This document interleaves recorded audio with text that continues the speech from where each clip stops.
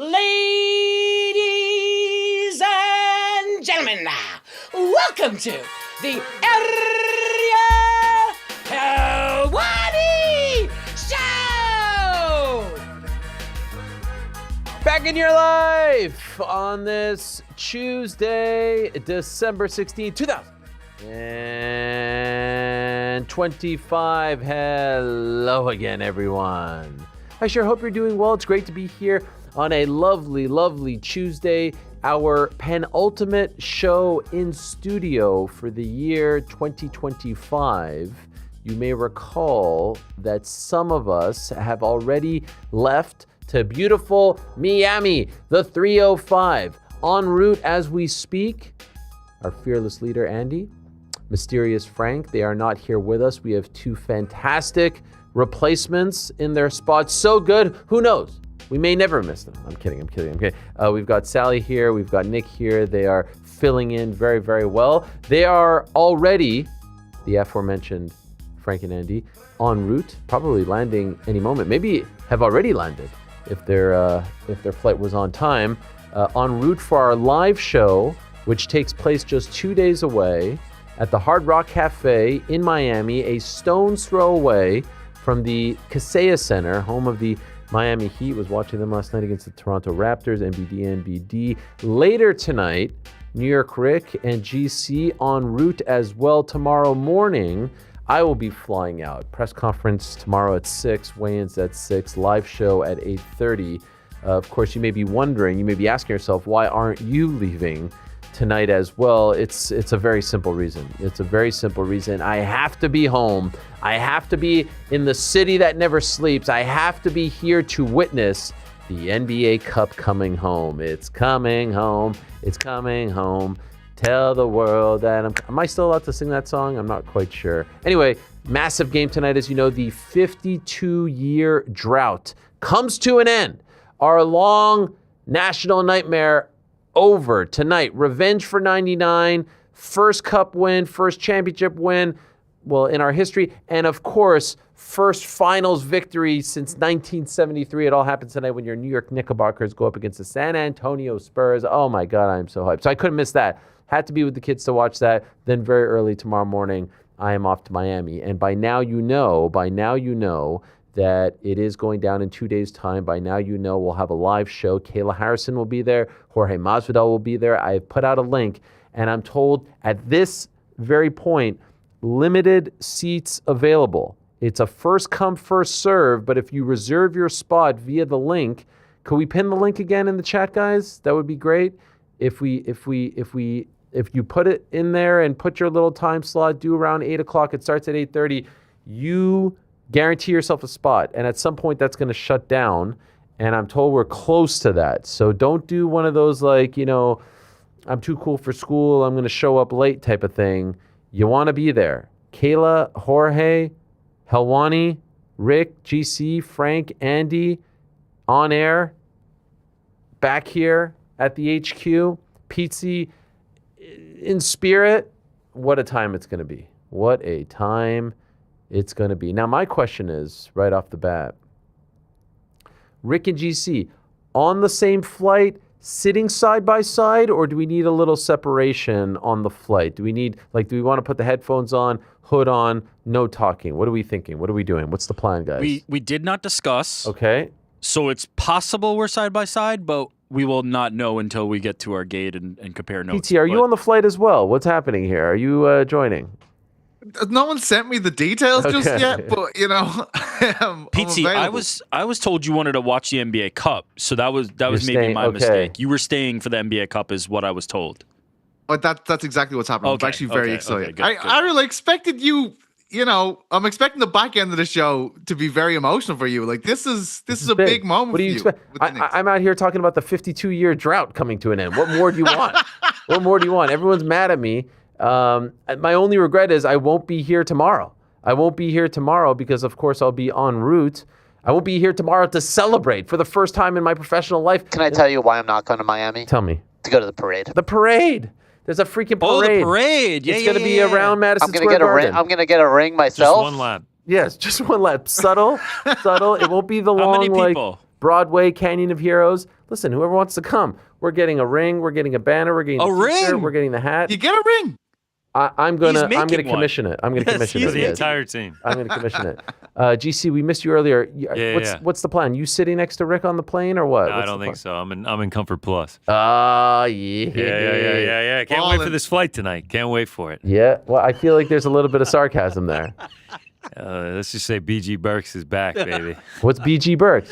Bubbleguts Burks. No. Yeah, we're gonna make it though. Why? I don't know. Something happened. Is it the Miami vibes coming back? I'm telling you, it's my fucking cursed city. It's the first thing I said to Jordan when I got in here. Now I'm dying over here. Rearing its ugly head. Yeah, Rick's like, "You ready for the flight tonight?" I was like, "I'll be good by then. You're so healthy though. This is what I don't get. Like, you're a very healthy man. I don't know what it is. I don't know what it is. It's the 305, man. The 305 just it's a curse. Yep. Like if anyone's gonna have the shits, I think people would expect me to have the shits more than anyone. You know. It's a blessing and a curse, speaker. I feel like actually I'd be Helwani. No. He said Rick is iron stomach. Rick is iron. Bobby over there. I've got the weak Jewish stomach. Like we are notorious for having the worst kind of stomach. Yeah. I think me But you're too. very careful. You're very careful about it. You know? Well, it's true. peace and love. Peace and love.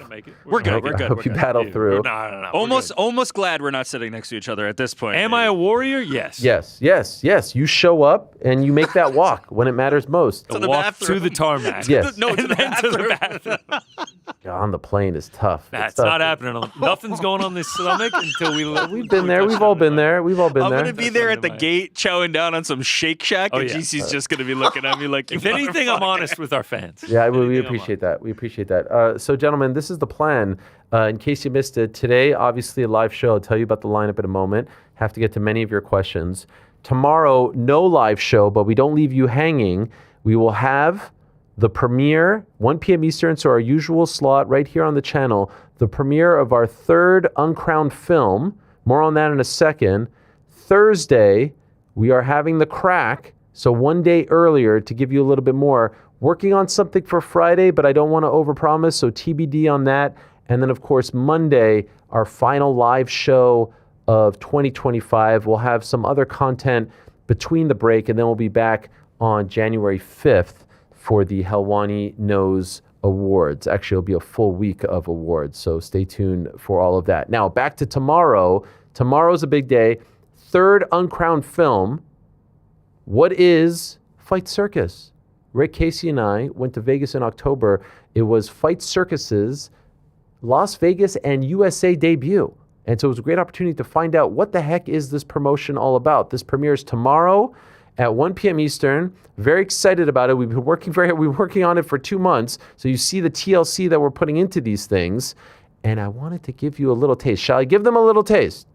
Yes. Do the people want to PT? You want a little taste? I want to see it. PT want okay. Everyone wants a little taste. The PT people wanted a little taste. Is that a thing? The PT people? I don't know. Yes. But anyway, here's a little taste of what is to come tomorrow, 1 p.m. Eastern, right here on the channel. What is Fight Circus? Our third uncrowned film. This is Fight Circus Sabotage! Sin City, make some motherfucking noise!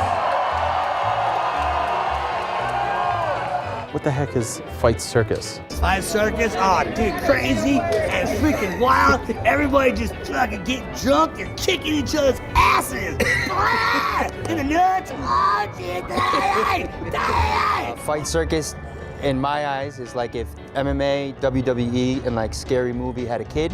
A mix of WWE, the UFC, and SNL is what I'm getting. Fight Circus is a cutting-edge, a mixed card promotion, gimmick MMA as I call it. It's the UFC, BKFC, WWE, all in the one and had a baby. It's a little bit of improv comedy mixed with a little bit of violence. Yeah, Fight Circus #1. Yeah. If a lady boy in Thailand had a baby with a little person, and then that little person's baby got pregnant by Bob Sapp, that would be Fight Circus. All I know is somebody's getting knocked out, so I'm putting in gloves. That's all I know. Fight Circus, I think, is the best blend of combat and comedy that you can have. It's entertainment. Fight Circus is the lampooning of the combat sports industry. The Saturday Night Live of MMA. This is unbelievable. I've never had more fun in my life. What do we have in store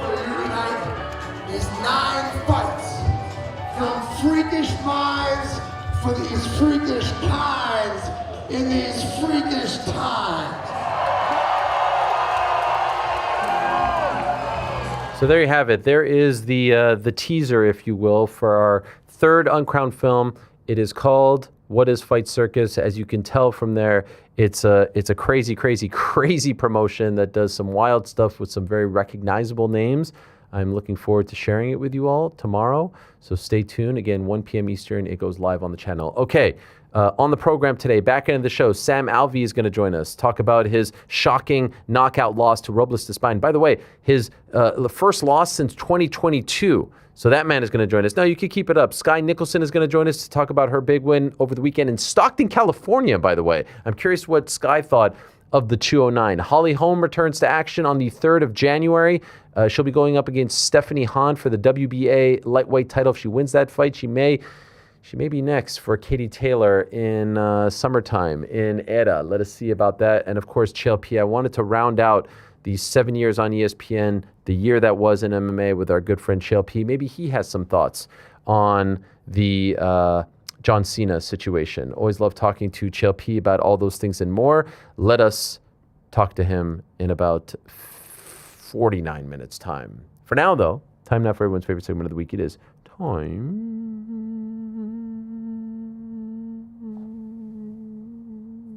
on the nose. Do we have it?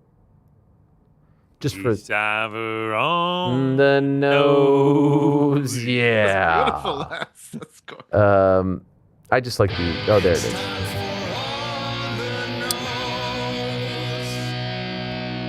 Okay. Here we go. So I have asked people on Substack and on Threads, and I'm going to go back and forth. All right, so no rhyme or reason. I'm going back and forth, and I'm going to start with Threads. Philip T06. Ariel, at what point do you admit that Francis is a grifter?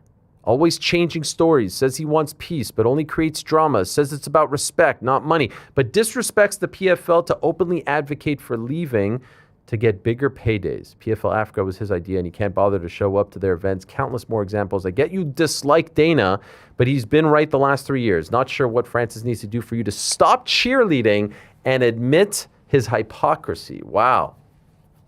Hypocrisy. This is a very common and silly take that we hear online quite often these days, because it's like, oh, this revisionist history that the UFC didn't want him, that Dana White didn't want him, that they didn't try to break the bank to sign him, that they didn't try to offer him, which they said it themselves, the most lucrative deal in heavyweight UFC history. And so what's changed? Well, what changed is he went out, he got a better deal, he fought Tyson Fury, he fought Anthony Joshua, he fought once in the PFL, and he made a shitload of money, and he made more money in that period than the UFC was offering him in their greatest deal of all time. Now, has everything been perfect since? No, it hasn't. It very rarely is, but it's been a particularly bad stretch for him. This idea that I was cheerleading him, that I dislike Dana, and that I'm cheerleading for Francis is complete nonsense. All I was trying to do, and I maintained we were on the right side of history, and I would do the exact same thing, is like, hey, this guy is not the bad person that they're making him out to be just because he wants to secure his future, just because he doesn't like the restrictions on the contract. They want you to think that he's a bad guy because he's not taking that deal, when in reality, he's just putting himself out there in the open market, seeing what's out there, and he got a better deal. And that's that. And that is that. And then he got the fight that no one thought he was going to get, that everyone laughed at him for even insinuating that he may have a chance of getting, and that's the Tyson Fury fight. And then he got another fight, and he lost that fight. What would have happened if he went the distance with AJ? What would have happened if he beat AJ? Like, what happens today doesn't change the sentiment 3 years ago. They're trying to change it. They're trying to say, see, we never wanted him. He's a bad dude. He did this and that. And then they'll change their story along the way. And people like Philip and other idiots online fall for this shit. No one could have ever predicted the stuff that was going to happen, especially in the last year. And as I said yesterday, that's not how I would have handled that interview last week. He has his reasons. He has to live with them. And that's it. And hopefully we see him fight in 2026. But I disagree that he's a grifter. I disagree that he's always changing stories. Says he wants peace, but only creates drama. What does that mean? Like, I don't know if you guys know this, but people in sports and in like, high positions, like public position, like they negotiate and they go for the better deal. That's not peace or drama. That's just business. Says it's about respect, not the money, but he disrespects the PFL to openly advocate for leaving to get bigger paydays. Again, he's on the last fight of his deal. He doesn't work for the PFL in the sense that he's an employee. He's not an owner of the PFL. Like, this is business. This is the fight business. In 5 years, Francis is going to be out. That's it. Get as much money as you can. And so you guys take this so emotionally, like, oh, this is the way I would handle it if I was in his position. You would handle it the exact same way. There's no doubt about it. PFL Africa was his idea, and he can't bother to show up. Can't bother to show up. He did show up to the last one, and there was an issue the first time around. Again, this happens. But this revisionist history or this attempt to spike the football is silly to me because Francis got paid. Francis went out and did his thing, and he got paid. And as of late, it hasn't gone his way. And so let me ask you this, like, because of what Ilya is going through right now, does that mean someone who said a year ago that Ilya shouldn't be moving up to fight for the 155 belt after beating Max Holloway, oh, this guy wasn't worthy of it? He wasn't worth... No, that's silly. Things happen along the way. But at the time, when he tested the waters, when he went out and got a better deal, it was the right thing to do. And a lot of other people were trying to say that it was the wrong thing to do. And I maintain because of the 3 fights that he had, it was 100% the right thing to do. And by the way, there is no guarantee that he would have even gotten the John Jones fight. No guarantee. Just ask Tom Aspinall. Just ask Tom Aspinall. No guarantee whatsoever. ASAP OX3, GC and Rick. What is the process of removing and replacing everything on Ariel's desk during the watch parties? Who's responsible? How do you always place everything back the way it is supposed to be? Do you use a picture? Do you carefully move the desk itself with everything on it? It seems like such a tedious task. I would love to know. Thanks. It is quite tedious. We take it all off. Our studios team then moves the desk into place to where we can set up for the watch party. And then when we come back in on Monday morning, pictures were taken and we put them back on. Okay. It's an amazing job that you guys do. How about the fact, and I know we've gotten better. I feel like we've gotten better. You've gotten very good. It is tedious. Back in the day, believe it or not, Rick will remember this. We used to do the MMA Hour once a week, and there was a gentleman on the team named Joe. Shout out to Joe. We do the show in a studio, and that studio was used for different shows. So on Tuesday, there was a different show. On Wednesday, there was a different show. On Thursday, there was the beat. So you see what I mean? So he would have to do it every week, no matter what. Every week at the end of the show, he would have to take. Now, I will say there were less things on the desk. And I know what's happening here is a lot. Sometimes I see clips from like 2022 MMA Hour. I'm like, look at how empty that desk is. And it feels weird, right? There's not a thing on there. Doesn't it feel weird? It feels different. Yeah, I like it. I've unfortunately been responsible for the tchotchkes at the worst eras to be responsible for the tchotchke. Which is what? Which is now for sure. Okay. Right, there is just too much shit on the desk. No, I love it. When I came in, I'm sorry, Rick. Go ahead. There was a previous era where we would strike the set every single day. Forget every single time we would do it. You're talking about Joe doing it in that era.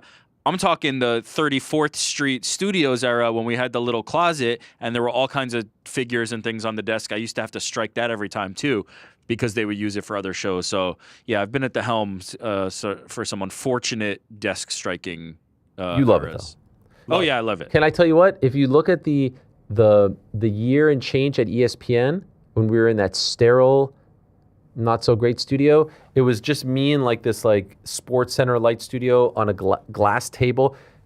Corporate Jake, Jordan might remember this, would bring me a box. It was in like a closet, Yes. all your stuff. And I would have to do it before every show. So cry me a river. The horrors. Jake and I had bigger things to deal with. Yeah. Like what? We had to deal with Mike Wantover, keep him in line. When I pulled up to decorate the set for Thanksgiving, I was not expecting the desk to be empty, and the mics were on, and I walked in, and I was like, "Oh God, damn it!" And everyone was like, "Yeah, hey, we heard you in the studio, and you saw the desk was empty." Love it though, love it. This is from Chosen CG. Hey, Ariel, big love from Brampton, Ontario, Canada. How will this Paramount deal affect us Canadians and our viewing through Sportsnet? It's staying the same, my friends. The TNT deal, by the way, PT, is up in 27. We were talking about that. So I found out about that. But as of right now, nothing changes for you guys and nothing changes for Canadians. So I understand we're talking about it so much and you're like, well, how does this affect me? It does not affect you yet. I think by the time it's all said and done, by the time the 2 years are up, the feeling seems to be that they're going to try to make this like the WWE deal with Netflix where, you know, it's all on the same platform. That's what they want. It's just a lot easier that way. But for now, Paramount just in the US, Australia, and I believe, what did they announce? Parts of Latin America. This is from Juanchez, Ariel and crew. This is a question from my wife, Cynthia, who's always listening and occasionally watching in the background. She found it pretty incredible that you guys are able to transform the studio from the normal layout to the watch parties. How about this? People starting to notice. And even more unbelievable, the network show that is shown in some of the Yahoo ads. How does this happen? Who's in charge of doing so? And how is everything put? Did I read this already? Or is this a different? No, it's a different question. How is this possible that two people ask the same question in a different kind of way? Anyway, you just found out. Shout out to your wife, Cynthia, and shout out to Network. They do a nice little job. Yes, sometimes those clips will come up and it seems like it's in some sort of like alternate universe. Rich Kleiman interviewing like Michael Strahan. You guys ever see that? Oh, yeah. Wow. Donovan Mitchell sitting in our studio, you know? And shout out to the studios team as well for all the help. They do a phenomenal job. Yeah, Tyler and the whole crew. PT, this is for you. No. This individual, Taki Tod. See, I actually really like the Threads questions a lot these days. The problem is the names are just crazy. I'm just going to call you Trippa. This man says that, or woman says that they think that you are a Beatles fan. Is this accurate? Yeah, I mean, I got Revolver just here. There it is. They say from the references I always hear you dropping and the guys always no-sell them. Wow. I don't know about that. Anyway, if that's the case, please blind rank these 5 Beatles songs. Okay. Do you know what blind ranking is, by the way? It's a fun little game that we Yeah, I've seen GC do it a few times. Eleanor Rigby. 5. I thought you were going to say 1 because it kind of sounds like Elaine. No. A Day in the Life. 2. Strawberry Fields Forever. 1. Wow. While My Guitar Gently Weeps. 4. Helter Skelter. 3. I'm actually very happy with that. You I know you know none of these songs. Let's be honest. Strawberry Fields. Have you been to Strawberry Fields, PT? I've been there, yeah. I have indeed. Nice, yeah. nice. Liverpool, fantastic place. Walked down the street Abbey where Road? John Lennon was. No, Abbey Road's in London. Yep. But yeah, been there too. Fantastic. Have you? What's the one in New York? What do you mean? Isn't there a Strawberry Fields in New York in Central Park? They have That's the Imagine thing. Where John Lennon got. Well, that was outside the apartment on Central Park South, I do believe. There's like a little tribute to him. But correct me if I'm wrong here, GC, just by the way you asked that question, did you think Strawberry Fields was in New York? Yeah. In Central Park. But I think they have Strawberry Fields written there somewhere. Well, when you go, it's always playing Strawberry Fields or Imagine, and everyone's like crying and taking pictures. It's a bit much, isn't it? Down there. Okay, you know? wait. No judgment here. Did he get shot in New York? Yes, outside his apartment in Central Park South. I knew that.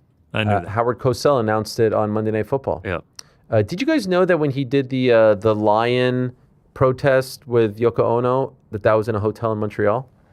Yeah. Yeah. Well, did not know that. That's kind of our claim to fame. I do believe it was at the Queen Elizabeth Hotel, which is also the same hotel that my parents got married in. Yep. Wow. Yep. How about that? That's amazing. I feel like that is actually more of the claim to fame. Yeah, there's some nice bar trivia right there. And like yesterday, what was it? Oh yeah, Manel Cap last win on ESPN. How soon before we forget that? Who's the first win on ESPN? Do you know? I forgot already. How soon? I'm thinking April. I could turn to Rick and be like, who on? Yeah. Last win on ESPN era. Who was it? This time next year, it'll be a distant memory. Yeah, that's what I thought. It'll be like.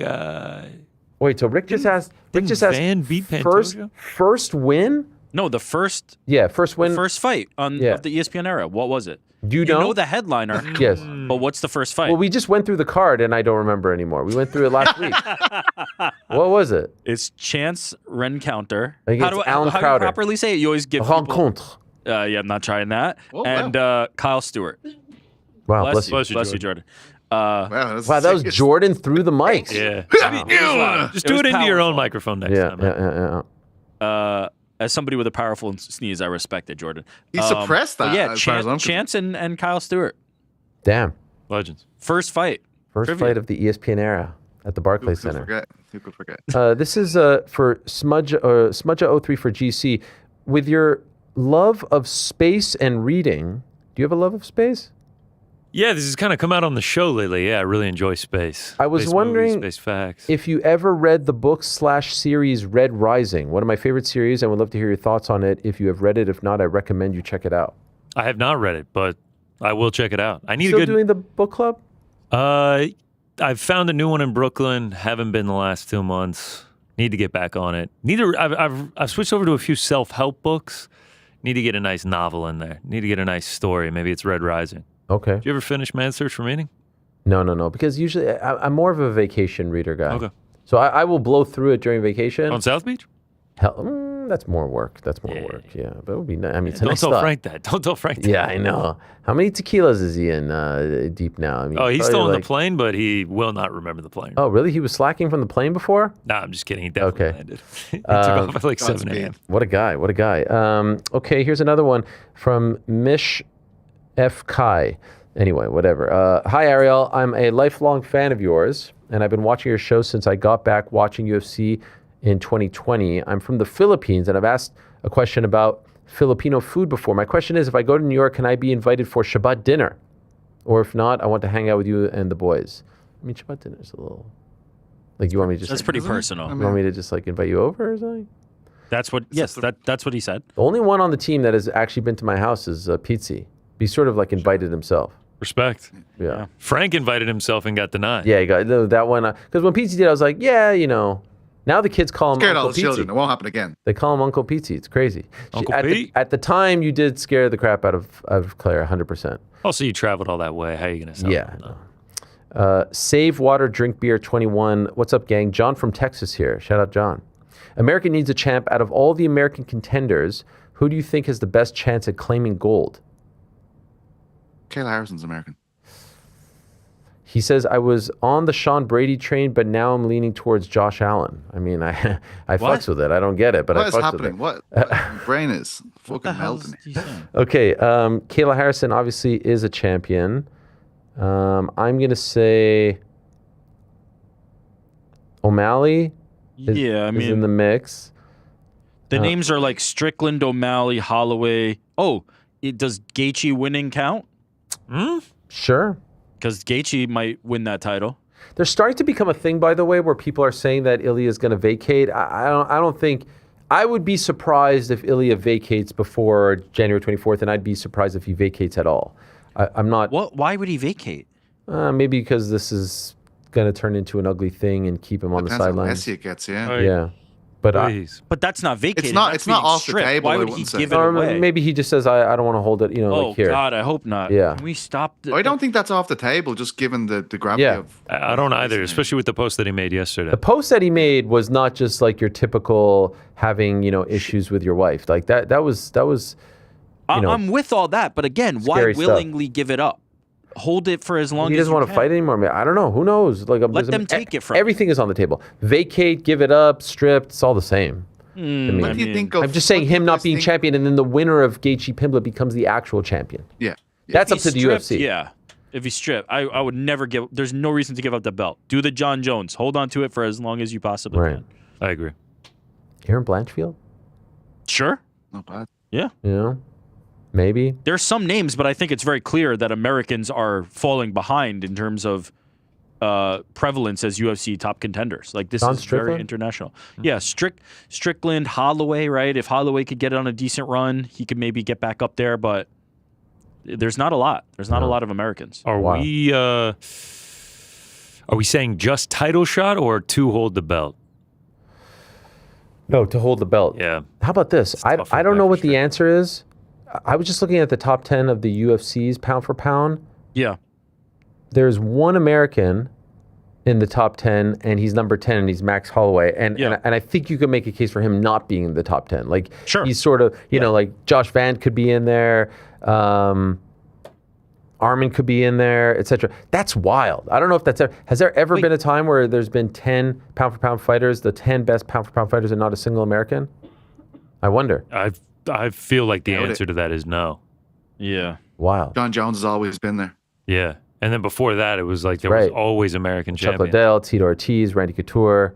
I guess technically there still is one with Max Holloway.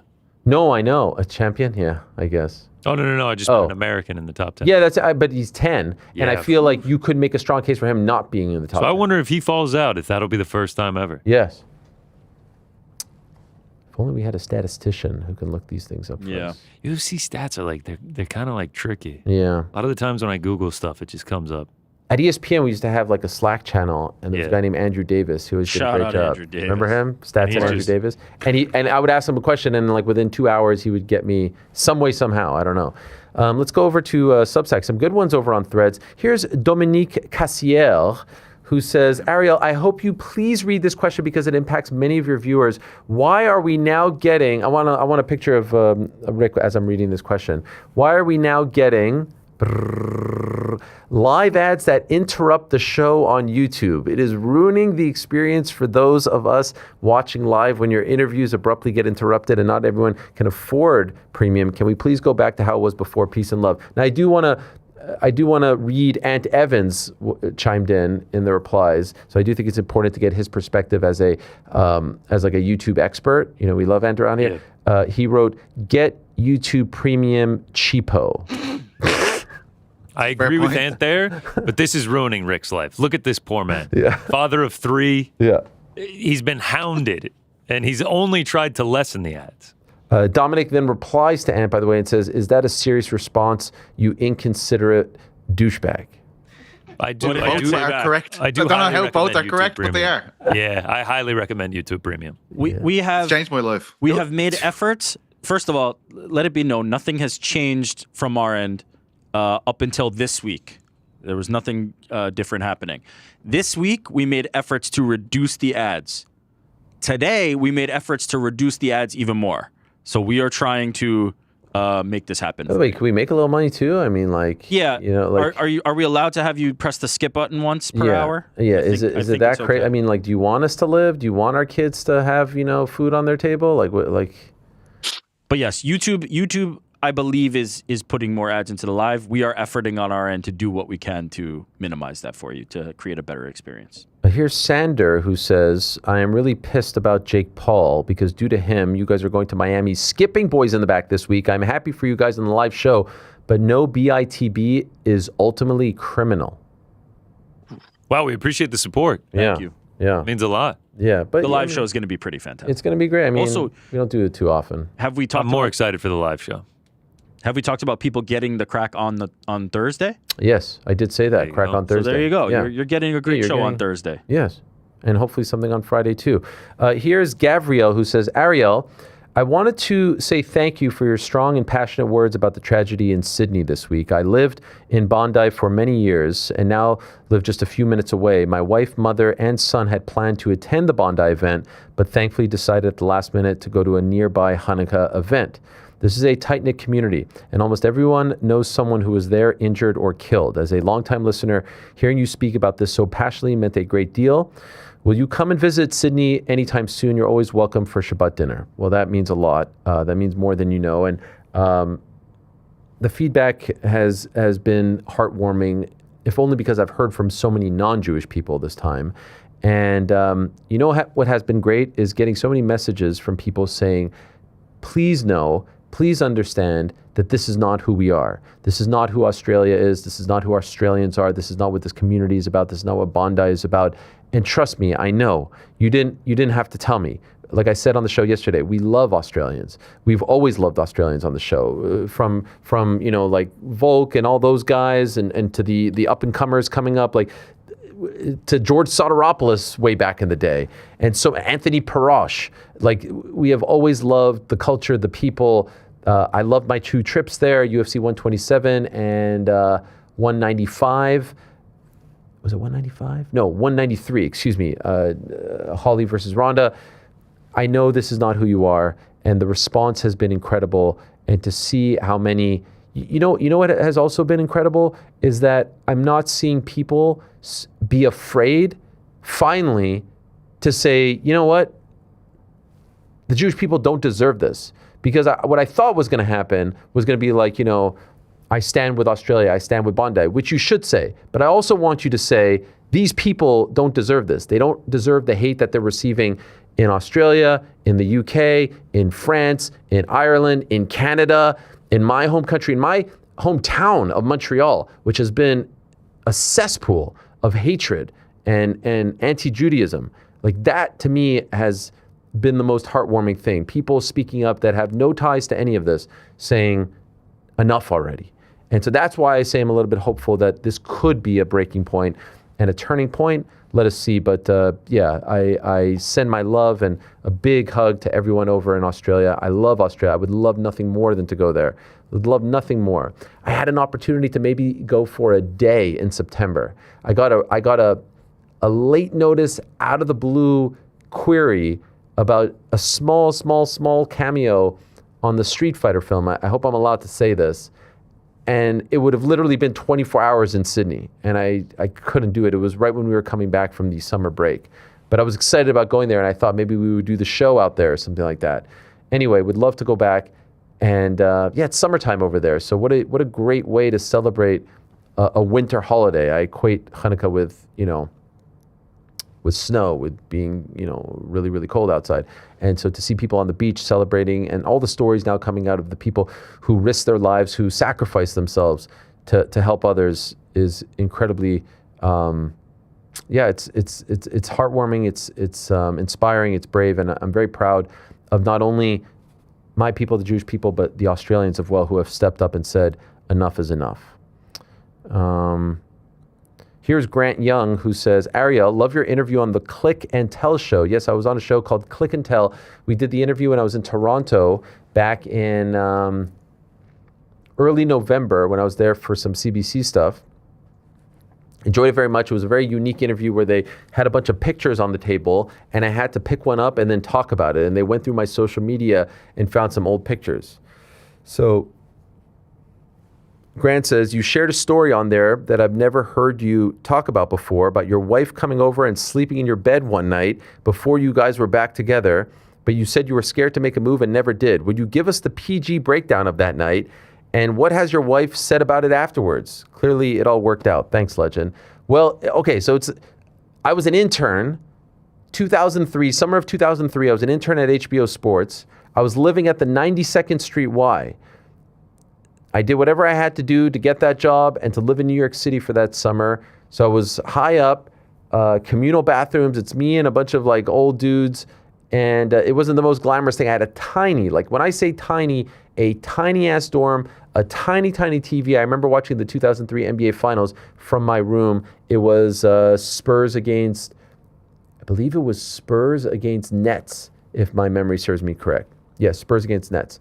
And anyway, my wife, who wasn't my wife, who wasn't even my girlfriend at the time, was visiting New York during the summertime. And they were very strict about visitors. And so I thought, there was one night we were just out doing whatever we were doing as 21-year-olds. And she said, okay, look, let me come up, let me visit, and let me see your dorm. And they were very strict about it. And there was a whole hullabaloo. No, you can't have visitors. You can't bring someone up, this and that. And I was like, this person's going to have to sleep, on the street. This person is going to... And finally, they allowed it to happen. And so we went upstairs, did absolutely nothing, slept in a tiny-ass bed in a tiny-ass dorm room, and I was just like, don't screw this up. Because there were, feelings percolating and all this stuff. We had dated in 10th grade, 11th grade. I was like, don't screw this up. So there's not much else to say about the story. And I don't even remember talking about the story on the podcast, but I guess I did because one of the pictures was of us back from that summer. I had a fro and all this stuff. And we just kind of like, I think we might have, Did we sleep like head to toe? I don't think so, because that would be weird.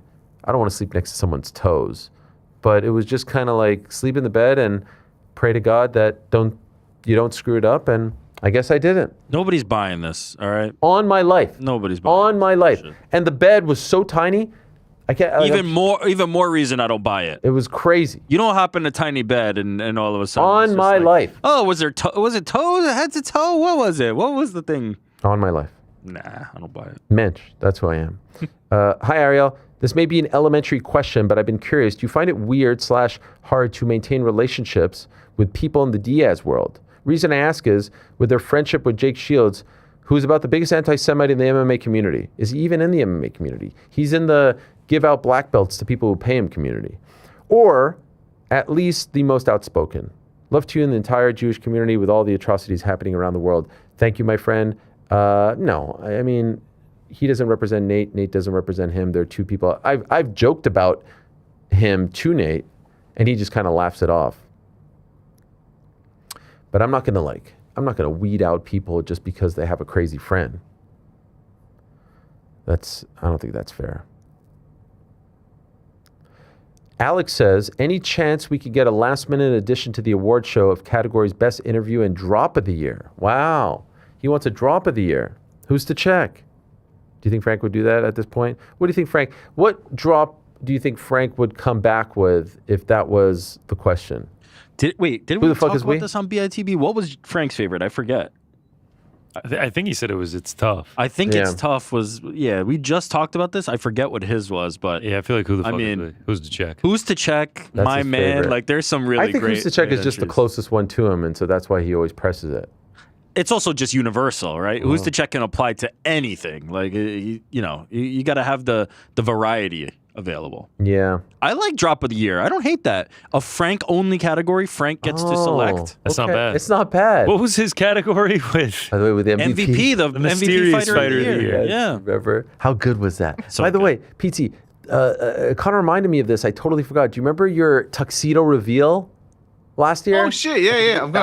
I can't do it again. You can't do it again, but that was one of the great moments. I mean, dare I say, the greatest moment of the year. The year flew by. Yes. It's hard to top. That was pretty damn good at the beginning of the year. Drop of the Year. I don't like Interview of the Year or Guest of the Year because I feel like it's sort of like singling people out. And That's a losing proposition. Let's not do that one. yeah. Here's a question for New York Rick from the Pied Piper of Newark. Shakur Stevenson. Do you prefer hummus or pesto? Happy holidays, and I hope Connor finds some nice ass in Miami so he can stop daydreaming about Frank's mom. That's crazy. That is actually fucking insane.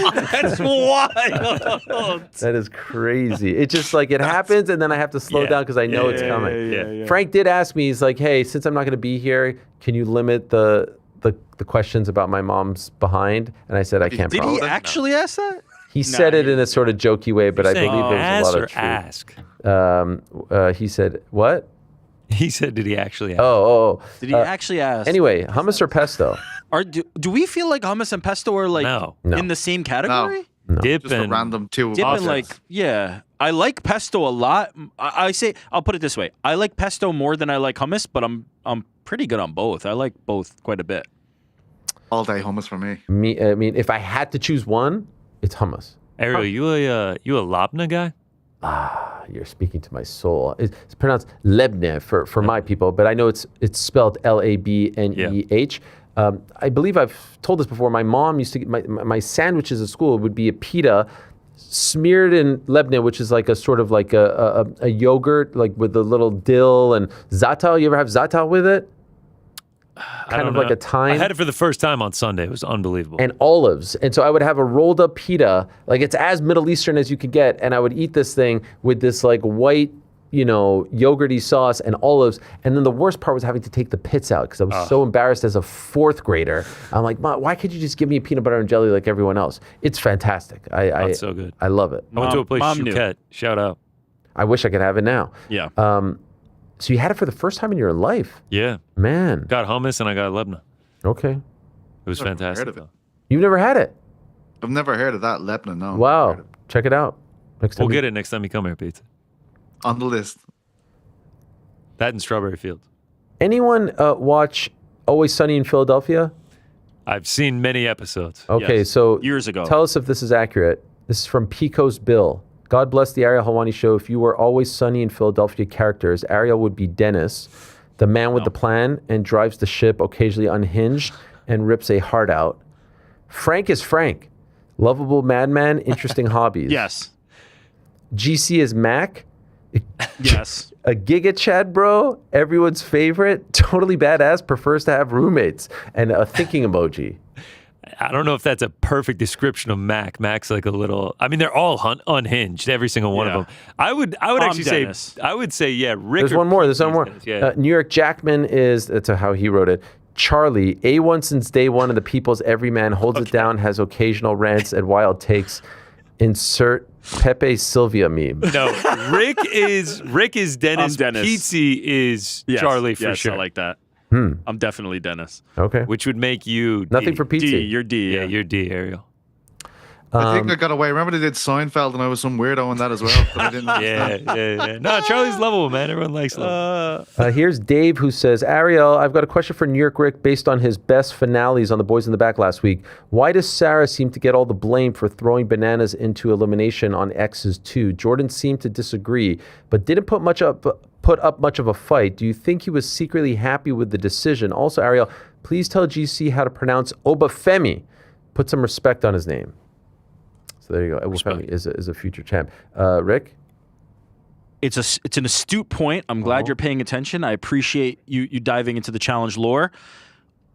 Jordan put up enough of a fight for me to give him some culpable deniability. That was a Sarah decision, and she reaped the wrath of her actions. And Johnny Bananas brought the swift acts of justice down on her neck, and I can appreciate it. And it was a great reality TV show moment. Okay. Here's Jimmy. Hello from St. Mary's, Idaho. So this is a question better suited for the boys in the back, given Ariel is probably too humble to acknowledge his influence on MMA culture. Do you guys think it would be smart for a UFC fighter to attach themselves to Ariel's name, align with him publicly, and play up any animosity between Ariel and Dana, real or fabricated? I think it would catch on. Appreciate all that you guys do. Much love, Jimmy. What does he mean by... So he's saying, like, you are the puppet master to a current UFC fighter who is going against Dana while in the UFC? Like a Heyman style thing? Like you're attached? I don't know if that will work. Yeah. That feels like a quick exit if you try that.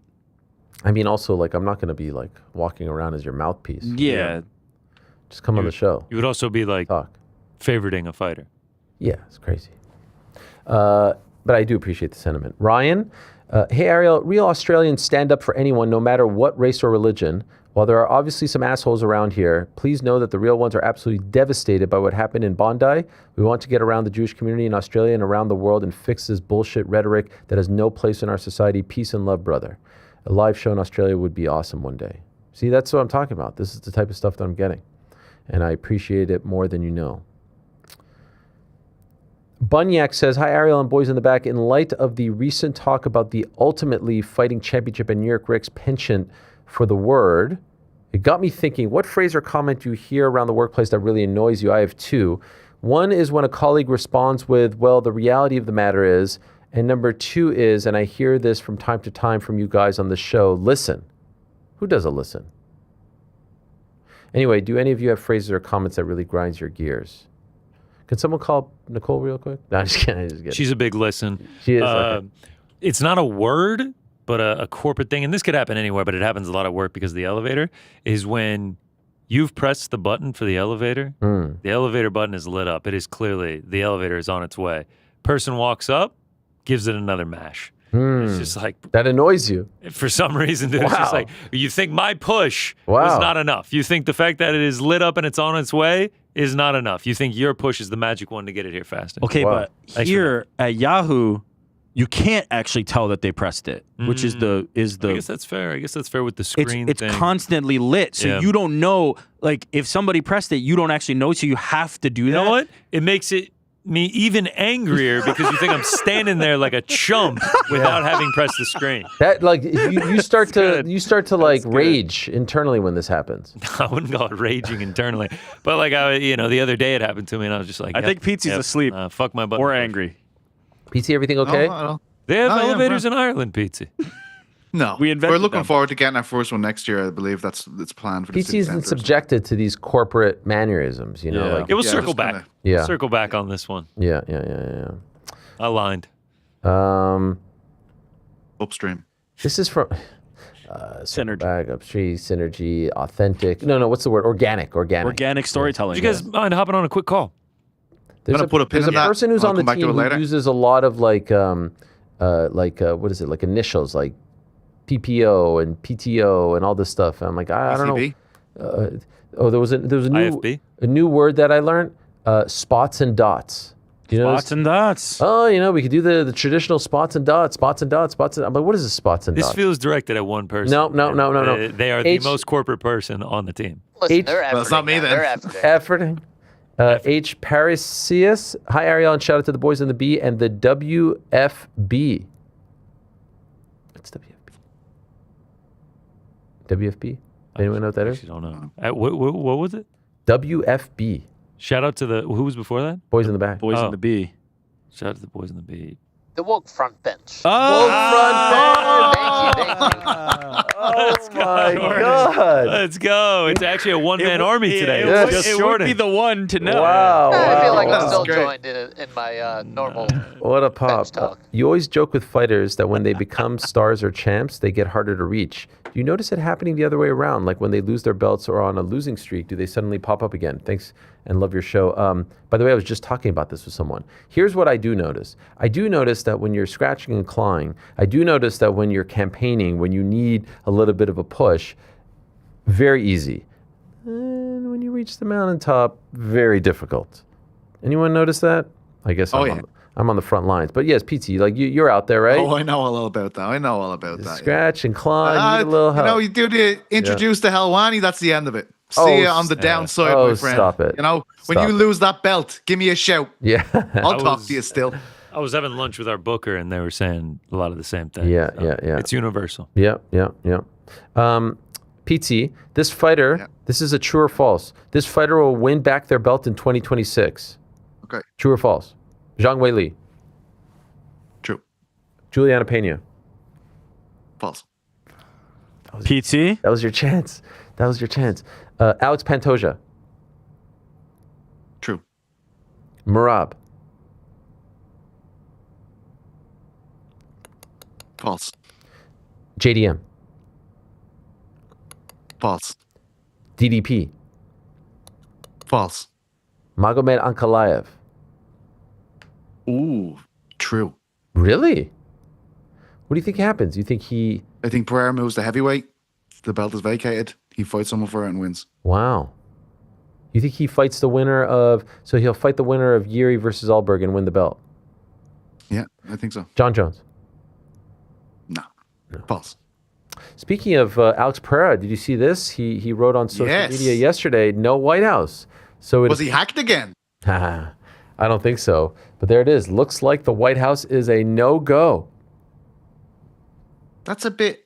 How do you feel about that? How do you think the UFC will feel about that? Because there was that hacking incident earlier in the I year. think he's fine with it. I think ultimately he wanted to fight John Jones, and John isn't on the White House card. So there you go. I think it's expected. Did you just mute yourself? No. Okay. Here's Link One who says, Ariel, how's the hammy doing? Also, how long are your morning runs? What kind of 5 or 10K times are you pulling? I mean, let's not get crazy. Hammy's doing much better. Thanks for asking. I went to get a massage. They gave me some and the massage, by the way, you ever go for a massage and say to yourself, I should probably do this more often because it feels incredibly good. I mean, it's just amazing how you feel afterwards. The feeling that I had throughout my body was unbelievable. And it felt great after that. They gave me some sort of like cream, and it was sort of like an icy hot type of feeling. And now, we're taking it slow. We had a holiday party last week, and we were playing a sort of beer pong type of game, but it was with garbage cans and basketballs. So it was like a I don't know, what would you say? Like a blown up, like a big version. Yeah. And it was who was it? Me and Rick against Ben Stark and Nicole. Yeah. And it was up to me to save the day. Final shot, right? Rick missed the last shot.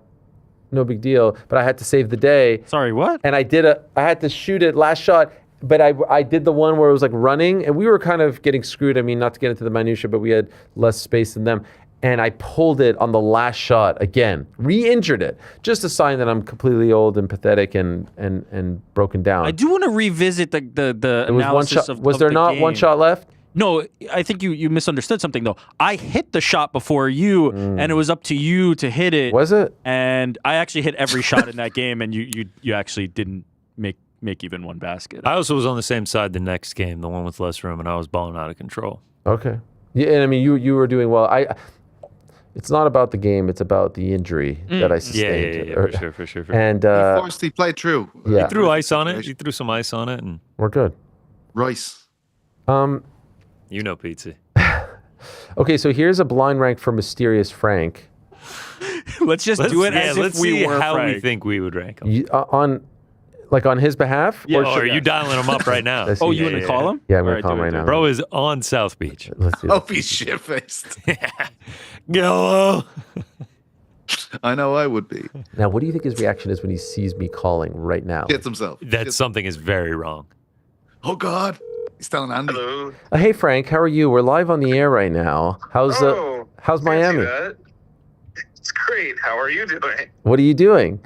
I'm at the venue doing a technical walkthrough with our technical director, Andy. Okay, well, we miss you terribly. The Everything's serious going man fine. Frank voice is out of control right now. Everything's going fine on my end. He's worried. Fine He's on yours? worried, man. Well, we were wondering about two things. Number one, how many drinks in are you?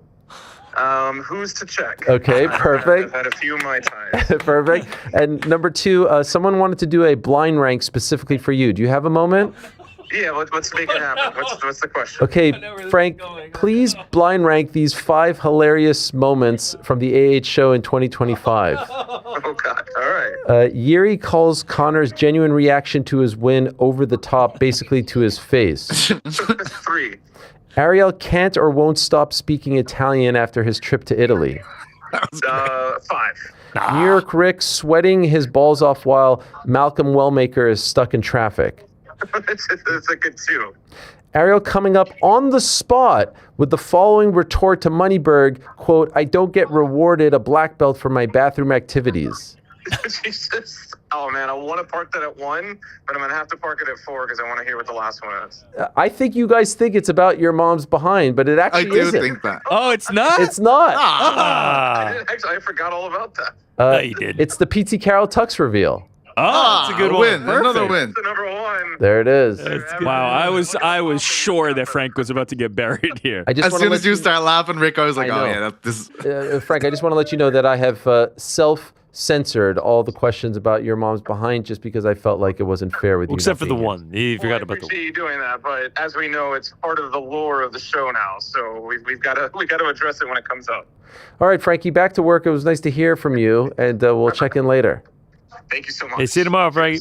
There he is, Frank of Mysterious Frank fame. He couldn't hear you guys, so I was able to. Yeah. Oh man, I was so Gives that sure that effect was to the going that audience, way. though. I really thought that was coming as well. Yeah. I'm glad it didn't. That was a good list. Oh, this Those were is- fun. And to be fair, sounded completely sober to me. He did. PT, this one's for you. Have you seen the Christmas Day football slate? It's abysmal. I might have no choice but to socialize with my family. Now, when he says football, I do believe he's talking about the NFL. Why is it that bad? Who's playing? I think the Vikings are playing. Who's playing? I think Chiefs are out of the playoffs or in the night game. No Mahomes either. NFL. By the way, Christmas Day for me has always been about the NBA. Cowboys, Commanders, Lions, Vikings, Broncos, Chiefs. Okay, Cowboys are still in it. Lions, are still Vikings, in it. yeah. Broncos, Chiefs is tough. Broncos are nasty, though. By the way, who Yeah, could have yeah. predicted? Who could have predicted the Chiefs would be out at this point? What are you going to do? You know, What are you going to do? you know. Yeah, you can just spend time with your family, man. Yeah. Here's a good question. Huda Fook, pound for pound, Ioanni and Jacek kicks Jamal Hill's ass in under 2.5 rounds. What do you guys think? Don't think so. Don't No. think so. No. All I right. saw his discrepancy there. Yeah. Julian from San Diego, what did you think of Philip Rivers coming out of retirement and playing last Sunday? Also, I recently shaved my head with it being winter. How do you keep your head warm? No MMA questions, LOL. I usually always wear a hat, and I loved the Philip Rivers story. That was unbelievable. That was unbelievable. What a guy. His press conferences were great. Everything he said was great. He played his ass off coming out of retirement, 44. I thought he was going to be the backup. I didn't know he was going to go straight to start. So shout out to him. What a story. James Portland says, Hola, Ariel, do you think John Cena tapping looks worse when realizing Pat McAfee didn't in his match with Gunther earlier in the year? Yeah, I didn't mention that. Some other people told me that. Yeah. I mean, listen, I can't believe it. I see a lot of the apologists. Like, they think, here's the thing. This is what you see online right now. This is what you see online when it pertains to wrestling. You're either pro WWE or you're anti WWE and pro AEW. And if you're pro AEW, you're anti WWE. Like, you can't just be in the middle and think that something is good and something is bad. And so if you are a pro WWE person, you loved it and you will never criticize. And if you are a pro AEW person, you hated it, even if you deep down loved it, and vice versa. And for me, I feel very strongly, yes, I saw the heat that Gunther got. Yes, it was fantastic. It's great, and he deserves it. And of course, that's what's going to happen. But my point was, Gunther should have never been in that spot to begin with. And my other point was, anyone who would have beaten John in that spot had nothing to do with Gunther was going to get that reaction. Anyone. Because no one wanted to see it happen. And so let's talk, just like we couldn't fully decide if the John Cena heel turn was good or bad or the same as Hulk Hogan's heel turn back in the 90s on the night or the day after, let's talk in 3-4 months and let's see what they do with this and let's see how it ages. Because the John Cena heel turn did not age well, regardless of what they may say. I saw John Cena doing an interview with Chris Van Vliet and he was asked, what happened with Travis Scott? What happened with The Rock? Why does it matter? It is what it is. No, it does matter because we want to know. Like, we get emotionally invested in this. And I know people would just be like, stop taking it so seriously. It's like a movie. I saw the great Bill Simmons, who I love and respect dearly, compare it to the Sopranos finale. Oh, this is going to be talked about forever. This isn't, with all due respect to Bill, this isn't the Sopranos finale. The Sopranos finale will be dissected and debated forever because we're not quite sure what happened, right? We're not quite sure if he got shot, if he got killed. It let us think and imagine and believe, and it left us on this cliffhanger. Okay, that's good. That's imaginative. It makes sense. This was the Seinfeld finale, which is one of the worst finales in the history of TV, and that's my favorite TV show. That was bad. You know why that was bad? Because no one wanted to see the Seinfeld crew get theirs. And that's what happened. They were put in jail. They were tried, and they did this thing where they brought back all the people to, shove it up their behind. No one wanted to see that. We wanted to celebrate them. And again, you tell me like, oh, well, look at the heat and look what this means. Tell that to the kids who are in attendance at the MCI Center, the Verizon Center, the Capital One Center on Sunday, who begged their parents to take them to see John Cena win, to celebrate John Cena. Tell it to them. Oh yeah, but in a month from now, it's going to be great. No, on that night, they paid top dollar to witness John Cena win, to celebrate John Cena. And they didn't get that. And not only did they not get that, they saw him quit. And a lot of you are exposing the fact that you're not fight fans. You're just sports entertainment fans. Because you know that if you're a true badass, you at least go out on your shield and you don't tap. I had Daniel Cormier in my comments saying, you couldn't get this more wrong. And I sent him a voicemail. DC, did you want to put over Stipe in your retirement fight? No, you didn't. So why should John? And if you were being submitted in your retirement fight, would you have tapped? No, you wouldn't have. You would have gone out on your shield. John did neither. So spare me. I want to talk to our next guest about this because I have a feeling he'll have a take or two on it, and I really don't know which side of the fence he is on. I wanted to have him on to recap the year that was, to recap the ESPN era, because when I was hired by Glenn Jacobs to come to ESPN in 2018, the first thing they told me was, we are pairing you up with this man, with the bad guy, with the American gangster, with the one and only Chael Sonnen. You guys are going to do a show called Ariel and the Bad Guy, which, trust me on this, was a phenomenal show, but they put it behind the ESPN Plus paywall. They stopped doing that after a few years. It would have been a lot more popular had it just been on YouTube like all the other shows. But nevertheless, we had a great thing going. We had a special thing going. We were doing pre-shows and post-shows at the events. Long may they live forever in some way, shape, or form online. And so I wanted to have him on to talk about all these things and more.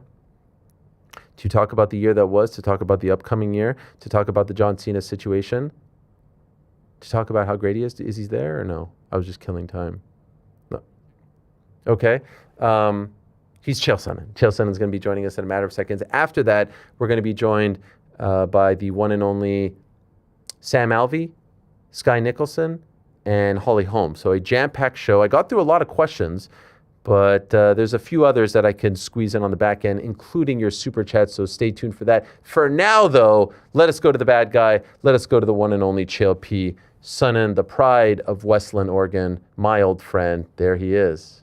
Yeah, ding, ding, ding, ding, ding, ding. Ow! Ding. Chael, how are you? Happy holidays. What an incredible job you just pulled of TV magic. Thank you, buddy. I'm sorry I had a little technical difficulty. Can I get right into it? Because you brought this up yesterday. Yes. Okay. Can't wait. John Cena. Can't wait. And you brought this up yesterday. Now, you are so correct on this. And this is open to interpretation. And I have my own. Thank you. John Cena is not a legit badass. Not like in the slightest. He didn't go take martial arts classes. Right, he was doing the bodybuilding and this kind of stuff. But it's very relevant that you understand that, because I don't believe in my heart that John Cena understands what it means to tap and pass out. You don't tap. There's very different taps. If your leg is going to snap because you're in Ric Flair's figure 4 and you sacrifice the evening's festivities for the goodness of your health and your leg, if you tap out due to strikes, if you tap out in a chokehold, John Cena, not being a badass, does not understand the difference in those three. And moreover, and evident of the fact is he then passed out, Ariel. They not only got him to tap and quit, he then fell asleep. Now, he fell asleep as a way of saying, I hung in there to the bitter end. It's just from a physiological standpoint, not possible. You cannot tap and not have consciousness. It's a double loss. From a wrestling standpoint, it's being pinned while being technical falled. And whoever talked him into this in the back is not his friend. Whoever told him, this is the way you want to do it, John, and then act like you're unconscious, that you fought to the bitter end, is not his friend. And there's only a few true shooters in the back. And one of them set him up. Wow. So am I correct in insinuating from that response, Chael? 100% you're correct. Sorry to cut you off. No. You hated it too.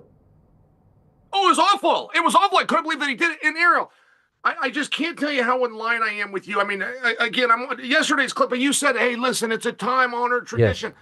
No, it's not. It's a time-honored tradition, in the main event. It is not a time-honored tradition because you're saying "C'est la vie" when you're jerking the curtain and people are still getting their popcorn and sitting down. That's brand new tradition, as a matter of fact. Now, it could not have happened to a better guy in Gunther. I think Gunther is one of the great workers. I'll just share with you, John didn't lose once. He didn't pass the torch. He lost twice. He tapped out and he passed out per the rules of professional wrestling. If you are separated from your consciousness, not only do you lose, if it's a title match, the title can change hands. It's not like a count out, for example, or a disqualification where the title can't change hands. It's the same as a 1, 2, 3. He lost twice. And my problem with it, I don't think he knows. Whoever grabbed him in the back and told him to do this pretended to be his friend. They stabbed him in the back twice. I'm so happy that you say this because I've had a lot of hatred come my way and people say like, oh, you're a mark, you don't get it. This was beautiful. It was cinema. Of course the guy whose motto is never give up should give up. Why? Why does he have to give up? Why? This is the one sports entity where you can actually give people the happy ending, right? If you had your retirement fight and you were fighting some guy, we don't know if you're going to win or lose. I said this to DC. You probably wanted to go out with a win over Stipe. You couldn't do that. Don't tell me that if they would have come in the back and been like, hey man, you got to do the job for Stipe, you would have been down for that. No, you wouldn't have. So why does it have to be that way in wrestling? Now, if he had a deal on the table, Chael, from let's say AEW, yeah, beat that guy's ass. Do the job because now you're going to another territory. But this, and you know what they'll point to, by the way? You know what they'll point to? They'll say, look at the nuclear heat that Gunther got yesterday. Of course he's going to get heat for that. But in 3-4 months, no one's going to remember it. He's going to job to Jey Uso, and the whole thing's going to be forgotten. And you just robbed a bunch of people in Washington of a great moment. Do you know what these are, these little white pouches people are sucking on? No. What is it, like like a Dustin Poirier turned me onto it's called a Zen. Zen, yeah. Ariel, I am high as a kite. I do not know what it comes in certain milligrams. Wow, you're actually high right now? This is incredible. I guess I'm lightheaded. I started giving you that rant and I had to pull back. I've taken one drink of this, which doesn't affect me like it does. This is a 3 mil. Whoa. By the way, the combo of that and the Red Bull, I feel like is a little bit much. What no? does high mean, by the way? I mean, I think when people say they're high, like everything is great. I'm not like everything's great. I'm a little light. In fact, I don't feel wonderful. I think high is supposed to be a good feeling. Do you need 5 minutes? Yeah, I need 5 minutes. Okay. Ariel. I really do think that he got set here. Listen, if I may just back up. Sure. Bill Goldberg. Now, this is a dick move by me. This is a jerk thing to come out and point out, but Goldberg never picked up on it. Goldberg had a level of arrogance where he wouldn't come in and pass the torch or help anybody ever. So the entire industry, now this isn't Chael's opinion. I got this right from writers at the WWE because when all was said and done, they felt that Goldberg still didn't realize that he got a receipt. That Goldberg, as he's getting his bag and walking out the door, they felt like it was not Montreal with Bret Hart where he understood that he got it stuck to him by the boss. They can't get Goldberg there. So they throw a show and they host it as his retirement party. That's the work. That's where they outworked the worker. They got him to show up because he believed it was his great signing moment. And it wasn't. They brought him in to make him look like a fool, all the way down to production and cut his mic and did the whole bit. They were trying to let him know, you're not sticking it to us. And then they were upset. This is the whole reason they contacted me to come out and make sure I explain this to the world. He didn't know. He thought like the mic just went bad and it was one of those nights. That actually irritated them. Now, I'm telling you that because I don't believe that John Cena knows that whoever came in and sat down with him and told, hey, listen, you're going to tap out, but then what you're going to do, partner, is you're going to pass out. So you're going to signify to the world, I quit, while showing the world I would never give up. I've lost. I mean, they could have rolled him over and counted to 1, 2, 3. He lost in every possible way that wrestling allows. And then the little prick tried to do it with a smile on his face as like a way of going into business for himself. It's over. You tapped out. You're not a main event. I mean, that's another thing. Like the mere fact, you want to talk about doing the job? Doing the job is being John Cena and showing up to his show and jerking the curtain for 12 other guys. That's the job. He then taps out. He then loses consciousness. And by the way, I'll remind you, this time-honored tradition, and I know I already said it once, but it is exclusively for main events. If I go back to the return of Stone Cold Steve Austin at a WrestleMania against Kevin Owens, Austin went over to remind you. Yes, great call. And when you say main event, I mean, he was the last match of the night. So what do you mean by that? Okay, here's the problem, Ariel. Okay. My source is a guy named Joseph Dodd who told me that Cena was opening the card. Okay. He told me that much like Uso at WrestleMania this year, where the championship match opened to the card, he told me Cena opened the card. Do I have that detail wrong? Yes. He actually. I did not know that. I ordered it on Peacock. I watched it. I'm a subscriber. It was on at like 4 o'clock, 4 or 5 or 6 o'clock. I thought it was earlier. I thought there was more shows. No, I guess I have that. There was a rumor that he was going to open the card, but then he ended up being main event. So I was kind of confused by you saying that a couple of times. No, I appreciate you correcting that. That's a very big deal. And by the way, this Gunther is great. You know, Gunther got put in a very hard spot. Like, he deserved critical acclaim a couple of years ago, but he's playing like this SOS agent and nobody wants to touch it, including the announcers. Like, it was left to the audience to understand that he was with the alt-right, but they never actually said it. So then people really couldn't praise him for the character because we're all pretending that we don't fully understand what that character is. Like, it was this really weird time. And I just felt like Gunther really deserved some praise. I feel like he's one of the great workers, and I really couldn't be happier that Cena made a very bad decision twice. And that's the part I'm here to correct on your show. He made it twice. I just want to make sure that he knows that, unlike Bill Goldberg that walked out with his bag and never knew that he got set up. And whoever told him to do that is not his friend. Somebody in the back set him up. Could I ask, if you had the pen, if you were the head booker on the night, how would you have written it? Well, first off, I would have let him go over. I believe that I would have let him go over. And again, I would just go back to Austin with Kevin Owens. It didn't hurt Owens a bit. As a matter of fact, it helped him. Kevin Owens was in this great spot. It was a great match. They go into the audience. I mean, they take their time. They let it breathe. It was a really great match, and there's nothing about it where you look back and think, that he lost to the Rattlesnake. And so I just share with you, on one hand, I would have considered letting him go over, but two, I would not have had him lose twice. And then if he's going to try to be cutesy like all the wrestlers, and he's going to try to give a smile and do some of these things, I mean, it just shows from an artistic standpoint that there was not an error made. This was exactly as he planned. He knew where the cameras were. He knew to smile to look like he's laying there like he's Chael Sonnen against Craig Jones. He doesn't know when to flop or when to come to, so that he sells it to the audience. It was just a terrible spot. And for a guy to go out like that, not to mention, Aaron, this is the 5th retirement match I've watched of John Cena. I happen to believe that this is actually it. Yes. And they got very cutesy with the words. I mean, you talk about being a writer. It was the final. It was the last. They called it all sorts of things from final to last to us. I do believe that this is actually it. But somewhere in the back, somebody sat down with him and went over this. And he got advice. He did not just come up with this on his own. Somebody told him, after you tap, lose consciousness to show that you hung into the bitter end. The problem is, it's not possible. You can't tap while asleep. They could have rolled him over and pinned him from 3 to 300.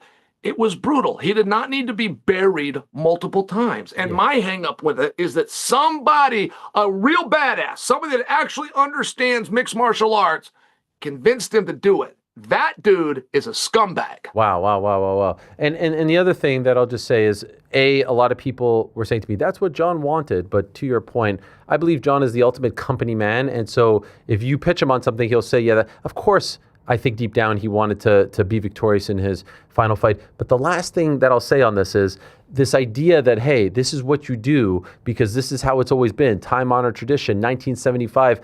Portland wrestling, 1976 Memphis wrestling. You leave the territory, you do the job. Well, excuse me, for the past year we've been told, WWE Unreal on Netflix, and the business has changed, and we show you behind the curtain. It's not 1975 anymore. And so we know that John Cena is going to do some movies. We know that he's done. Let us enjoy, let us celebrate, let him go over, give us all the greatest hits, and we move on with our lives. And so it's like pick and choose. Are we doing the time-honored tradition, or are we doing 2025 wrestling? Because 2025 wrestling says John Cena goes over. 1975 says he loses. He does the job for Gunther. But in this day and age, it's different. And so I don't like the back and forth. It's like we have to pick what we want to be in the year 2025.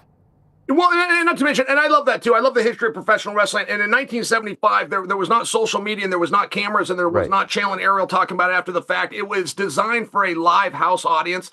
I don't hate the idea that Cena went over. There are some mistakes from the past. The Undertaker doing the job for Lesnar is probably the biggest example. It never should have happened. And you could debate Hulk versus Warrior, but at that time when Hulk was getting ready to go off and do movies, it was also arguable that the Warrior beats him clean. But no, you are right. There's another rule in professional wrestling, which is you give the audience what they want, but not what they're expecting. That was not what anybody wanted and or expected. Cena did not need to go out twice. There was so many different ways. And I think this is where you and I are aligned against the rest of the world. There was so many ways that he could have passed the torch, that if you cling to that 1975 live house business model, he could have done that. That wasn't the way. To go out in such an incredible flop wasn't the way. Chael, let's move on. I want to get your thoughts on Ilia Topuria. He comes out yesterday with, a bit of a shocking statement. This seems a lot more serious and deeper than we had originally thought. What do you think they should do with the lightweight title? There's been some talk this morning of just making the Paddy Pimblett Justin Gaethje fight for the actual title. Do you like that idea? Does Ilia deserve 6-7 months to figure things out? And if he can't come back, then you move in that direction. What do you think they should do with it? I'm gonna dance. I'm going to do a little tiptoe, but I was at the Apex a week ago. I had a conversation with a very meaningful person in this industry, and that was the first person that ever suggested to me that Ilia be stripped. And I was a little surprised by it, and I didn't comment, I listened. Their argument, though, was that the interim belt is for those that are dealing with an illness or an injury. If we would like to show grace to an undisputed champion, because he's missing matches specifically for illness or injury, And the moment Ilya informs us that he is missing matches for anything outside of the criteria of illness or injury, that's why you strip him. That there is no precedence for an interim championship. And I had never thought of that, and I thought it was very cold. I didn't like it. I got in my car, I went back to my hotel, I'm staying by myself, and I thought about it. And I go, man, there's actually a point to that. If Ilya is missing matches, and all he's got to do is make the claim. He doesn't have to be telling the truth. A lot of guys didn't tell the truth. A lot of guys have missed fights and said they're hurt because they didn't want to make the walk. But if you're making a claim outside of illness or injury, to my understanding, the person at the UFC is correct. You're not eligible. You got to be stripped. I think that is a fair point. I don't want him stripped. I'm on Ilya's side of this. I don't really like what he's going through. I think he's shared more with us than he has to. I also think he's innocent. He seems like a good guy. I really don't think that he would have done these things. However, yeah, they got to strip him. If he's not making the claim that he's injured and has some kind of a doctor report to back it up, as bogus as those can be, he's got to be stripped. Prior to the Dan Hooker, Arman Tsarukyan fight, Dana White was asked if they were fighting for the number one contender spot. He said yes. And then, of course, Arman wins. And then we find out that the interim title fight is not featuring Arman Tsarukyan. And he said he's ready to go, and it was going to be a little over 2 months after his fight. And then Dana White said, I don't care about the ranking next to his name. He's got to earn our trust back, essentially, right? You had the title fight. You screwed it up. You got to work your way back. How do you feel about the way in which they are treating Arman Tsarukyan? Well, I would have this question because there was a couple of different moving parts. Just by example, when it was stated that Arman and Hooker, the winner of that, would fight for the championship, they were referring to the undisputed championship, just to start with. So now that we find out we've got to do an interim championship, in some ways, right, you're only as good as the information that you have. And secondly, I would just remind you, Arman's next fight may be a championship fight. Arman hasn't been booked again. So sometimes, even when you have a number one contenders match, sometimes the next title fight doesn't involve those guys, but that guy's next fight does involve the title. So we got to let that play out just a little bit. I talked to Tsarukyan, and he is not happy about this. I thought perhaps he didn't want to turn it around this quickly. He was booked, after all, with Hooker for 5 rounds, even if it didn't go the entire way. To remind you, the night that Tsarukyan was suspended, UFC 300, he's walking to the ring and he punches somebody on the way to fight Charles Oliveira. I was there. They were inducting me into the Hall of Fame that night, so they brought me right up to the cage. I witnessed Hunter Campbell. I witnessed the conversation where Hunter met Tsarukyan at the stairs and offered him to go to Atlantic City and fight Islam. And right there in that moment, Tsarukyan said, no, it's too fast. And that fight was like a 5-week turnaround. Tsarukyan said, no, it's too fast. I want to use my number one contendership another time. They went in the back, called Dustin Poirier, go to the press conference and make the announcement. I tell you that whole story to let you know that I reached out to Tsarukyan just wondering if perhaps that's what happened here. Perhaps it was too quick of a turnaround. That's not the case. He wanted the title fight, but you're only as good as the information that you have at the time.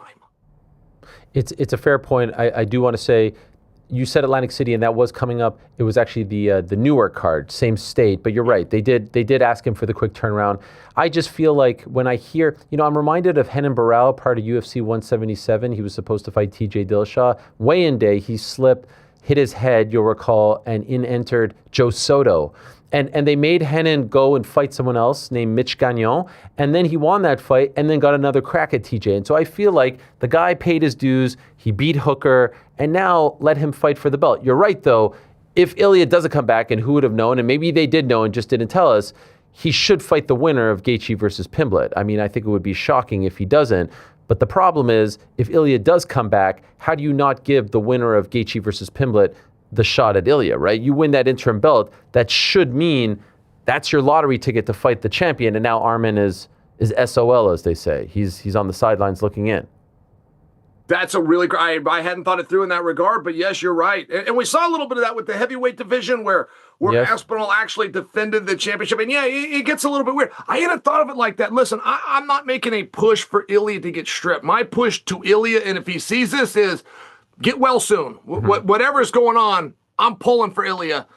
There is a very legitimate point, though. Like, if we don't strip a guy for missing matches, even if he's got a heartache, why do we strip a guy? I mean, is that like Jack Tunney days and you got to miss 365 days? You got to set up an escrow account like the Ultimate Warrior when he used to no-show? Like, why do we strip a guy? And just to remind you back to Prohaska, they misdiagnosed him and took the belt off him in 7 days on a misdiagnosis. They called it the worst shoulder injury they'd ever seen, which was false. Said his career was over, none of which was true. And when he returned, they didn't even put him in for a title fight for the belt that they took off of him. So I'm just sharing, if we're going to use history as a trajectory to the future, the person at the UFC who suggests to me that you must have illness or injury to be eligible to hold on to your belt for refusing to defend makes a good point. Chael, I'm wondering if we missed a huge story in the last 24 hours. Alex Pereira, you may have seen, posted White House is a no-go. And we know that Alex has said he wanted to move up to heavyweight and fight on the White House card against who? John Jones. We know that John Jones came out and said, I want to be on the White House card and I want to fight Alex Pereira. We also know that Dana White said, no, John Jones isn't fighting on the White House card because I can't trust him in that spot. He let me down. I offered him $30 million. He said yes. Then he said no, and we screwed up the whole Tom Aspinall situation. Do you think, if this is in fact true, and I don't see why Alex would lie, if they are saying no to Alex fighting on the White House card, which means they're also standing by their claim that they don't want John to fight on that card, is it possible that that's it for John Jones? Because everything that he said was, I'm coming back for the White House card. He never said, hey, I'm coming back to fight Alex, and I'd love to fight on the White House card, but if they don't give me the White House card, I'll fight on another date. It seemed to be all hinged and attached to the White House card. Did we just finally get to see the end of John Jones? Is this it, in your opinion? Yeah, well, but which lies the problem. I forgive John Jones, and John Jones is going through a lot right now, and he's kind of like Ilya, where I like to give him a hand up and wish him well. But he's missing the point. What's he going through right now? The company coming out and saying that they can't trust him, and then him making a demand that he will only fight on one. That is what they're saying. Then we can't trust you. Nobody gets to pick what card they come back, and they only come back for this. John's doing his best. He's just not very bright. He doesn't understand that that's what he's doing. He's trying to be a team player and go, man, I'll fight anybody. I'll fight Asimov. I'll fight Surreal. I'll fight Pierre. He's missing the point that he's making a demand and he doesn't get to be the selective. The real controversy going on with John Ariel, in my opinion, he's not ranked. And he's not only not ranked on the pound for pound list, he's not ranked at heavyweight. Now, there's only a couple of reasons why your name would not be submitted to the rankings committee 9 a.m. on Tuesday morning. And one is you're not under contract with the company, which we know not to be true. And two is you're in violation of a drug test, which I do not suggest for you is true. I'm suggesting there's a third unprecedented reason. But the rankings committee is not ranking John Jones, and nobody's asking about it. Nobody's brought this up on your show. That's a conspiracy to the highest level. How do you bring him into a main event? How do you bring him into a title fight if he's not even ranked in the top 15? By the way, how do you have a guy that's never been beat not ranked in the top 15? Somebody owes an answer for why John's name is not being submitted to the rankings committee. Do you still think the rankings committee is a real thing? Yeah. Really? And by the way, I really expected that note I just hit to go over a little harder. Because I don't believe... It's not a real thing. I don't understand why they don't care. The rankings committee is not a real thing. It's not a real thing. I actually think that a lot of those people aren't actual human beings. I think they're just names. Yeah. I don't blame you for that. We go into detail. I think that you're attempting to be funny, but it does matter to a degree. Like, we'll have a guy that's ranked number 6. I mean, they're doing it with Paddy the Baddy right now. Right now, they're saying, how is Paddy fighting for a belt? Armin is ranked number 1. And Paddy's ranked number 6. They did it with Strickland when he got a title shot against Adesanya. I mean, I'm just sharing for you. Like, we usually don't go outside of the top 5. If we go outside of the top 5, it makes a headline. And there's like this. But Khalil Roundtree was ranked number 8, and this was like front page news when he got a shot with Pierre. So to a degree, the rankings do matter. And more importantly, if you're going to publish them, and you're telling me there's 15 heavyweights that you believe can beat John Jones, I think you owe an explanation. True or false, John Jones fights in the year 2026? Well, he'll certainly try to fight. John Jones does not have enough money to walk away from the sport. He will certainly try to fight. I think that he's playing his cards the wrong way. The White House card it's turned into like a reward. Mm-hmm. I don't know that was ever the intent, but everybody wants on that card. It is turned into a reward. So there is some issues from a morale standpoint.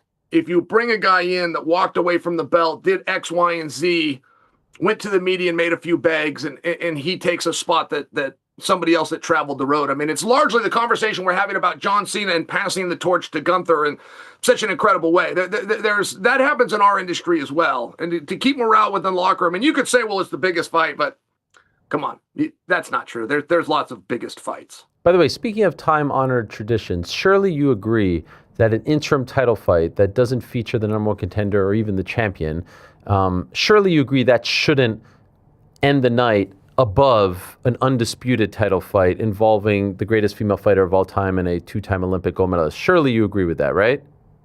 And I'm not as bullish on that. Really? I realize that historically we were told that it wouldn't finish the night. We've been told that the undisputed title takes precedence over the interim championship, which, by the way, does beg a little bit of question. I mean, it's better for the company if that is for the undisputed championship. In the fact, and they could have made it that. They could have taken that belt off of Ilya, and it would be better for them if they had, but they didn't. I think they should get credit in that regard. I think they should be looked at and gone, hey, you guys are making an effort to do the right thing by whatever standard you're coming to that conclusion, but you're at least making a sincere effort to do the right thing. Ariel, I don't really know about that. I think the biggest fight should close out the night. I've always thought that. I got put in this spot, though. I fought Rampage Jackson, and they closed us out with the main event. And we'd sold out the arena, but there was a title fight, and it created a problem. There was a problem at the press conference. It was a 5-round title fight. This was Bellator, so we didn't do 5-round non-title fights. So we were clearly not as significant of a match, not even in the amount of rounds, and we still closed out the night. And Scott Coker said, what do you want me to do? These guys are on the marquee. These guys are the reason you're coming. These guys are going last. I think Coker was correct to do that. I don't think just because there's a belt up that it changed things too much. But I will admit that I was in the spot, so maybe I'm just defending myself. I'll just say I consider myself somewhat of an MMA historian. I remember your fight against Rampage. I do not remember the fight that you headlined over. I think Kayla Harrison versus Amanda Nunes isn't any other fight. It's not just some throwaway Bellator title fight. It's the greatest of all time coming back against a two-time Olympic gold medalist, PFL champion, UFC champion. It's a big deal. It's a historic fight, dare I say. Yeah, I'm rather excited for it as well. Do you remember which fight? I don't know why they're fighting at 135, Ariel. I mean, that part's just, I mean, I get it that that's where the belt is. Neither one of them weighs 135. Neither one of them wants to make 135. I don't know. You could have brought the 45-pound belt back. At the end of the day, what difference does it make? But I will tell you this. They had the opportunity to do that fight when it was a little bit hotter, and they didn't do it. I mean, what do you want? You want to come in and reward them because one gal walked away and now she's walking back into it. I said, well, why are you back? You're not better now than you were then. You don't have new training partners now than you do then. It doesn't pay more now than it did then. Like, why are you coming back? I think that's a reasonable question. I've never been satisfied with that answer. I think it's a big fight. I'm happy that it's happening. But it's going to be a one-off. Neither one of those gals is going to continue to beat the scale at 135. Neither one of those gals would even pretend to you that they're going to be. Whoever loses that fight will never weigh 135 again. It's the whole thing's a little bit weird. I'll play along, but it's a little weird. Chael, the last time we spoke to you, you were in studio, and we were talking about Francis Ngannou. This is right after he said thanks, but no thanks to the Jake Paul fight. Of course, Jake Paul's fighting Anthony Joshua this Friday. Since then, I have spoken to Francis, not only about that decision, but also about the story that Dana White said about things getting a little physical in his office. It seems as though the public sentiment is turning against Francis over the past month or so. It really feels like there's been a groundswell of I don't know, some negativity coming his way. How do you feel about the way in which he's handling this from a PR standpoint? Well, it's so interesting. I guess I like bad guys because I do not like Francis, but I've liked him more in the last month. I liked his appearance on your show. One thing I got to give Francis credit for is he will face the hard questions. He doesn't run away from them. I don't understand in the least how a dumb can say what makes sense. Like if you get a call from Most Valuable Promotions that's offering you a multi-million-dollar main event, how you can then say that doesn't make sense, to me is laughable, but that's his life. Like I can't be upset with Francis for harming Francis. If I'm a Francis naysayer, which I largely am, Francis's decision hurt Francis. It didn't help him. So I don't have to understand it. But then to have a real professional like Anthony Joshua step in and go, hey, dum-dum, move aside. Let me show you what makes sense. And now he gets to go make the money and have all the fun. That part of it brought me an evil pleasure. But I did see your breakdown of Francis and the physicality in the office. And you are correct to notice that has changed slightly. And that story had been around for years. I heard that story for years that Francis made contact. Not that he did with Dana, but I knew that he did with Hunter. I didn't believe the story. I never talked about it because I never believed it, but our industry had heard it. And I didn't believe it just because I thought they would have fired him right on the spot. But at any rate. It is a little funny, though, to say, like, hey, I never wanted this guy. He's a bad guy. Now you see the real him. Now you see why we didn't want him here. When they cut ties with him 3 years ago, they did come out and say, we offered him the biggest deal. We offered him a fight against John Jones. Like, which is it? Did you not want? And by the way, that incident happened, if my memory serves me correct, around like 20, what was it? It was UFC 220. That was like 2018 or so. Like that was 7 years ago. He left in 2023. So feels like there's like a revisionist history thing going on. Like this guy was never a team player. He was a nightmare to deal with, when in reality, they offered him a lot of money to fight John Jones and stick around, and he didn't want to. Yeah. I think there's a truth to that. And I told you about my altercation with Francis. I told you about that in the park. Dallas, right?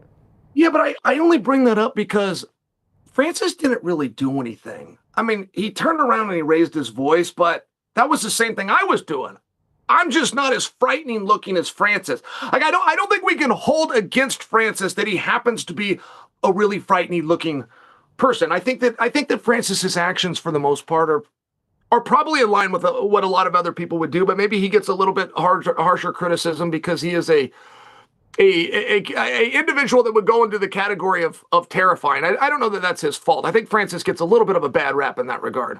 Chael, here's my take. My take is, if Jake Paul beats Anthony Joshua this Friday, it's the greatest upset in the history of sports.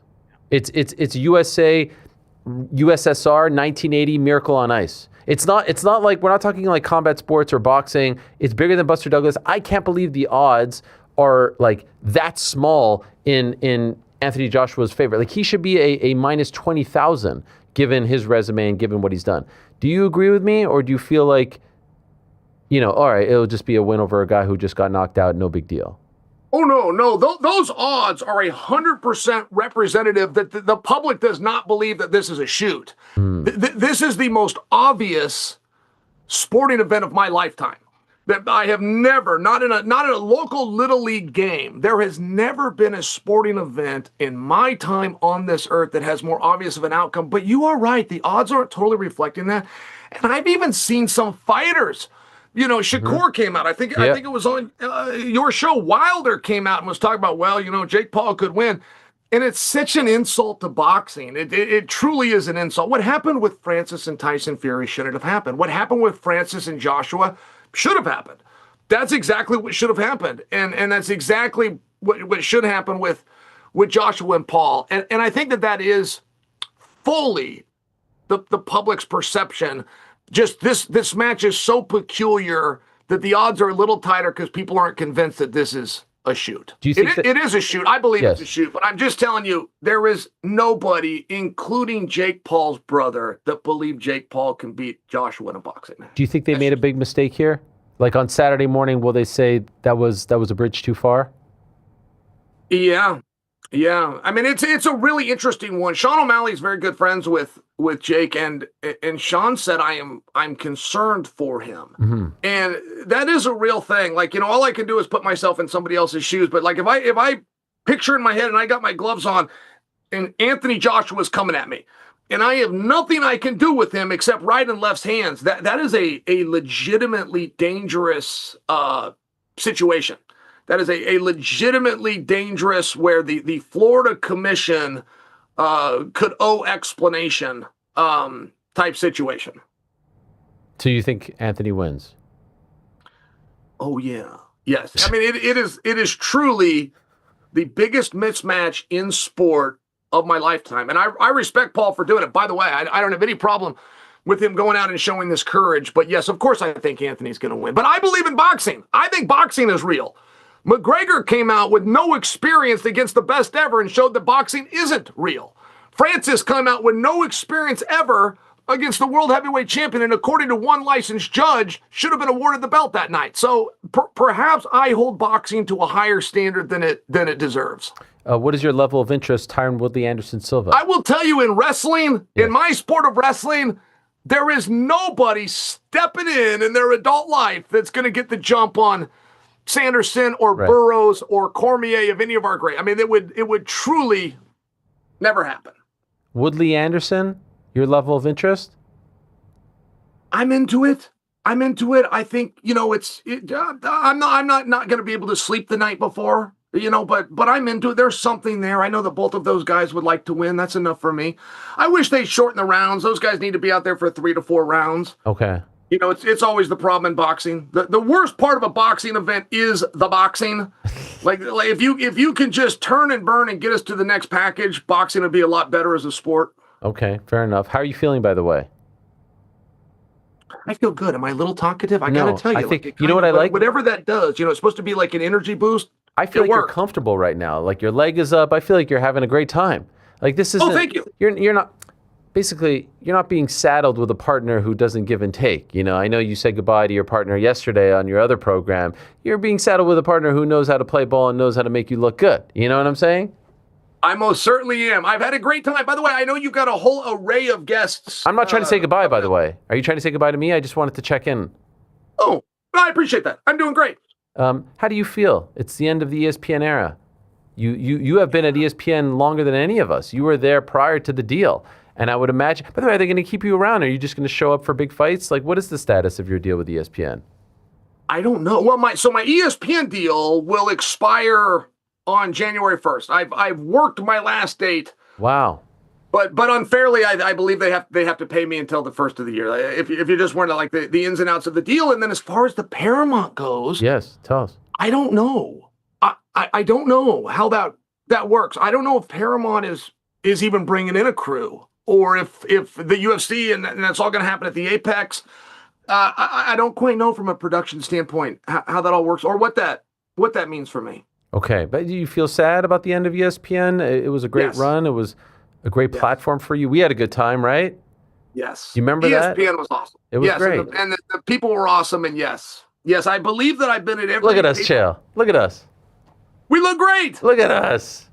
Well, we look young. Yeah, we do look young. We do look young. Younger, I guess. But the ESPN really was a great bunch of people, as you know, Jake and Elizabeth, and won't even start the name game. But yeah, I will miss on a personal level. I believe I've had the good fortune of being at every pay-per-view for the last 7 years, which is pretty cool. I'm a fight fan. Right. I don't think of myself as an announcer or a sports announcer. I'm a fight fan. So yeah, if I can go to those things, man, I consider myself fortunate. Yeah, no, it was an incredible run. I keep asking you this because I'm curious. Have you decided about the political thing, or you were still kind of waiting on seeing how things play out?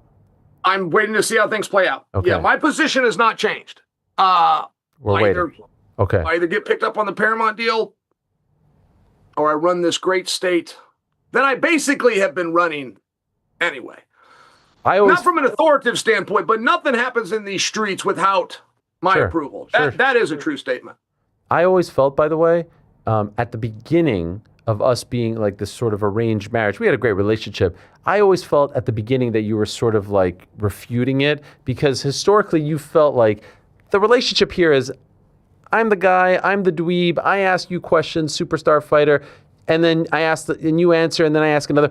But the way the show was like we both had our turn. And I think that grinded your gears. I think you hated that. And I think at the very beginning, you were sort of pushing back. Am I right on that? That could be. I want to deny it. I don't completely remember that. I do remember sitting at the Barclays Center with you, and you were zoned out on your phone for like the second or third day in a row, not giving me company. And I said to you, why is it you think that you don't have to provide me with company? And you put your phone down and you said, let me tell you something. if you ask me anything about this phone again, I'm going to shove it up your ass.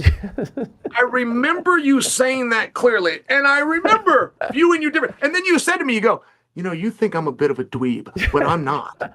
And there was something about that moment. Like, I've told other people about that. I've told Tyron Woodley and Chris Weidman, Dominic, I've told people about the time you threatened to shove the phone up my ass for thinking that you were a dweeb. And you were wearing like this stocking hat that was only partly hit, like it was just balancing on the top of your head. Yeah. You could not have looked like more of a dork while insisting to me that you were a cool guy. Yeah. And I really appreciated that moment. It was cold. That was a bit of a turning point. I appreciate that. You know what I also remember from that night? It was a big night for the company, and the president of ESPN came to say hello to us, Jimmy Pitaro. He was wearing a very cool leather jacket. I think he may have brought his son as well, brought some other important people. And I'm there. I'm like, oh, I got a chance to meet the president of ESPN. I'm excited about this. And you're kind of like, hey, bud, cool jacket. And you're talking. You're very casual, nonchalant. He leaves. You turn to me and say, who was that? And I tell you, Jimmy Pitaro, president of ESPN. Do you remember that?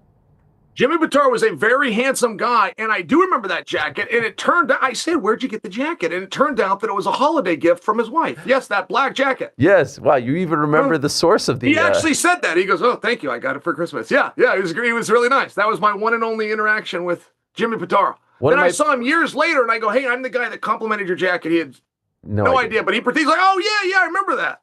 We had a great run doing the pre and post shows. I thought it was going to be a great thing. I thought we were going to be the Ron McClain and Don Cherry of ESPN. It only lasted about 6 months. One of the great memories I had was when John fought Alex for the second time and you tried to ask him a question and he said, I'm not going to answer your question. Do you remember that?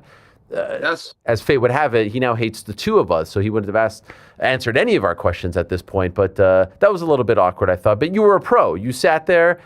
You took his his wishes to heart. You didn't ask any more questions, but I didn't think that was very kind on his part. I appreciate that. I just had that happen to me from Islam. That just happened at this Madison Square Garden card. Really? I got brought out a day early or 2 days early. The whole team comes up from Bristol. I mean, there's 6 or 7 of us. We're going to sit down. We're going to make this piece, and I'm going to interview Islam. And I get to the event, and I had a bit of a weird feeling. Call it a sixth sense. And pretty soon, he's not on time. And pretty soon an hour has gone by. And pretty soon a couple of hours has gone by. And I had heat with Islam that was very unwarranted on Twitter earlier this year when Islam was leaving the division and Ilia Topuria was coming up and Islam was wrong. He actually thought I said something about him that I did not say. It was a cultural misunderstanding.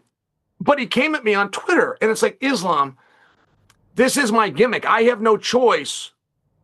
I have no choice but to come back and bonk you on the head like the hammer with the nail. So I do. And then surprisingly, he fired back. And so it turned into like this back and forth on Twitter. And all of a sudden I'm in this fight with Islam and I'm ridiculing him beyond belief, but I really don't want to. Like, it was really based on a misunderstanding. At any rate, I have this stored away as the hours are going by and Islam's not showing up to this interview. So I finally get the notice from Charlie. He looks at me and goes, Chael, you're clear. Wow. And yeah, he didn't say Islam has refused to interview with you. He didn't say any of these things. He just said, Chael, you're clear. And, I'm there with my father-in-law and it's like, hey, Islam, this is my job. If you don't interview with me, they don't need me. And one thing we don't ever do is mess with the other dude's livelihood. So Charlie says, you're clear. Now, when he clears me, I notice that Brett has entered the room. So I'm thinking, all right, they're trying to get me in a car, get me the hell out, bring Islam in another door so we never see each other, put Brett in, make the spot, get it over to Bristol, of which I'm completely fine with. But it turned out that Islam refused to interview with Brett as well. He refused the entire segment, which, by the way, was better for me. It was better for me than if he just denied me. But I did try to explain that to him after the fact. I'm like, hey, whatever this is on Twitter, this is my job. Don't come after my job. Don't play that. You don't want to play that game with me. You may be the champion of the world. Don't play that game with me. I've been here 19 years. Let's not use positioning. You're not necessarily going to like how that goes, champ. Wow. And what did he say? Well, this is all through Ali, and I really was trying to make amends. I was standing my ground through strength, but I was really trying, hey, we don't come after think of it from this perspective, Islam, because I don't think Islam understands. I came in 2 days early. I got Cowboy Steve. This entire team here and these cameras is here for this one interview. Yeah. I don't think he understood those things. I think he was just doing his media tour. He goes, that guy said something about me. I don't like him. Kind of like the John Jones thing. Mm-hmm. Like, hey, Islam, this is actually a little bit different. You're stepping in, they don't need me. If you're not going to talk to me, they don't need me. And I don't think that as mad as he is at me, he would like me to be fired from my job. I don't think. So I think after explaining it that we're likely cool in the gang. Okay.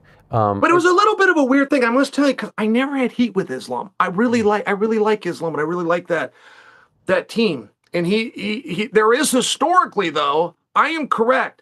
Islam was the champion of the world at 155. Islam had not made an agreement with the UFC at that point that he was going to go to 170. When Ilia Topuria enters the portal, if you will, at 155 and tried to fight Islam. Islam left without fighting him. That is historically an accurate timeline, which, by the way, is the only thing I pointed out, and Islam had a big problem with that. Okay. By the way, speaking of someone who you may have heat with, what's up with you and Loke Dog, Vinicius Oliveira? I see you guys going back and forth all the time. Okay. So I don't know where that started exactly, but that was also a Twitter beef, and definitely me. I definitely threw the first punch at that, but I can't quite remember where that. It was like you were critiquing his weightlifting skills. No, that was after the fact. He put out a video. Of his own Twitter of knocking out sparring partners. He drops like 3 guys. And I'm going, hey, man, as a professional fighter that's paid to do this on TV, that's a scumbag move. Like, first off, why are you knocking guys out? Secondly, why would you have a buddy that films it? And then third and finally, why would you show to the world, right, these workout partners, and their only time of getting a glimpse in the world is them falling down to you? I thought it was a weird thing. I thought it was bad form. And he said, well, Alex Pereira does this all the time. And Alex Pereira is praised when he drops sparring partners. Why are they treating me this way? But when he came at me, he then called me a jark. Now, he was trying to call me a jerk, but he misspelled jerk. Not to mention, jerk by American standards is not a very high level of insult. In fact, it's kind of playful. So when he called me a jerk, in my opinion, that we both basically lowered our guns and continued on in more of a friendly manner. Okay. I don't know if he would agree with that or not, but that's really how I meant it. I do stand, but he shouldn't be knocking out training partners. And, he damn sure shouldn't have a guy on the mat filming it. That part I'm very correct about. One more, sticking with 135. Did Merab make a mistake? Did he make the walk too many times? He'd still be champion. No? Well, yes. From that regard, would he be the champion? Yeah, sure. But did he slow down, or was his performance hindered? Yes. By doing 4 fights? No, of course not. Okay. I mean, I got to tell you, my only resentment in this sport, and I came from the sport of wrestling, is that we only got to do it 3 times a year. I would do wrestling matches 4 and 5 times a day. Like every Saturday, you'd get 20 matches in a month if you were a decent wrestler. No, 4 weigh-ins, 4 training camp, 4 walks. No, I used to fight, and I used to fight 2 guys in a night, Ariel. Multiple times I have been in tournaments where I've had to fight 2 men in a night.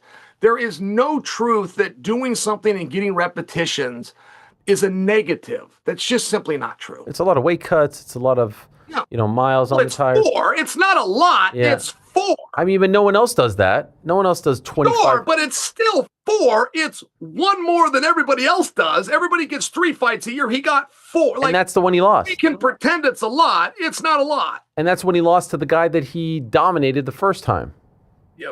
No, you make a fair point. I'm just telling you that an athlete does not, slow down by doing something. And then we always tend to judge it.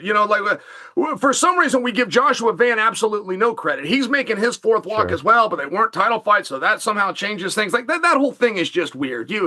Or then we look at Amanda, and Amanda's going to return after not doing it all, not making weight. I mean, the biggest question mark you should be putting on the Amanda fight is not the placement on the night. The biggest question mark is, do those girls make weight? And that is not a guarantee.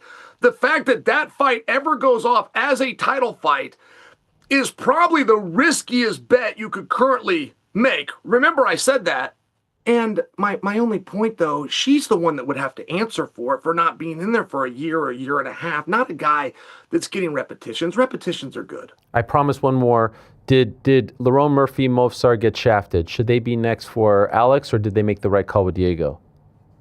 Yes, I thought that Lerone, particularly after what he did to Aaron Pico, I was in the building that night, and I was so impressed. And I have a contact to Lerone through Luke Barnott. And I just went to Luke and go, hey, just so for my own edification, what happened here? Did he get offered the match and it was too short a notice? And Luke said no. He was straight up overlooked. He said that Lerone made it very clear he will fight him anywhere, anytime, at any weight class. So I think that that's good for the future. I think that, I'd love to see both of those guys get an opportunity at some point. There's only so many opportunities to go around. Like you just found out that Hernandez at 185 pounds, that he's got to fight again when he's won 9 in a row. The all-time record is 10 in a row, and that's held by Merab. But Merab was offered the title fight after 8 in a row. It was Aljo, and he didn't want it. So I'm just sharing, like, sometimes there's not enough titles to go around. There's not enough opportunity to go around. Chael, happy holidays. This was fun.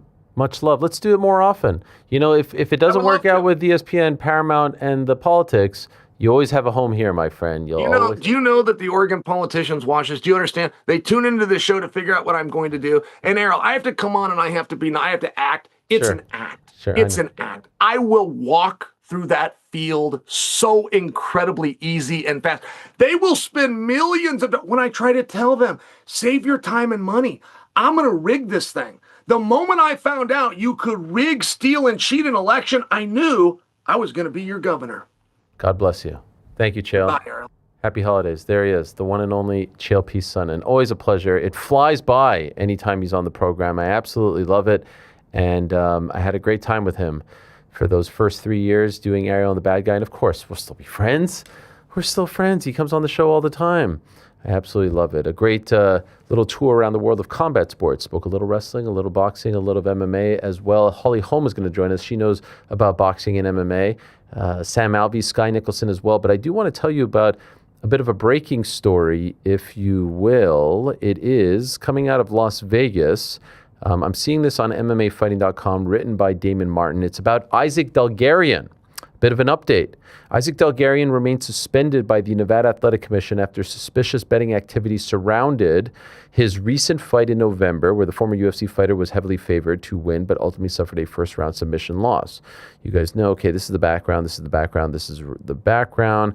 On Tuesday, that is today, the Nevada Athletic Commission extended a temporary suspension first handed down on November 5th, while also revealing the accusations against Delgarian. Here's the quote.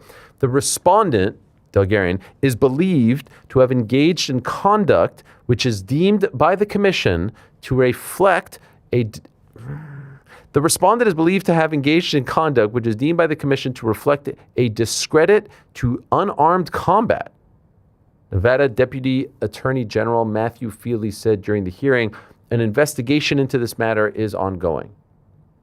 After revealing the accusations, Feely then read a portion of a letter submitted to the commission by Delgarian's attorney, James Hobb.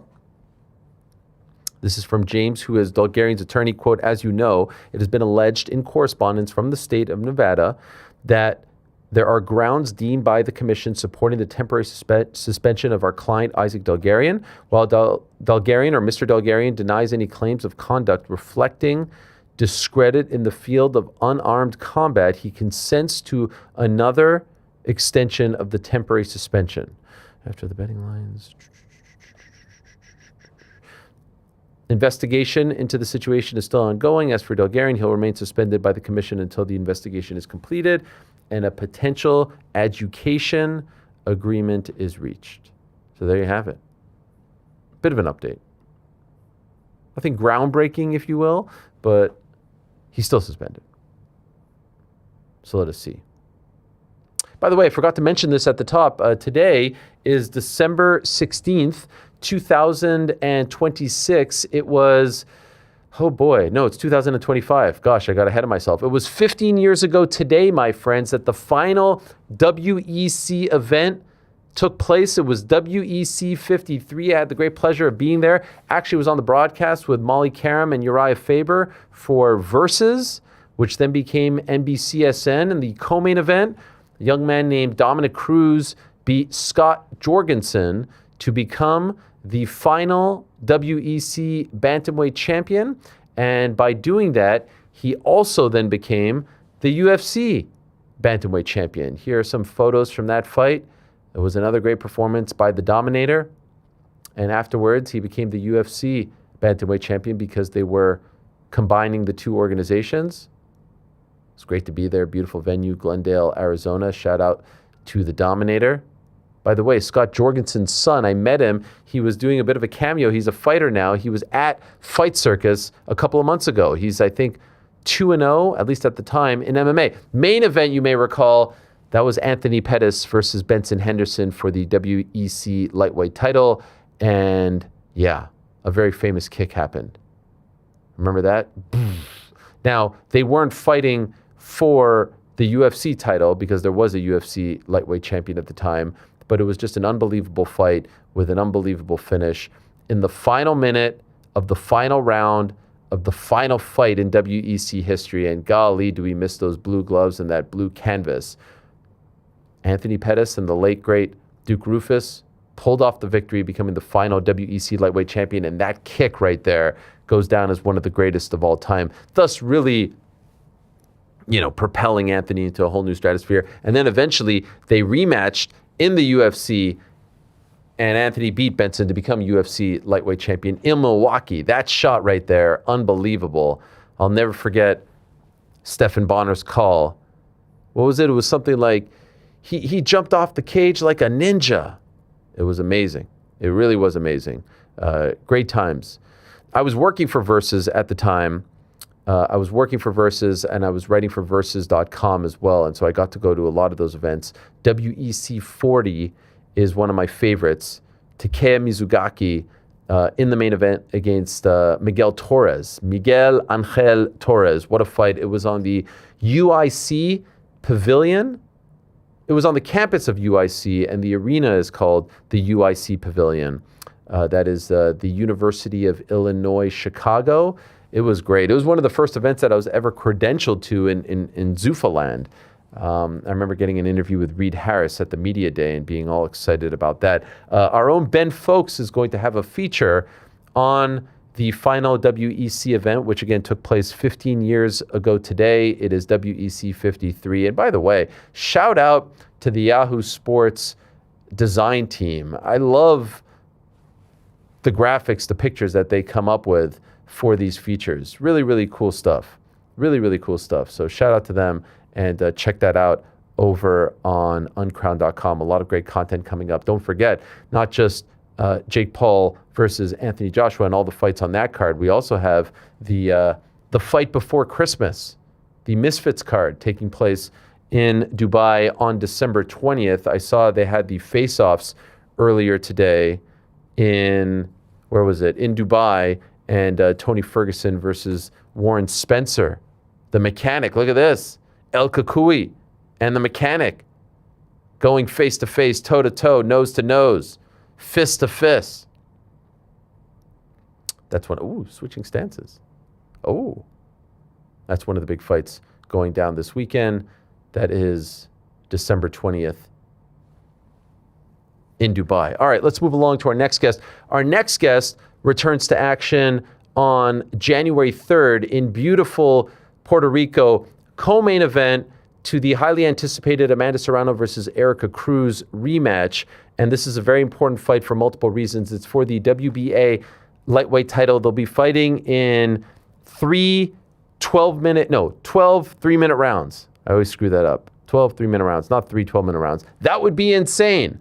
But perhaps the winner of this fight not only becomes a champion, but also gets to punch their ticket to a big fight, maybe against one Katie Taylor. I screwed that up. It's 10 3-minute rounds. So I screwed it up twice. So it's not your typical 12 rounds for a title fight, but it is your typical minutes for a men's title fight, which is 3 minutes. You get the point. By now, it is at the Coliseo Roberto Clemente. It's the one and only, the preacher's daughter, Holly Holm, who was kind enough to join us right here and now to talk about it. Hello, Holly. How are you? I'm good. How you doing? I'm doing and, great. And don't feel bad. I thought it was 12 threes for a while too. Okay, really? Did you just find out right now, like me? No, no, but because when they said we're fighting by men's rules, I'm like, well, men's rules is 12 threes. Yeah. So why is it But 10 threes? You don't know. I just say okay. How do you feel about the 3 minutes? I feel good. I've fought 5 minutes, Sure. 2 minutes, and a lot of my MMA fights were 5 rounds. So I was already fighting 25 minutes with only the 4 minutes rest.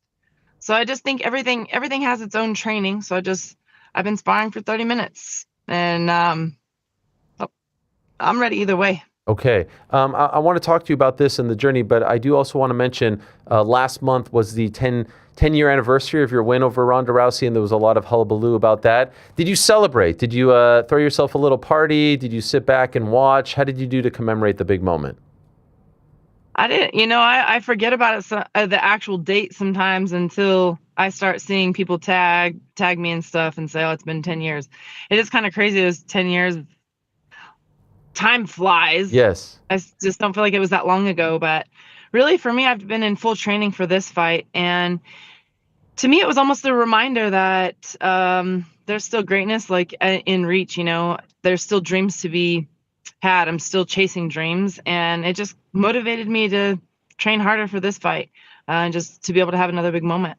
Can I ask, and I know I'm putting you on the spot here, but is there a moment, an interaction, a scene, something that happened that day in Melbourne or when you got back home to Albuquerque that will always stick with you? It was unbelievable being there. I'll never forget covering it. I'll never forget the reaction being in Albuquerque a few days later and seeing how proud everyone was of you. It was like the team won the Super Bowl. That's the way you are their team, right? That's the way they celebrated you. There was this big parade. But is there something that happened that week or that day in Australia that will always stick with you?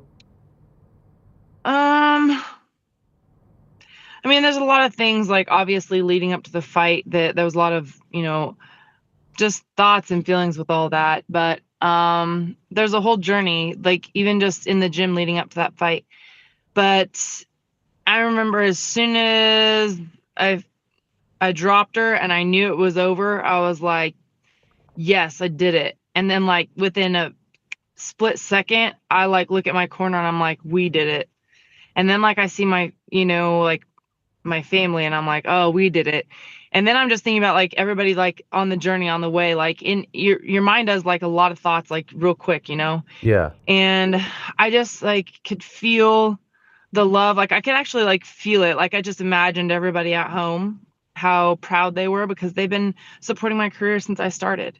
And so, well, I mean, I had to earn their love, right? Like some of the crosstown rivals that I fought when I first started boxing, but it's they learned to learn about me because I didn't have a amateur boxing career, and then their love for me grew and their support for me grew, and then for them to be able to like bring that pride to them and come back home. But I do remember we were talking about a parade, and to be honest with you, I was just like, I don't know, I don't want to do that. I don't want people to feel like they have to go. I just felt like I don't want people to feel obligated, and I didn't really realize how much people just wanted to be part of it. And I didn't realize, but they had a parade, and I didn't know how many people were going to show up or what it is. And then as we were driving through, and the whole city was just there. Wow. I don't even know how many people were there, but it was unreal. And just like the feeling of love in that was really overwhelming. And it was just like, wow.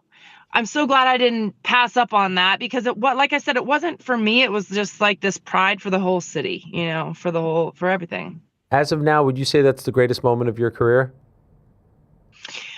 I think that it's definitely that height, but there's also other moments that, and I know I've mentioned it in some talks before, but I got knocked out in boxing a long time ago, and it was bad. Everybody was thinking I should retire and all these things, and then I had to come back. And I rematched her and I beat her. And that was a very big moment for me as well, just in my own having to come back from something so devastating. So there are moments, and I'm not going to say that, but on the world scale, obviously winning the UFC title was definitely the biggest. But that doesn't mean that there wasn't moments that were almost that big, in other parts of my career. So every fight is the most important fight of your life, no matter what.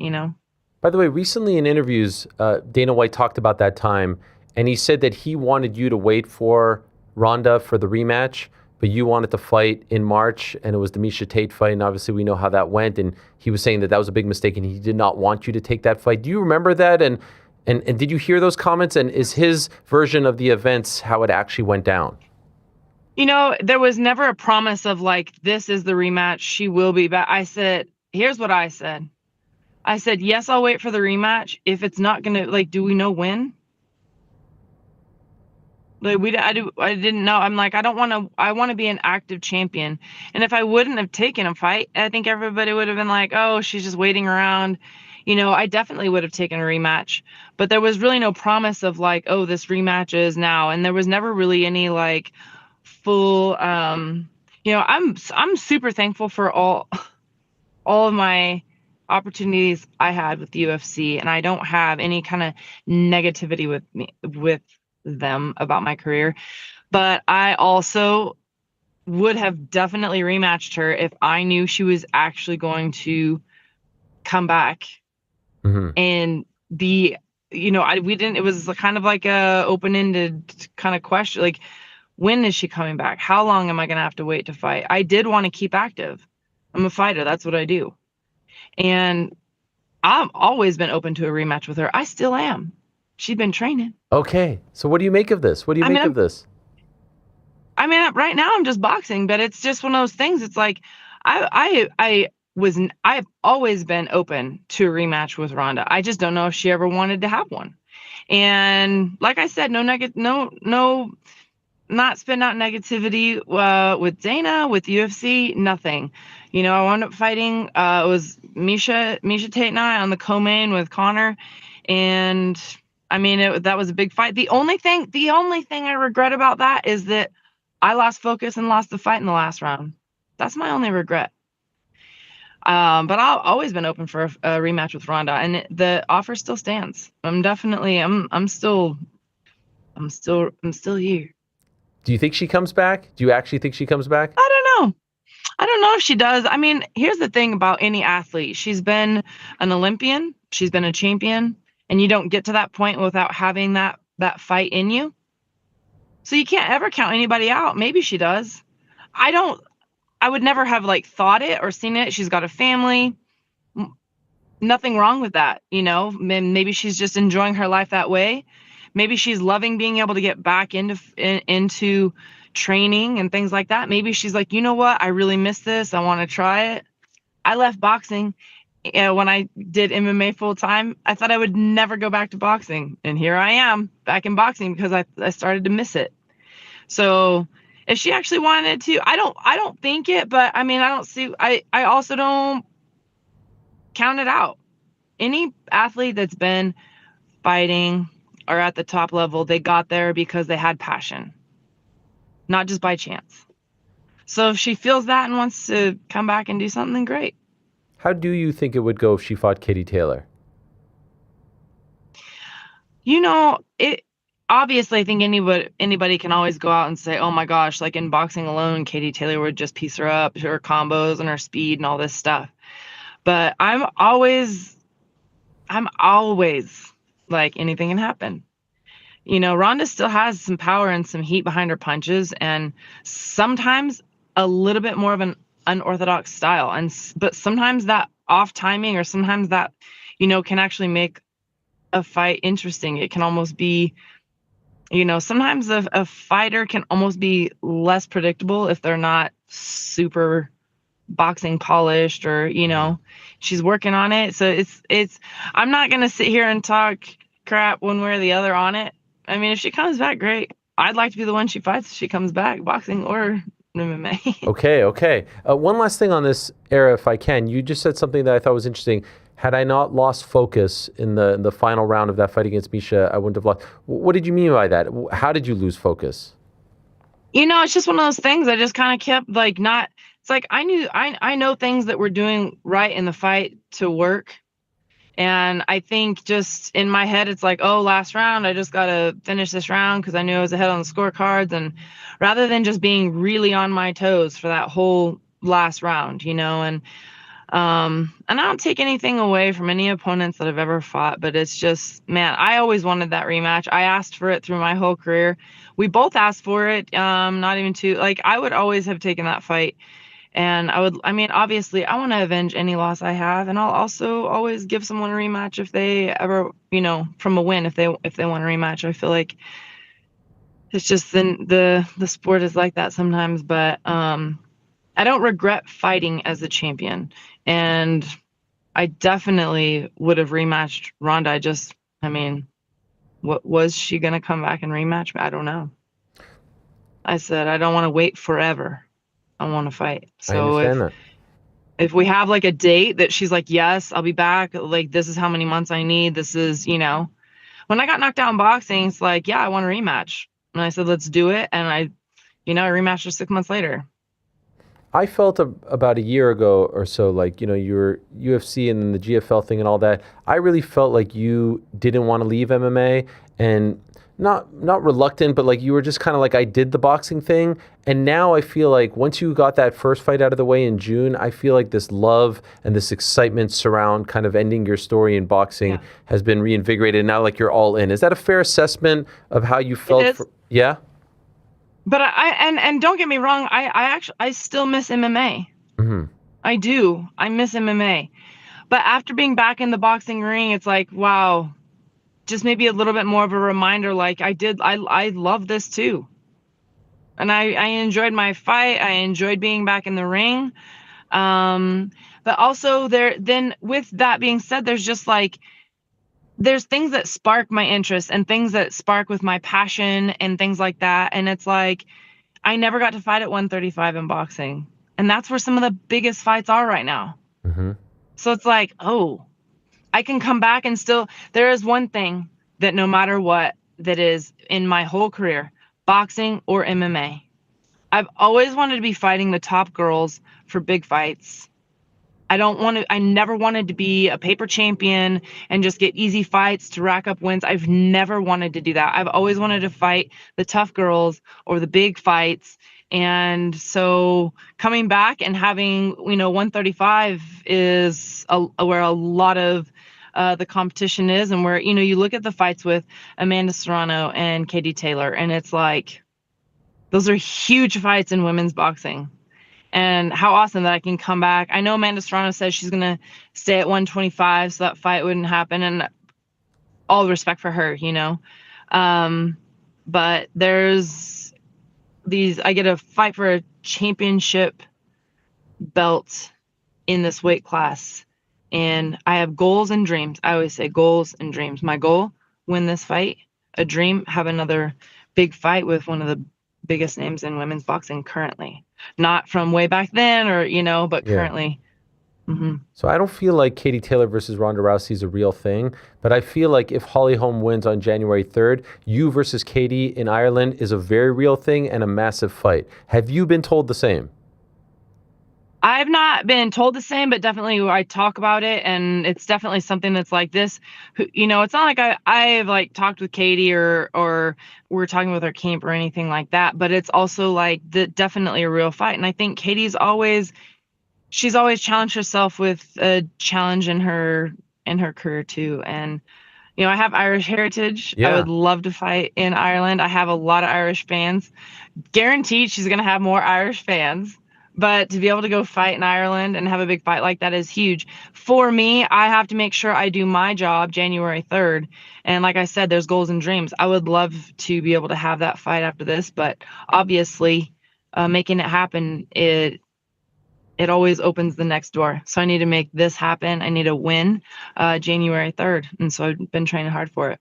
So I've had the great pleasure of interviewing you a bunch of times, either here on the show or in person before or after events.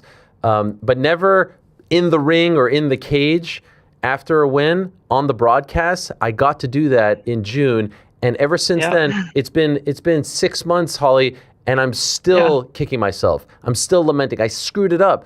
I forgot that Wow. you do the backflip, and I got in your Oh, way. yeah. Do you remember this? I screwed up your moment. Here you are, getting your hand raised. I'm getting excited to speak to you, and you're like, "Hey, chump, get the hell out of the way. Get out of the way. Look at this. Get the F out. We got to do the backflip." How much did you hate me? Look at you you didn't miss a beat. I screwed it up. How much did you hate me in that moment? I didn't, but Okay. here's the thing.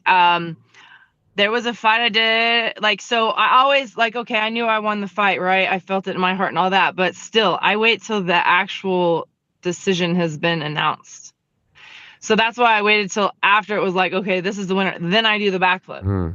Because you don't want to do So it it's like- prematurely. Right. Right. You want to do it like, yeah, this is, I mean, I knew I won, but also it's like, let's wait till they say I won and then I'll do it. And, but then at that moment though is when everybody does come talk. So it's not the first time I've had to be like, hold on. Okay, all right. Because I felt bad. I thought I here's ruined the- your moment. No. And I don't know. Do you know the story of the backflip? I don't. Tell me. Okay. So I got knocked out. My very first time ever getting knocked out was in kickboxing a long time ago. And after the fight, I was just so nervous for the fight. And Coach Wink was like, hey, everybody does back handsprings, which, okay, in MMA, they'll do backflips off the cage and all this. I'm not that fancy. But in boxing, you don't really see that. You don't really see like a lot of that. And people might do this or that, or they jump up on the ropes. And he's like, a lot of people don't do backflips. You think you could do a backflip after? I said, if I do it off your hands, then it's easy because I'll be exhausted and I'm not trying to fall on my head in front of everybody. And he's like, you're going to win this fight. So it was my first time having to come back, and he's like, you're going to win this fight, and we're going to do a backflip. So we go out of town, and I knock the girl out in the second round. And then, like, after the decision, he's, like, looking through the rope, because we practiced it a couple times at the gym, and he's like, so do you want to do the backflip? And I was like, oh, yeah, let's do it. So then it just started. It's like, all right, so every time there's a win, so it's been forever. That was before, that was like way back in like the beginning of my career, so Have you hit it every just been time? one of those things. What's that? Have you hit it every time? Yeah, I've never fallen. Okay. So that's been good. No slipping. All right. Yeah.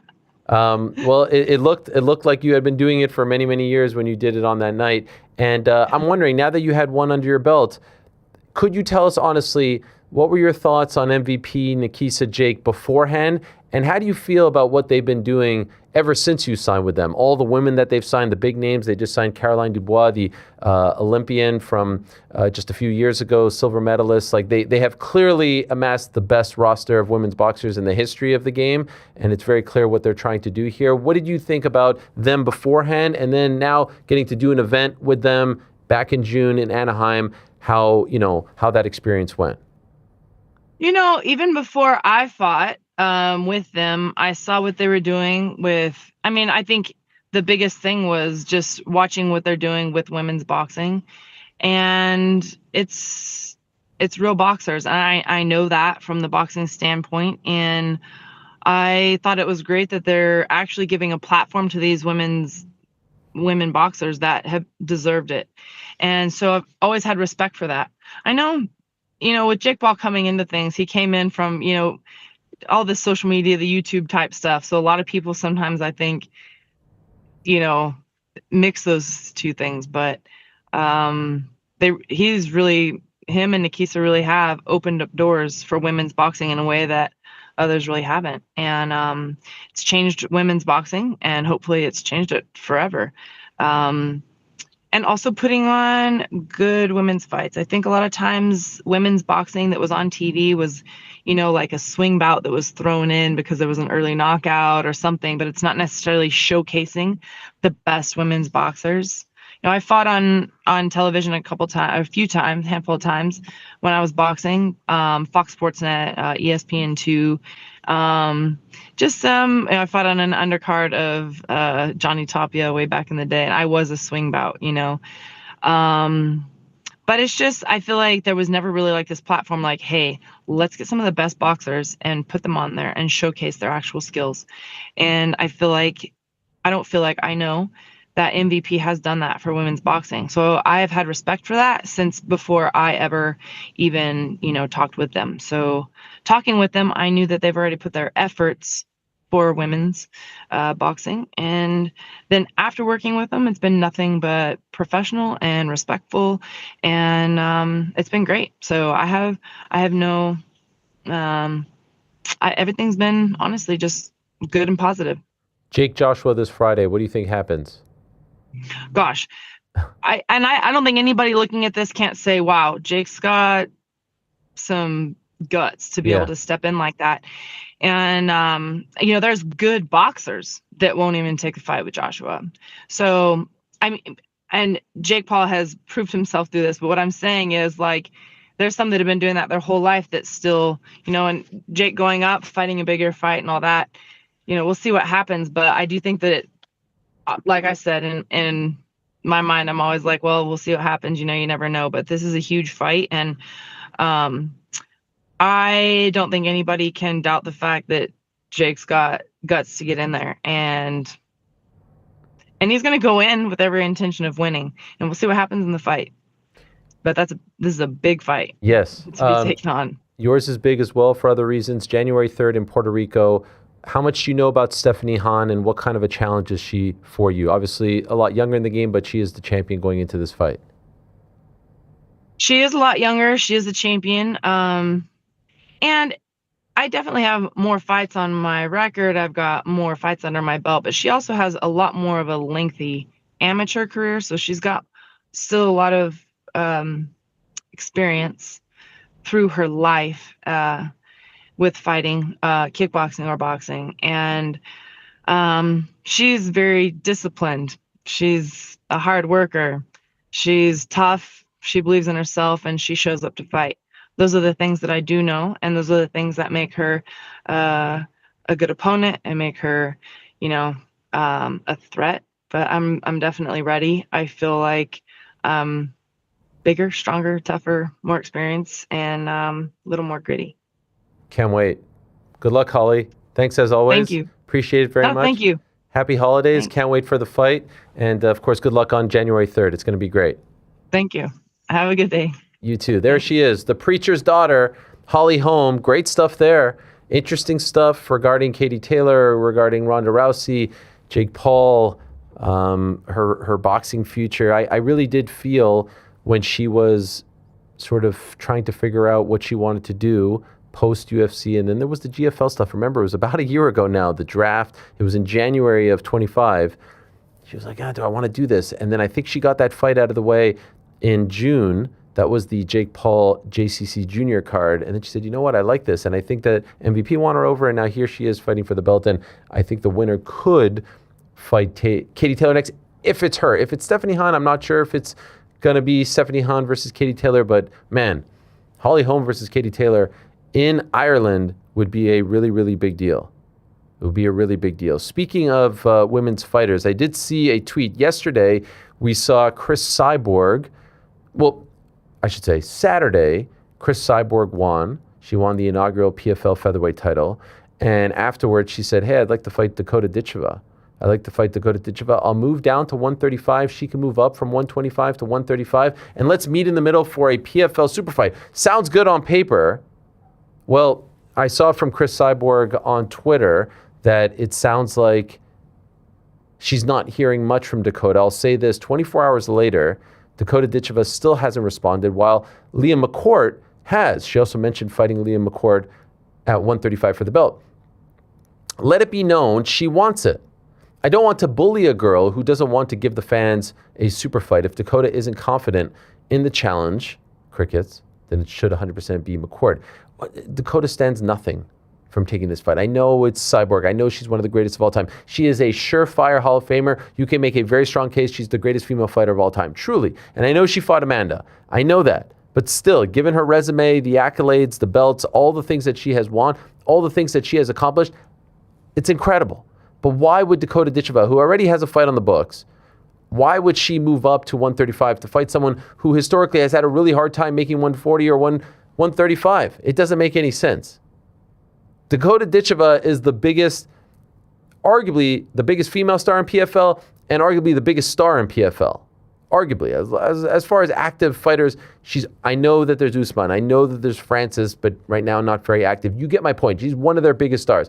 Why would she move up to 135 to fight someone who historically hasn't fought? And she's not a 135 pounder. It's a silly thing. It's a very silly thing, in my opinion. It's a very silly thing, in my opinion. What isn't silly is what Arman Tsarukyan keeps doing on social media these days. I saw him getting some sort of like cupping action. This has become like a daily thing for us, just taking a look at all the crazy stuff that Arman Tsarukyan is doing. Here he is getting some kind of treatment. That's a lot of cups. I don't even know if those are cups. What are those things? I've done the cupping thing before. It's phenomenal. It's an incredible feeling. But I've never seen that many, and I've never seen them with like that type of squishy top. Weird. But he is very fun. Also a little bit weird is Merab Dvalishvili taking out his own stitches on social media. I don't know if you guys saw this.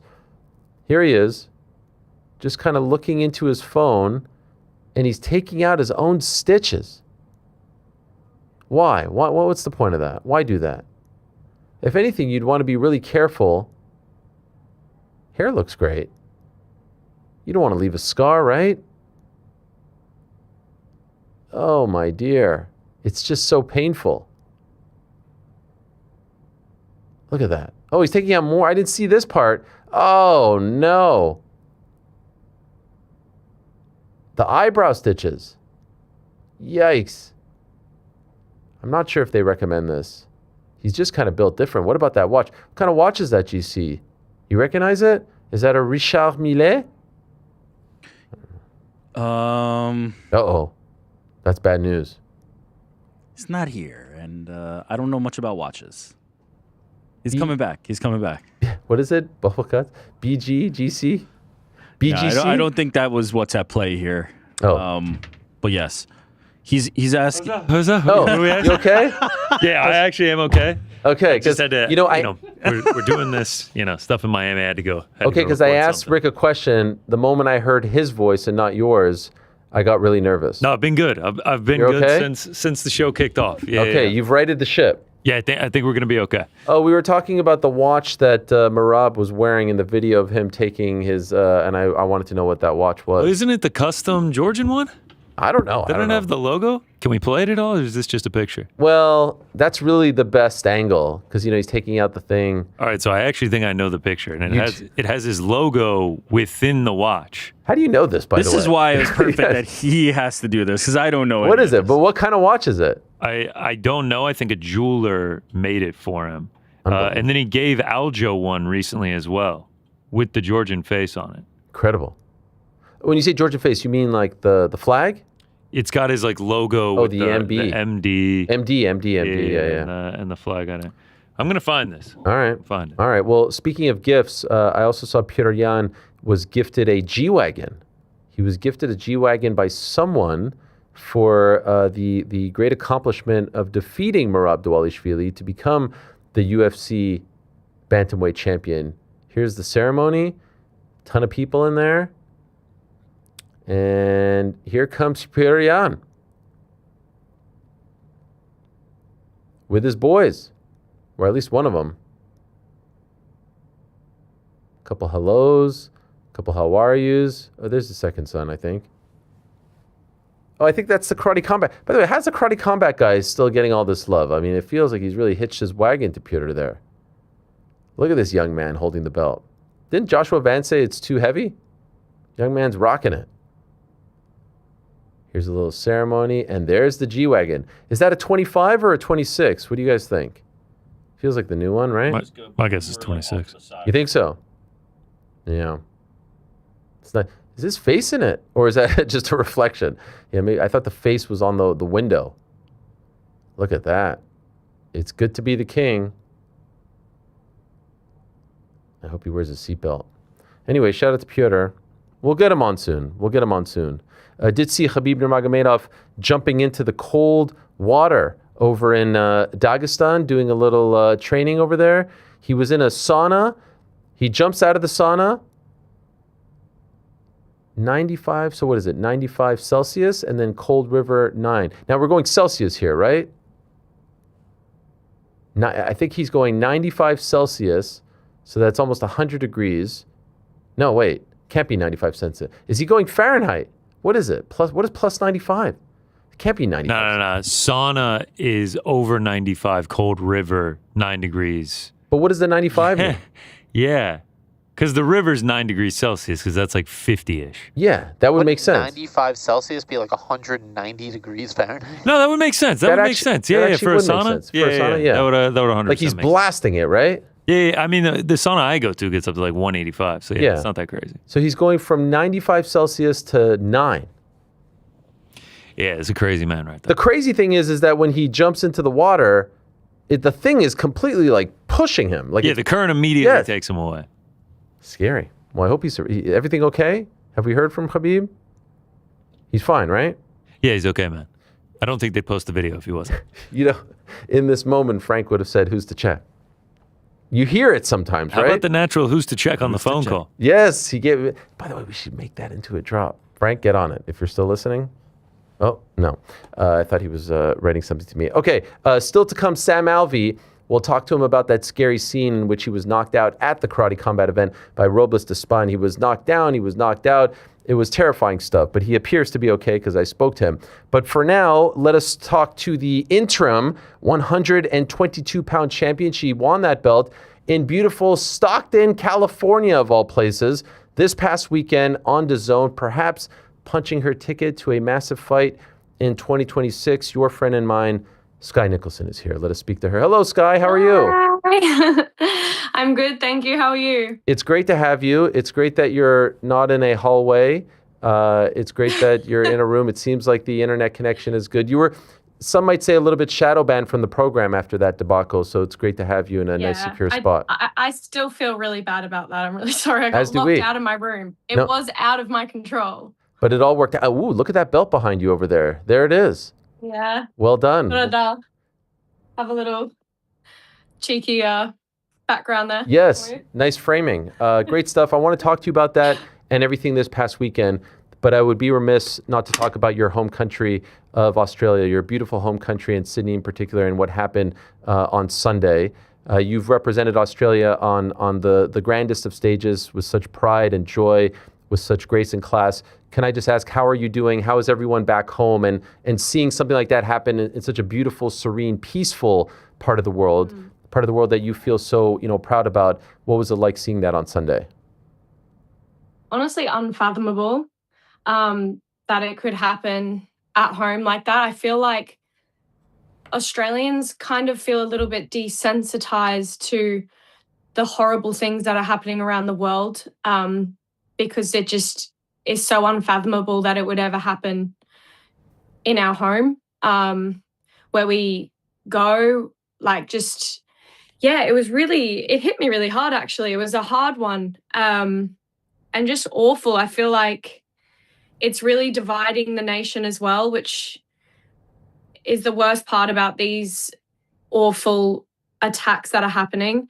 When we really need to really come together and be united as a nation. I feel like it's where we see the most divide, and it's really shook up the whole country, and I feel very, very saddened by it, but also just heartbroken for the families and all of the Jewish community and all of the people that were directly affected by it.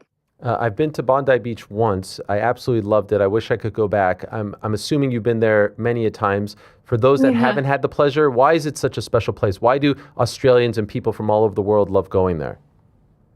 It's the most beautiful beaches. You can't walk along it's like where the cliffs meet the ocean, and it's so stunning. You can't walk along there without walking past so many smiling faces and families. It's such a inclusive place where you see so many different people from all different cultures, all different backgrounds, and it's just such a naturally beautiful place to be. And yeah, it's just so sad that something like this has happened there. I mean, it's awful when it happens anywhere, but when it's somewhere you've known well, you've been to many times, and you've grown up there, it definitely hits even harder. I said this at the beginning of the show, but I continue to hear it from people, and I keep hearing from Australian people who aren't Jewish who are telling me, this is not us. Please know that this isn't us. And I know that. I didn't need them to tell me that. I know Australians to be some of the nicest, kindest people that I've ever come across. The fighters, the fans, the manager, everyone who is of Australian descent. We love them here.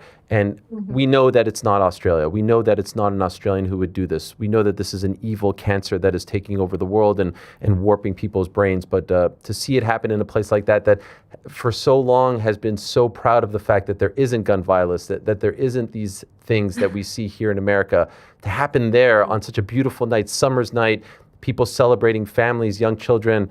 I share your grief. I share your feeling of, it's surreal. It's unfathomable. How could this happen? It's unfathomable. It's like, I don't know what other word you can use to describe it. It was just like such shock. Like you just would never, ever expect something like that to happen there. Well, I hope that everyone is okay. I hope that everyone that you are, in contact with, friends, family, weren't affected. And like you, my heart goes out to everyone that has been affected. By the way, the scenes in the aftermath of people lining up to donate blood and to help and support have been amazing. And I think that speaks to who Australians are. So shout out to everyone back home and much respect. Switching to a more positive topic, it's never easy, but we'll try our best. Congratulations on the big win. Could I ask, Stockton, California is a very popular part of the world in the world of MMA because of the Diaz brothers. I don't know if you know this, but everyone knows that Stockton's area code is 209. Like they are synonymous with that region. They've talked about, like you say 209 or Stockton, you know exactly what it represents. What was your experience like in Stockton, California, of all places? Yeah, I didn't really know what to expect. I did learn that 209 was the area code there. And I did also know that the Diaz brothers were from there. That was kind of all I knew about Stockton. So I didn't really know what to expect. But what I did find were the people were so friendly, so nice, so welcoming. They were so excited to have us there in Stockton. Definitely felt very welcomed. And yeah, it was a good experience. I mean, I will be honest, I didn't go out like sightseeing or exploring. I was very locked in on the job, but everyone that I met and came into contact with were like very nice, very warm, welcoming people who were so happy to have us there in their city. So you've made the move to 122. This isn't your first fight. I believe it's your third now that has come and gone at 122, correct? Am I right about that? Well, I mean, some argue that my first fight wasn't at 122. Yeah. Okay, we don't I remember need to all talk this. about that again. Yes. We don't need to go down that path again. For me, it's the move up, and it's all happening this year. Like you've been very active this year. It feels like you're really getting comfortable at this weight. Like you have found your home. Do you feel that way as well? Yeah, I think this fight definitely really established me at 122. I think you can see on the scales, you can see in my performances, I'm in the best condition at this weight. I've seen some comments of me being a weight bully and stuff. I make the weight easy. I make the weight comfortable. I walk around lighter than girls that make bantamweight naturally. So I find that quite funny. Like my team have even talked about me potentially fighting at 118. Wow. I'm sure there'll be a lot of weight bully comments if I was to do that, but I feel really, really good at 122. I feel like it's exactly where I'm meant to be. And I'm going to, keep focusing on 122 for right now. It felt like you were vibing out there on Saturday. You were feeling yourself a little bit. We saw a little showboating from you. Where did that come from?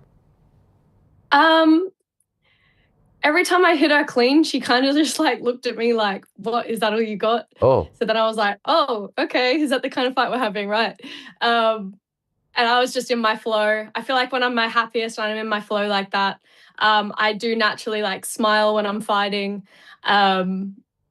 But yeah, it was kind of a little bit of retaliation to her reactions to some of my shots and stuff. But yeah, I had fun out there. The Tiara Brown fight was in March. And then, July to now, you fight 3 times, very active.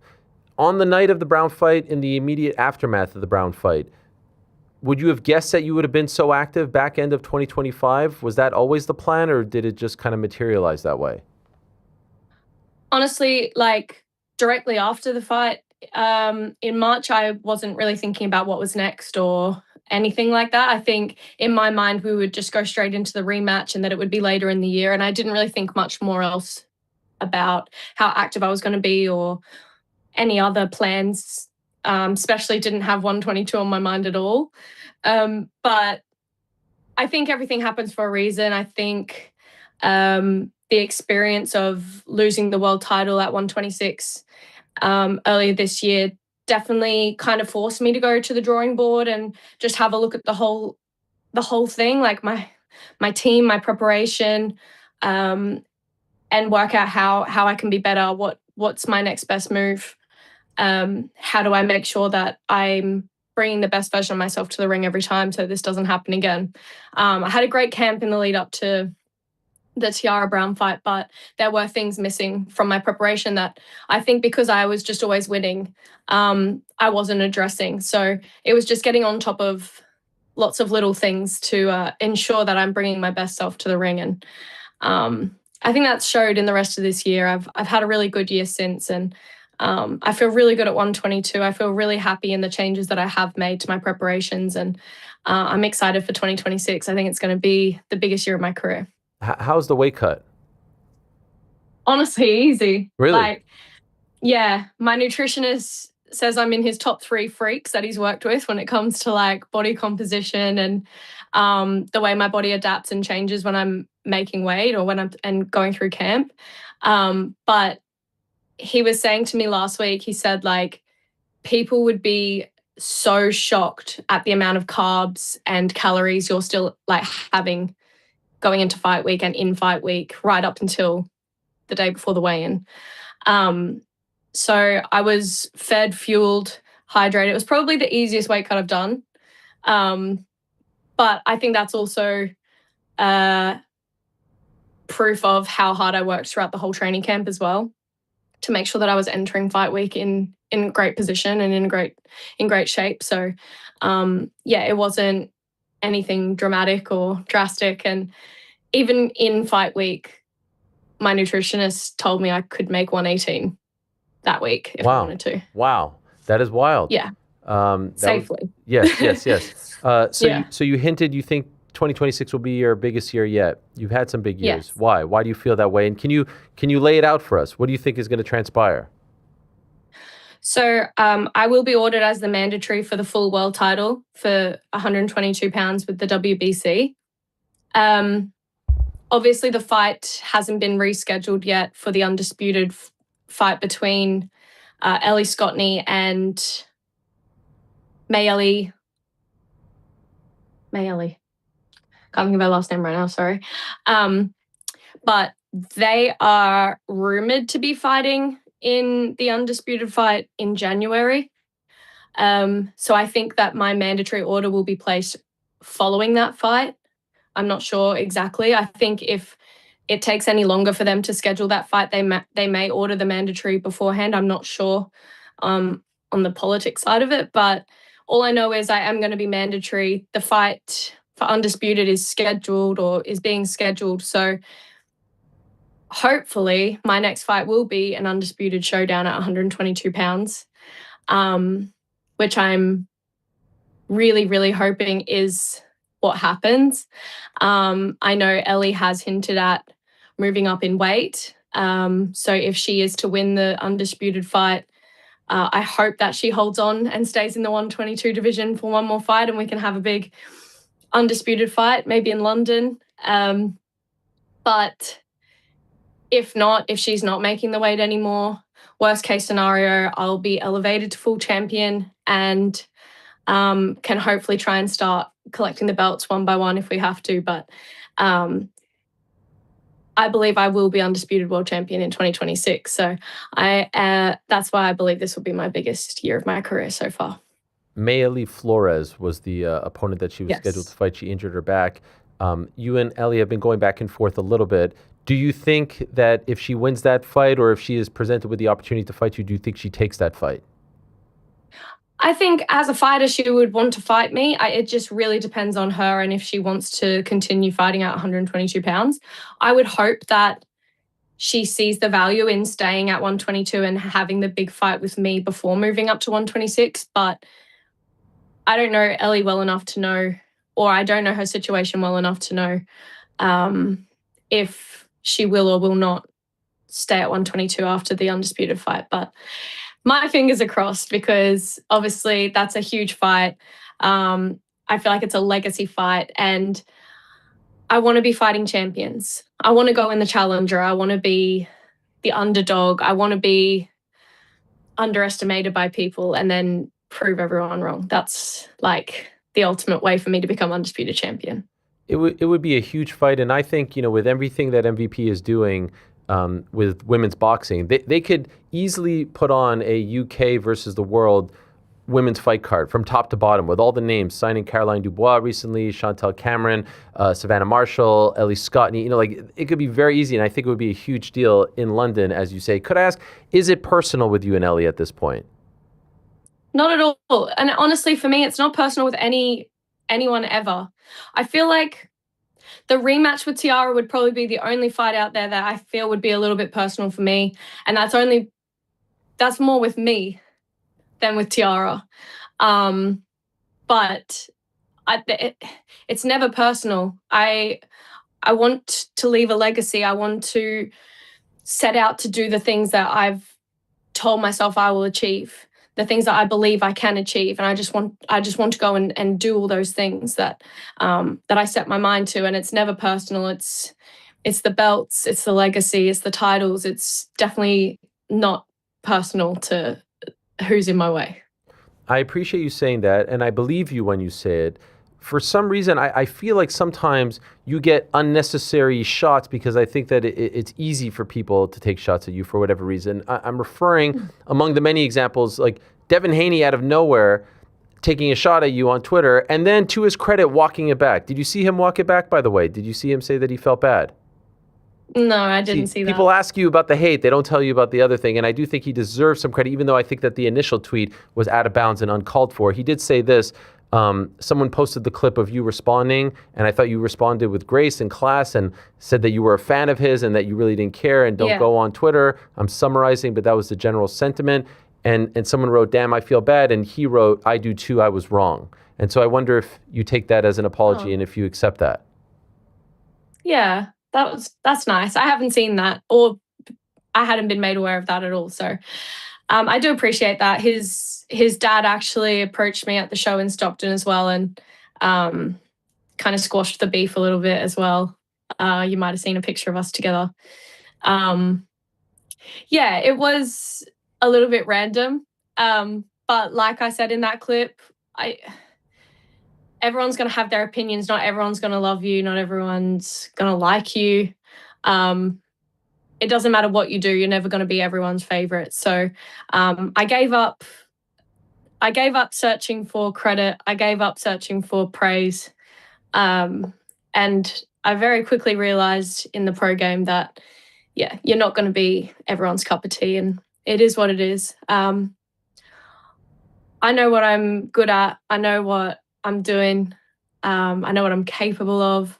I know what I'm setting myself out to achieve. And I have amazing supporters. I have so much positive stuff on social media that I hate giving all of the energy to the negative stuff. So I'm very grateful to all of my loyal supporters from all around the world. And yeah, look, there's always going to be a little bit of negative stuff that comes with that. But yeah, I just try not to focus on that or give it any energy anymore, because I spent a long time doing that and it's really not worth it. I couldn't agree more. Can I ask, what was the turning point for you?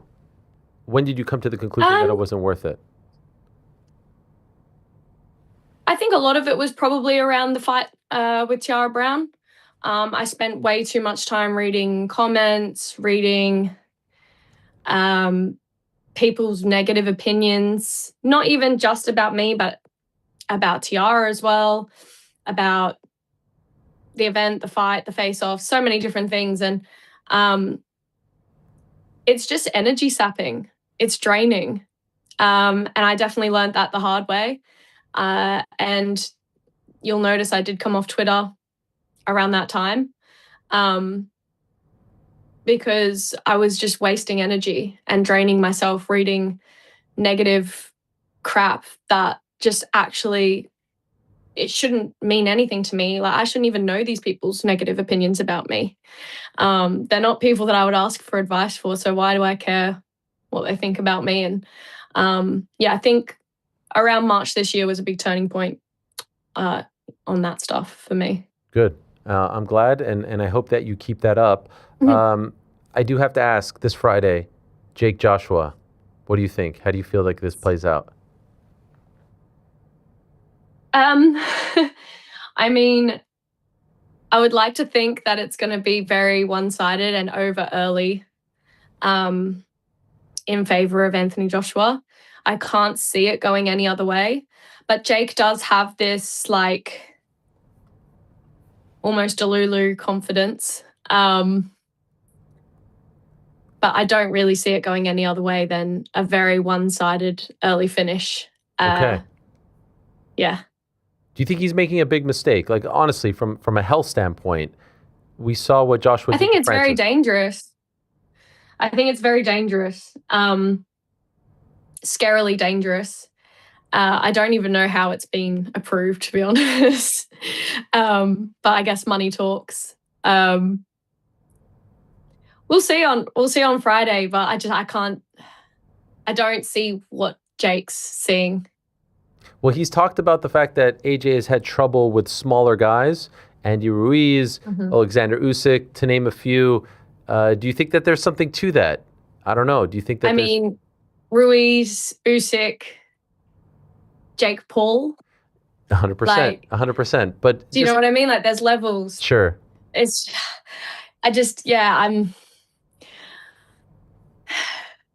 If it goes past 2 rounds, I will be shocked. Wow. 2 rounds. Yeah. That's the line? You're Yes. setting it at 2. Wow. And you think it's under? Yeah. Yes. Did you see the footage of him hitting the heavy bag recently? And would you say that perhaps he has improved? I think he's improved. I think he works really, really hard. I think he's putting his absolute all into it. Like, you can't knock any of the effort, but there is levels. And he's not an Olympic gold medalist and a former world champion for nothing. And he's naturally huge. And Jake Paul's not.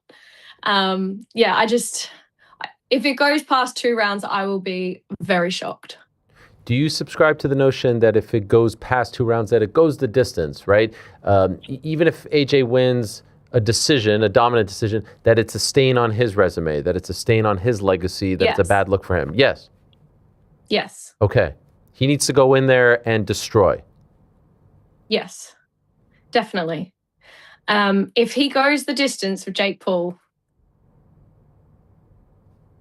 it's not good for boxing. Okay. In my opinion. Why is that? Yeah.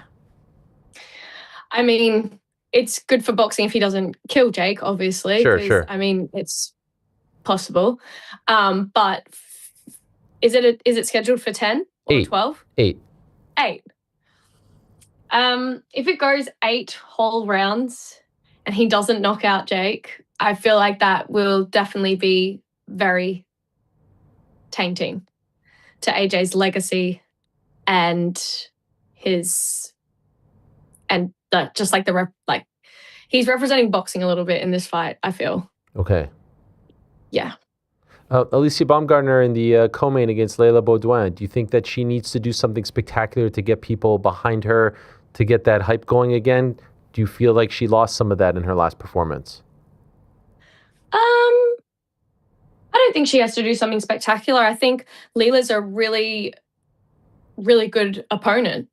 I think it'll be a high quality fight. I don't think there's necessary pressure around the hype of Alicia. I think people have seen how good Alicia is.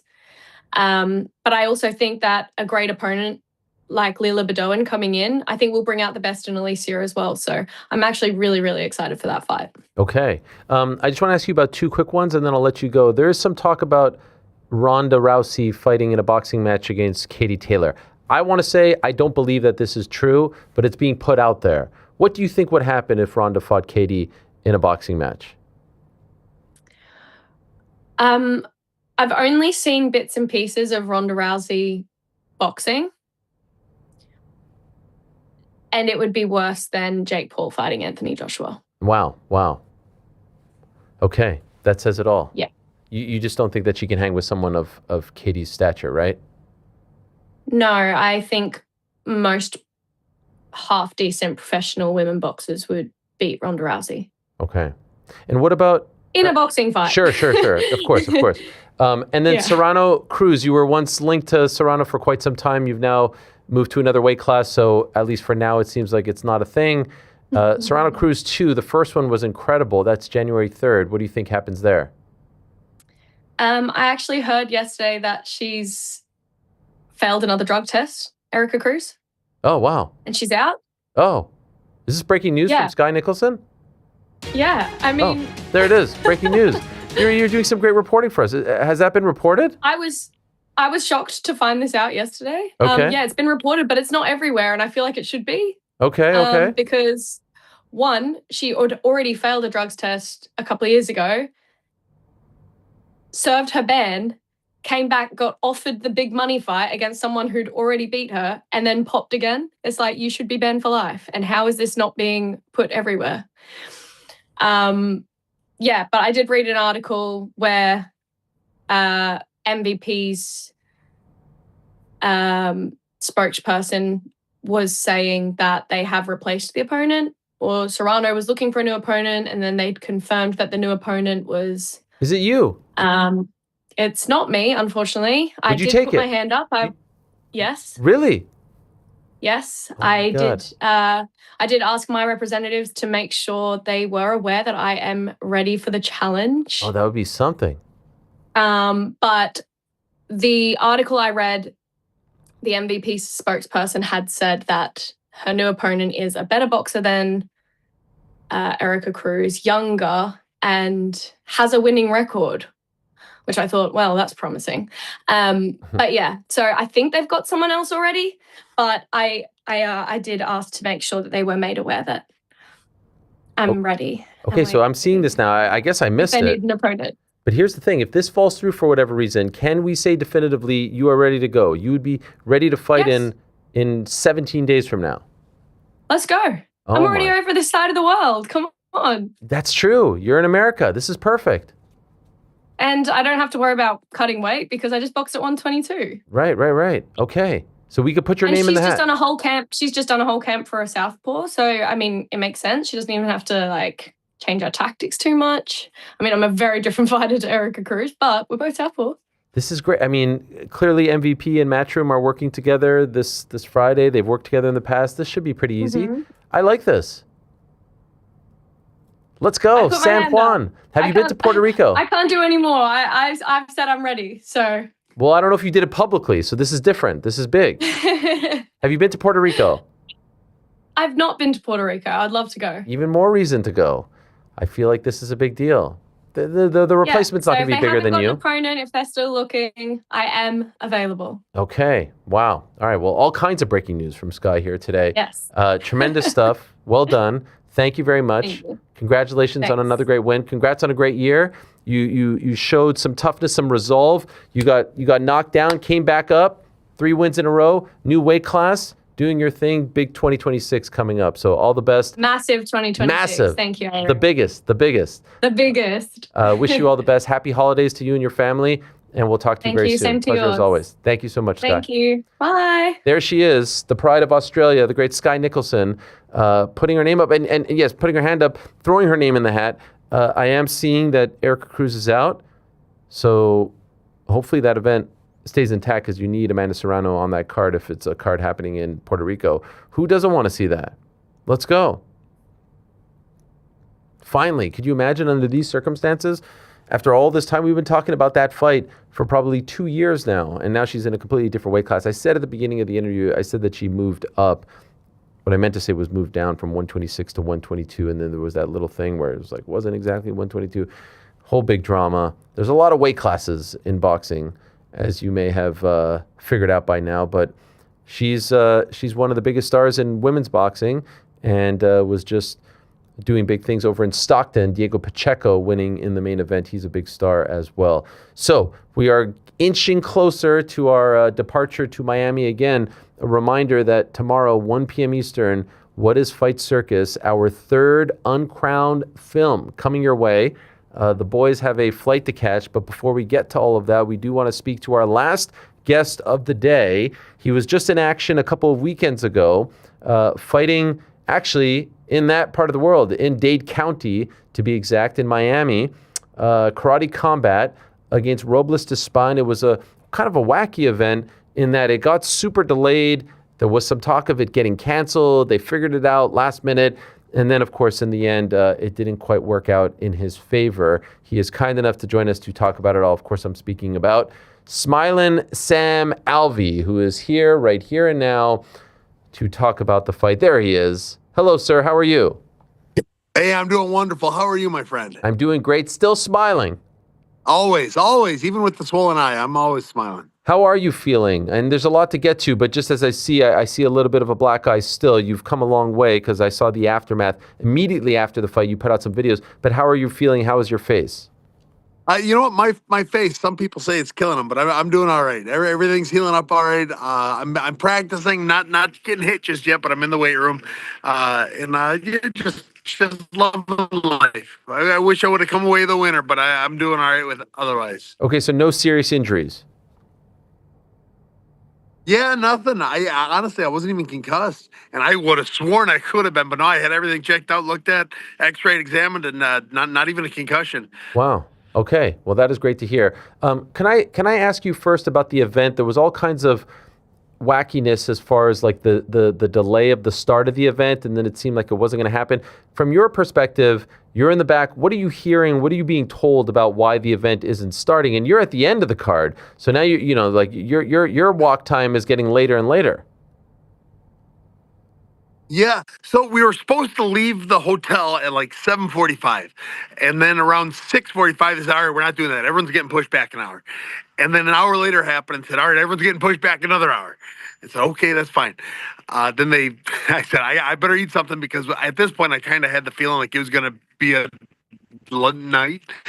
And they shipped us over there, and then they kept saying, all right, it's going to start in an hour, going to start in an hour, going to start in an hour. And it never did. I didn't get into the pit until about 3:30 a.m. Wow. And how did that affect you? Like, what are you doing to pass the time? What are you doing to not get tired, to not get antsy? Yeah, you know, I've never really gotten antsy. I've never had that. I've always been pretty chill in there. I always have a good time fighting, and I try to have a good time, whether it's 3 a.m. or 7 at night. And I was just backstage hanging out with my crew, hanging out with my wife and my corners, and just having as good a time as I could. The hard part was because we didn't have a set time as to when I was going to fight. Is we didn't want to warm up too soon, and we didn't want to warm up too late. So we kind of did some mental math, and we winged it. And it turned out all right. I warmed up about when I needed to, but it was a strange feeling not knowing when I was going to get out there. Sure. Were you getting lethargic? Were you getting tired? I mean, it was getting pretty late. You know, the adrenaline starts pumping, and I don't know if tired's what I would say, but you kind of wish it was earlier. You just want it to be done. The entire week of training, that last week, you wish the fight was there. You wish you didn't have to train anymore. You just wish, all right, I'm ready. And then you get there, and it just keeps getting pushed off by an hour, by an hour, by an hour, by an hour. And I was ready to get out there. So it's not that I was tired. You just wanted it to be there. Okay, so you've had a few days now to digest what happened, and obviously a lot of the talk centered around the referee and him not stopping the fight earlier, and I contributed to that. I thought that it was egregious on his part. I thought that the fight should have been stopped earlier for your own health and safety.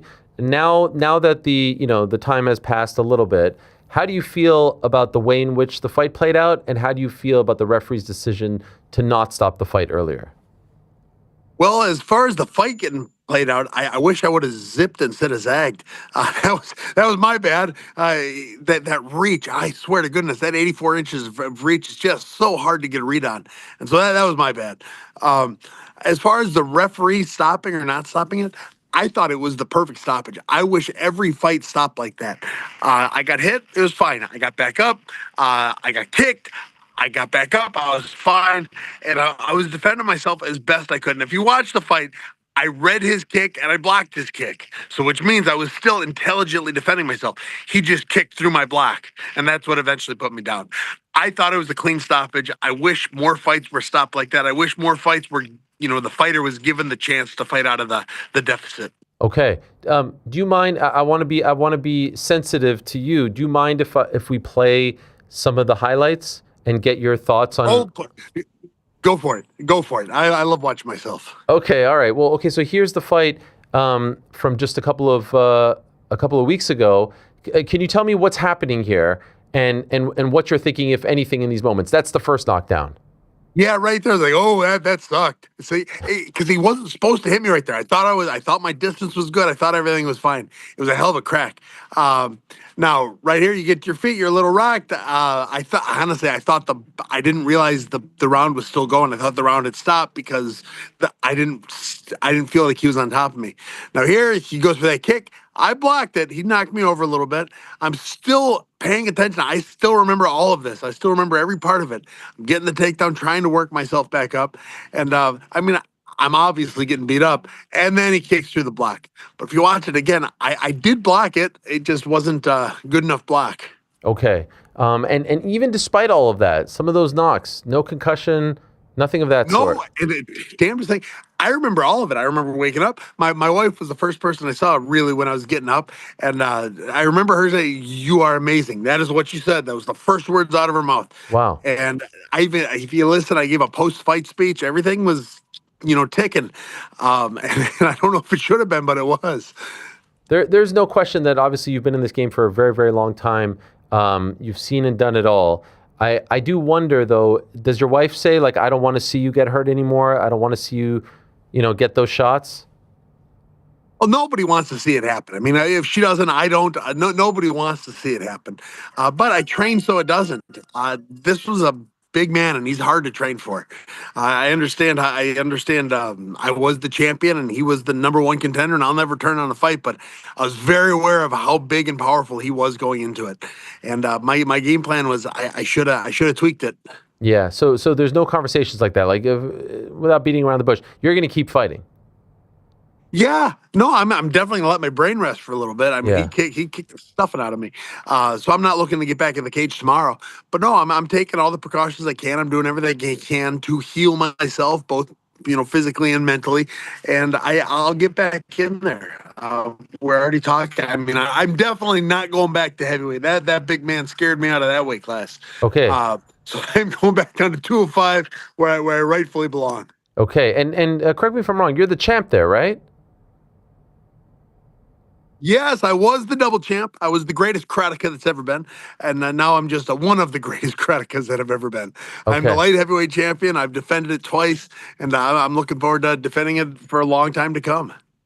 So sometimes with these, with these promotions and with Karate Combat and the delays and all that, people start coming after them and saying, they're crumbling, they're doing things wrong. You were there, you experienced, you fought for them, you've won multiple titles for them.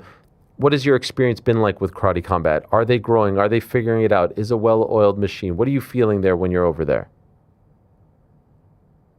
I feel like they care about the fighters more than anything. They do everything they can to make sure we get to perform in the arena, in the size of event that they promise us. And they do everything they can to do that. And I've been thrilled with that. No, like every budding organization, they're going to, come again. I mean, the UFC did. Even while I was fighting in the UFC has had problems. And this was definitely a problem. They'd be the first to admit it. But they're doing everything they can to make sure that problem doesn't happen again. And that's something a lot of the second, third, fourth biggest promotions in the world don't do. And Karate Combat is trying to make it so it never happens again. They're trying to make sure the fighters walk away feeling like they are the greatest in the world. Okay, so you're happy there and you're not looking to go elsewhere. No, I'm happy there. I really am. They've been very good to me. The resurgence of my career could not be understated or overstated. And I feel blessed with the opportunities they've given me. I've got some big fights potentially on the horizon. I know Uriah Hall, he's he's in the mix now, and I suspect he's going to be one of my next guys. And I'm excited for that. I'm excited for the roster they've got coming up. I know they've got events planned here in, I want to say February and March even. I don't know if they're doing one in January, but they've got fights coming up, and I'm looking forward to riding with them for a long time. Okay. And by the way, I did notice, we've talked in the past how you're prolific on social media, on TikTok and these places. You did come out very quickly and defend the referee in question. You said, stop blaming this guy. Why did you feel the need to do that? Because everyone was hating on him, man. Yeah. And it was weird for me. So like everyone tells me now, I've been fighting for a long time. When I started fighting, fights were over when the fight was over. And slowly over time, fights have been over when the referee says it's over. And I've never been a fan of that. I understand, and I know I'm a fighter, and the fighter's always going to want to go out and, fight until the very end.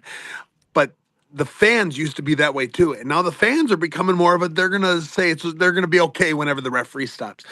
And the fans were very much going after a referee who I thought did an incredible job.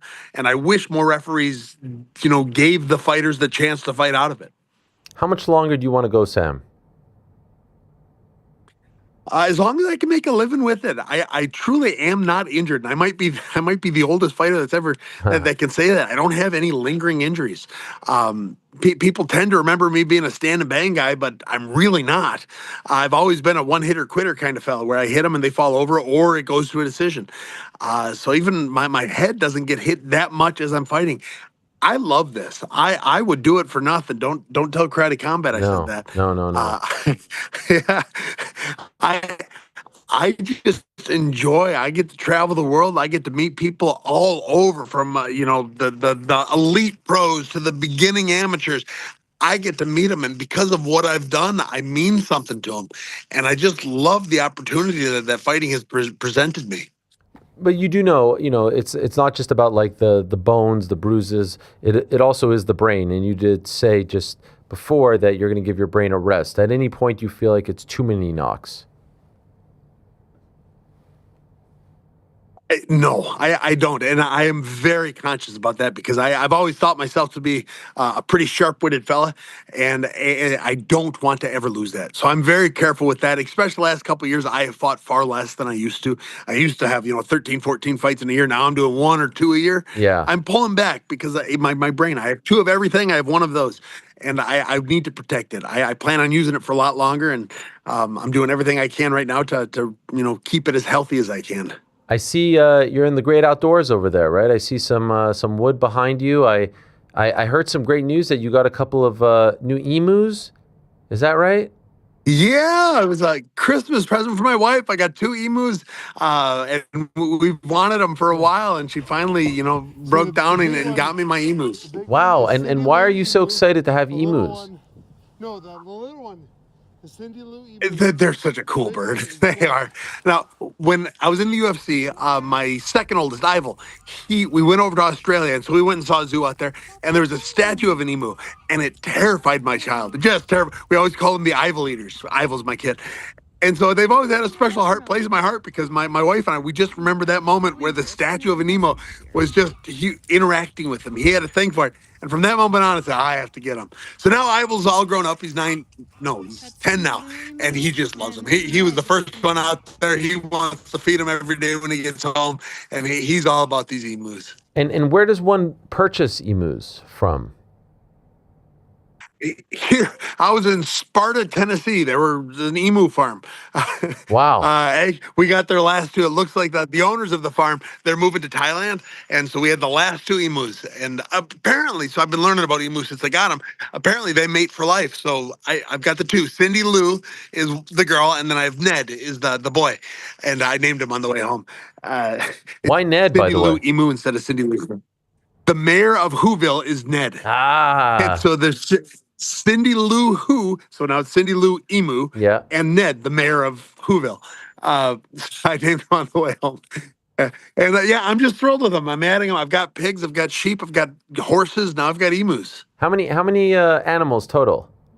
So we say on our ranch, I think it's 108 heartbeats. Wow, 108. Yeah. That is how many acres? I've got 5 acres out here in Murfreesboro, Tennessee, and just love it. My neighbors are wonderful. Neighbors across the street, they've got like 100 acres that they welcome me to whenever they want or whenever I want, and it's a good life out here. Do you grow your own vegetables? Do you do that sort of thing? No, I have too many chickens for that. We tried, and our chickens just thrashed our garden. And we've tried every year, and we keep trying different spots, trying to figure it out, and our chickens thrash it. What are you looking at right now? Like, is it just all like what is on the other side of the camera?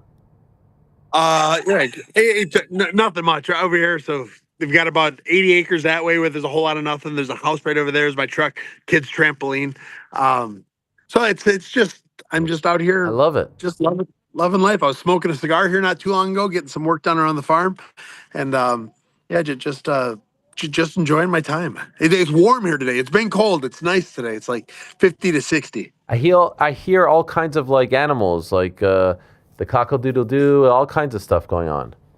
Oh, at all times. Yeah, you're lucky you don't hear my kids. I've got 3 of them inside right now, and I said I've got to go do an interview with Ariel. Okay. It's got to leave me alone for a minute. How many kids total now you got? I have 6, and I like to say my wife and I aren't dumb. We're taking no precautions. We'll take what the good Lord gives us. Oh my God, you are something else. We adopted.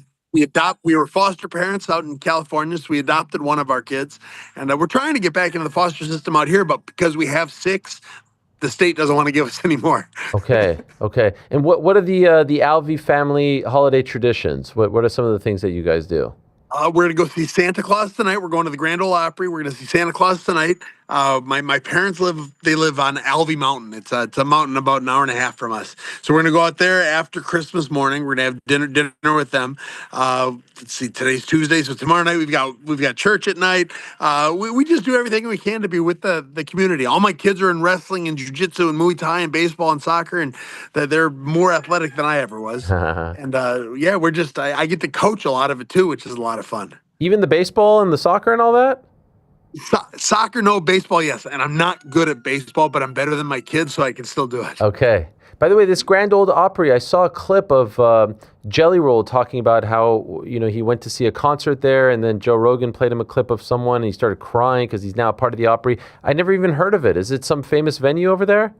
You've never heard of the Grand Ole Opry? Yeah, my goodness. Crazy, right? No, I believe it's older than the Rock and Roll Hall of Fame. I mean, Grand Ole Opry is, if you are a country music anyone, you have played the Opry, you're in the Opry, you're helping run the Opry. Okay, so when he said, like, welcome to the Opry, that means he's kind of been inducted into the Country Hall of Fame? Is it sort of like that? It's something like that. It's a big deal that he's in it. It's a lot of people, that's their entire goal. It's not to get that #1 song. It's not to be able to travel the world. It's to be able to get into that Opry. Unbelievable. That he was in the Opry, that's something special. Okay, last one for you. I remember a time you wanted to fight Jake Paul. He's fighting on Friday against Anthony Joshua. Who wins and how? I like watching the Jake Paul fights. They're fun. He does a good job at selling it, but he's gonna get slaughtered. And he's gonna get slaughtered. He's fighting a real boxer who is significantly bigger than him. It's gonna be a bad night for Jake. And I don't want to say I'm pulling for him, but I'm looking forward to watching the fight. All right. Well, we'll see what happens. Great to hear that you're in good health. Great spirits as well. As always, I expect nothing less from you, Sam. All the best to you and the family. Happy holidays. Thank you for joining us. Appreciate it as always. Hey, you're very welcome. Hey, I got to give a special shout out to a game planning friend of mine, Sure. Eli McLennan. He's been helping me game plan, and I would have won this last fight had I listened to him a little bit better. But he's helped me win and hold my title, and I couldn't give more love to him. Shout out to him. Well done. Appreciate that. Thank you, Sam. All the best to you, and get well soon, and we'll see you soon. Hey, we'll see you soon, my friend. Take care. There he is, the one and only, the inimitable, smiling Sam Alvey. What a guy. The way in which he speaks, it actually reminds me a little bit of Chael. There's something about his storytelling, his demeanor that reminds me a lot of Chael. 2 OGs of the fight game, and always enjoy speaking to him, getting his perspective. He is very honest. He came on social media right after that fight, which was a little bit shocking, and said, look, lay off the ref. I should have zigged when I zagged. I'll be back. And so he shall be back. I feel like GC, have you heard of the Grand? Oh, I shouldn't assume that he's back. No, there. it was actually perfect. Okay, thank God. Because as you're teeing this up, I was like, how has he not heard of the Grand Ole Opry? This is like one of the most historic music venues in the country. Okay, Rick, East Coast guy Rick, have you heard of it? Of course. And then he goes, "You've never heard of the Grand Ole Opry?" Yeah, we were dying back here. Okay. So did you see that clip of Jelly Roll on Rogan? It's an unbelievable clip. I actually did not. Oh, wow. Jelly Roll, who's lost an incredible amount of weight. Shout out to him. He's looking great. Basically, he told a story that when he was in prison, he was very depressed. There was a famous guy who he loved that he would listen to him in prison, and he kind of motivated him to change his life. And one day he's out, he's wearing an ankle bracelet. He's sitting, he says he knows exactly where, and I guess he won an award one time. It was at the Opry, and he mentioned it. But basically, he's sitting in the stands, he's watching this one guy whose name I don't recall because it doesn't really resonate with me, not because I don't like country music or I hate on it, it's just not names that I'm familiar with. And basically, he's like, that guy, that's who I want to be. I want to be up there one day. This is my dream. Anyway, he's on Rogan last week, and Rogan plays him a clip from that guy saying, I've heard you tell this story. I love this story, and I want to welcome you to the Opry now. And he starts crying. He starts crying like someone punched him in the stomach, like weeping. And he says, can I give you a hug to Rogan? Like, it's a beautiful, he's a great, like, I'm a huge fan of his and his soul. And he says, can I give you a hug? And he is just sobbing. And I'm seeing here the gentleman's name is Craig Morgan. Craig Morgan. Do you know that man? I'm not familiar. Okay. So the way he talks about him and what he meant, it was beautiful stuff. It really was. And great on Rogan for getting this video of this guy saying, like, I've seen this story, I've heard this story from you, now I want to welcome you. And he's like, holy crap. So, but I didn't really realize that it was the Hall. I thought it was a venue. Like, I thought it was like playing, like, the Beacon Theater. Oh, like Beacon Theater, Radio Red City. Rocks, Radio City, something like that. Yeah, well, then they have the whole Opry Land associated with it, which is it's like gigantic hotel, and there's a river in the middle, and it's a whole thing. In Tennessee, right? Yeah, right outside of Nashville, like 20 minutes from downtown Nashville. Have you been? Oh, yeah, I've stayed in the Opry Land. No way. Oh, yeah. That's amazing. My grandfather's funeral was actually at the Opry Land. Wait, you can have a funeral there? It was like a ceremony for him, and like you rent out this really nice room, and it's like this whole thing. Wow, so this is like a campus of sorts? The hotel area at Opryland is gigantic. Wow, and here I am. East Coast, I'm Canadian, I didn't really grow up with it. And Nashville's great, you ever been? I've been to Nashville a couple times, adored it. Went for a UFC event one time, WWE one time. Yeah, beautiful. Shout out to great people there, great vibe, love it. So yeah, shout out to, I guess Sam's going to the Opry tonight, or tomorrow. Or later in the week. Jordan's wife's been to the Opry. Jordan's wife's been to the Opry? Sure has. Who'd you see there? She couldn't tell me. She was there during the Stanley Cup run for the Predators. They were at the tailgate, and then her mom in the middle of it, she's like, they're having a good time. She's like, we got to go to the Opry. Damn. We have tickets. And she said it couldn't have been more boring. I think she fell asleep. Is it sort of like, when I think of Opry, I think of opera, but it has nothing to do with the opera, right? No. It's O-P-R-Y. Yeah, what does Opry mean? Is that like the name of some kind of music? I'm not sure. I've actually never been to the Grand Ole Opry itself. Like the actual venue? Correct. And who are the kind of people that play there? Is it like Elvis Presley types? Yeah, probably. Who's the most famous country artist in the world right now, or at least in America? Is it Kane Brown? No, definitely not. Who is it? Is it Jamal? Well, not Jamal. Who would it be? I don't know. Like Luke Combs is pretty huge. Luke Combs. Morgan Wallen is pretty huge. There's a lot of big names. I'm also not a country music expert. Love going to country concerts. Yeah. Who's the one that sings in the ordinary, I won't begin in the ground, the ordinary. Is that country? Oh, is that not country? I was in the ground. The angels up in the sound. Is that not country? I don't think so. What about? I thought you were gonna say the. There are no chicken fried. Oh, shit, that's Zach Brown. No, I've seen him in concert a couple times. I gotta say, I listen to that song. It comes on. I'm in a good mood. And the radio time. It's a great one from Georgia. Oh, really? Wait. So who's that? That's Zach Brown. Oh, Zach Brown. There's a Kane Brown and a Zach Brown? And then there's also a Zach Bryan. Oh, that's way too. And a Luke Bryan. Oh, as well. dear. Okay. Yeah. Now we're really getting mixed There's up also a there. Brian Adams and a Ryan Adams. That is true. Don't forget. Yeah, that is true.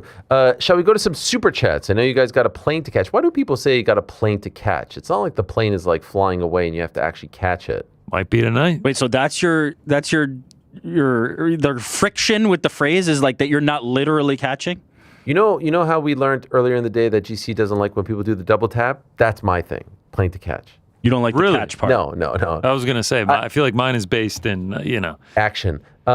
Like catch a cab, you're like, no, but you're not actually like hanging off the muffler, so. One trigger for me is when someone calls me, keeps me on the phone for a long time, and then they say, this is the classic, I'm going to let you go. I knew. That's another one. I'm like, mean yo, the Chael? you've kept me on the phone. What do you mean? You're not the bigger person here. You're not the bigger guy. You're not letting me go. You've kept me here. I didn't want to be here to begin with. Hey, I'm going to let you run now. I don't want to take up more of your time. No. Actually, I'll even take the inverse of that. Also bothers me when someone clearly wants to get off the phone and they're just like, they keep saying, all right, man, don't worry about it. I'll let you run. Yes. I'll let you run. 100%. Dude. That's the end of every interview with you and Chael now. Every interview with you and Chael. I'm always afraid that he's going to pull the plug first. He's like, yeah, you're so busy, you know? Yeah, and he's just like, wait, are you leaving? You start saying these things that could be a wrap up, and he's just like, all right, man, I'll see you later. You're like, wait, no, I'm not saying goodbye. I'm not saying goodbye. I just wanted to check in. Also, man, I thought he was gonna have to take a break today off the Zen. I know. Does that make you high? Hard. Does that make No, you it doesn't make you high. It gives you like the buzz similar to smoking a cigarette. It's nicotine.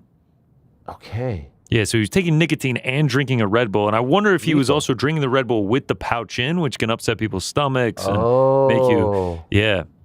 We need to check in on him. Send him a text. I'm sure he's doing fine now, but yeah, if you get a Zen a little bit too powerful, it'll have your head spinning. Do you think I should ask him? You good? How are you feeling? Just shows that I care, you know? Yeah. I think he's feeling okay because he ignored the 5 minutes, and then when you asked him how he's doing later, I don't think he even knew what you were talking about. Yeah. He's like, am I talking to him? Can I tell you another one that pisses me off? When like someone like, you know, someone says something or does something, and then you say thank you, like, or even if someone writes you, it's like, oh man, you know, good luck in your, you know, in your upcoming test, or you got a big show or a big week or a big day. Good luck in the meeting. Good luck in the interview, right? Okay. And I write back, oh, thank you, appreciate it. And then they hit me with the, you're welcome. The you're welcome grinds my gears. You're like, the interaction has to end when you say the thank you. You can't you're welcome. say... Like, you're not doing something so noble. Right. You're welcome. Yeah. No. You double tap, you say, I see that. My pleasure, good luck. Yeah. The you're welcome seems like it's, dare I say, disingenuous. You're welcome to anything? I hand you. No, I get what you're saying. I hand you a paper plate, and you're like, "Thanks, man." It's just like, "Yeah, welcome." Sending somebody like a good luck is a bare minimum, so you shouldn't be like overly like, "Oh yes, you should say thank you for this," and I should be able to. Can I tell you why I thought of it? Here's the perfect example. Yeah. So someone texted me yesterday and said, "Oh, really liked what you had to say about Sydney." I said, "Thank you. That really means a lot to me." You're welcome. Nah. What are you talking about? That feels unnecessary. Yeah. It's like, no, it's like, no. I did the thing. Yes. I did the part. Yes. You didn't contribute that much other than to say like, I like this or you know, good luck. Yeah. I'm with you. All right. Super chat time, guys. This is from C Shank, and he gives me like 800 something. I don't know what it is, but shout out to you. What is that? You know, I feel like we need to stop currency shaming on the show. We're not shaming. I just don't know what it is. No. There's a 800 bones. 800 Indian rupee. Okay, Let's go. Shout out. What is it? What is it? What is it in American What dollars? does it matter? Because you know we're global. We don't. I just want wanna to know. Thank you for your. I got you. We don't need a conversion at all. We're What is very it, happy. 10K? $8.80. Yeah. Okay, shout out. Thank you. We appreciate your 80 cents. In my honest, $8.80, man. Oh, $8.80. Thought the rupee was down, bro. Yo, even better. In my honest opinion, one of your most influential interviews, if not top 3 of all time in terms of cultural impact, is the Punk interview before WrestleMania 40. Any possibility of a repeat, any unpleasantness there because of you interviewing TK? Not that I know of, and I don't know why that would be. I mean, we didn't talk too much about it. And I don't even think that TK being Tony Khan, you know, hit him below the belt or made it worse. Would love to have him on. I've always enjoyed our chats, but nothing at the moment lined up. TTITL. Unc Ariel, thank you. Do you have the inside scoop on Joshua ditching the first-gen single AirPod in favor of the conduction headset. By the way, I had no idea it was called a conduction headset. Capital IF if the unthinkable happens, surely this would be the cause. It's a great shout, by the way. Is it possible, though, that he got rid of the first-gen AirPod after the Dubois knockout? Maybe this is part of the new team. He's not with the old team, Ben Davison, Lee Wiley. He's now with Usyk's team, which I think is not being talked about enough, to be honest. Like, he's training over in Spain with Alexander Usyk's team. Now, I haven't seen any footage of Usyk and him training together, but he had great success with Davison. Like, we were talking about this all the time. And then all of a sudden loses once and switches teams. So let us see. But no, I did ask him at the press conference about it, and he sort of laughed it off. This is from MMA Takedown 46. Pete, I'm from Limerick, and I want to get into interviewing Irish fighters and documenting the events. Do you have any advice to get started? Well, Pete's not here, but I don't think it has anything to do with where you're from. Do like we all did, just get out there, reach out to fighters. I reached out to them via MySpace, Facebook, Twitter, Instagram. Those are all available to you now. Get your work out there. You've got social media now to give yourself a platform, a voice, a megaphone. Just get going. Just keep putting it out there. Keep on grinding. Be consistent. Be professional. Be gracious. Do your research. Ask good questions. Don't keep them on forever. Reach out to people who are in the news. Reach out to people who are accessible. Just get started. The moment you get started and then you get into a groove, the ball rolls, and now all of a sudden you're humming out there. So it's very hard to start, but once you've started, it gets a little bit easier. So I wish you the best. Here's Benjamin Turk. Ariel, have you seen Gabriel Iglesias' car collection? I bet you would love it. Ask to borrow a car. Also have O's Promenon. O's is great. Oz, I don't know. I think it's Oz. I think he goes by O's. O's? Oh, all right. know. Jordan's confirming O's. Yeah. I've only seen it written. Gabriel Iglesias. Comedian, Fluffy. Yes. He has an insane VW bus collection. What? Yeah, like garage full of like really, really nice ones. Oh my God. I didn't know. Yeah. VW collection. Wow. Oh my God. He's got like a whole museum. Yes. Whoa. This guy's the man. You need to do the link up. See if you can even buy one. Wow. 80 plus cars. Damn. I didn't know he had it like that. Fluffy got it. He's popular. I had no idea. Oh my God. I've seen the light here. Look at all these videos. Holy shit. Who knew? Wow. Okay. I need to check that out. Thank you, my friend. Here's Sleeto. Shout out to Mick Foley's WWE departure. He's a real one. Does he mean like his retirement match, or did he like end a Legends deal or something? What is that about? I'm Foley, not sure. WWE. I saw that Mick Foley has announced he is leaving the WWE for the way that they have, and this fitting coming from this side of the control room. Mm-hmm. He doesn't appreciate the way that they have a relationship with the President of the United States. Yo. Especially in light of his comments yesterday. WFB. Yo, this is from NBC News. I'm reading this. Wow. Also reading Nick Reiner to be charged with murder and death of parents. Which is that story. Insane story. Legendary pro wrestler, and shout out to Greg Rosenstein, works at NBC News, our guy. Did he write this, or no? we just I just shouting him out. Legendary pro wrestler Mick Foley announced Tuesday he's done with World Wrestling Entertainment for at least 3 years. Oh, citing the company's close ties to Donald Trump and the president's incredibly cruel comments in the wake of Rob Reiner's death. I mean, very, very, very insensitive, poor taste. I mean, just absolutely nuts to say that about someone who had been murdered just because he wasn't a fan of yours or didn't vote for you. Like, just come on. There has to be a line. I don't care. Well, I just mean like, it's indefensible. Absolutely indefensible. It was extremely bad taste. Foley told his 633,000 Instagram followers that he informed the WWE on Monday that he would not be making any appearances for the company as long as this man remains in office, end quote. I no longer wish to represent a company that coddles a man so seemingly void of compassion as he marches our country towards autocracy. The final straw came on Monday when Trump mocked and belittled the beloved Hollywood director Rob Reiner, who's a legend. My dad loved Rob Reiner, by the way. He would always tell me, my dad always told me that he learned English via All in the Family. And he moved to Canada from Lebanon. His favorite show was All in the Family, and Archie Bunker was a legend. Rob Reiner was on there, and that's really like how he learned English humor, American humor. Favorite show. He was very sad to hear about this. Just a shocking, awful story.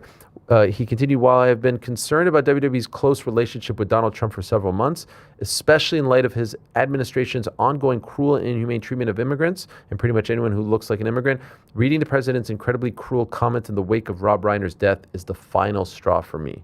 Wow. That is fascinating. Taking like a truly principled stand. Yeah. Oh, there's a quote from Jim Cornette in here.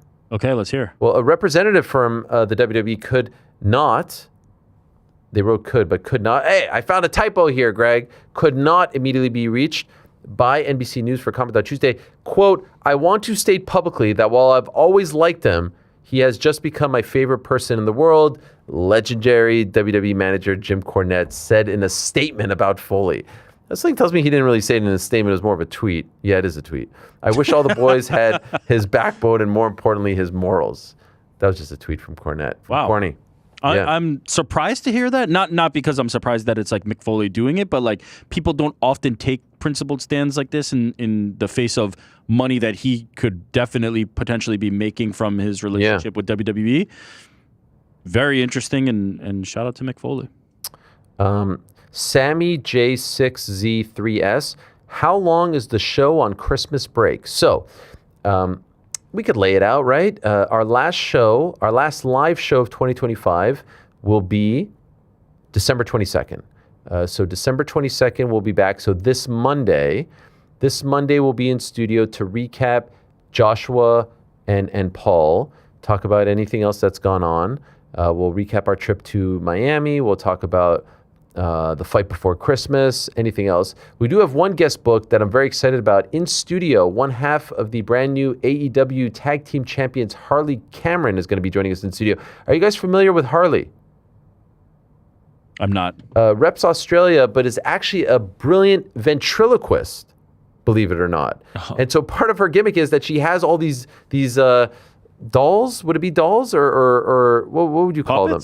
Puppets. And she does a thing where she like is really very talented at ventriloquism. There it is. Wait, that's her gimmick? That's her actual wrestling gimmick? To a degree, yes. Does she wrestle with the... Yeah, not with the doll, but she'll be backstage like clowning on people, like with the doll being like a friend. That's pretty cool. And Mercedes Moné, formerly known as Sasha Banks, rival of hers, and so she one time appeared with a Mercedes Moné doll. And yes. It's all right, I'm impressed. Yes. You know what? That is like...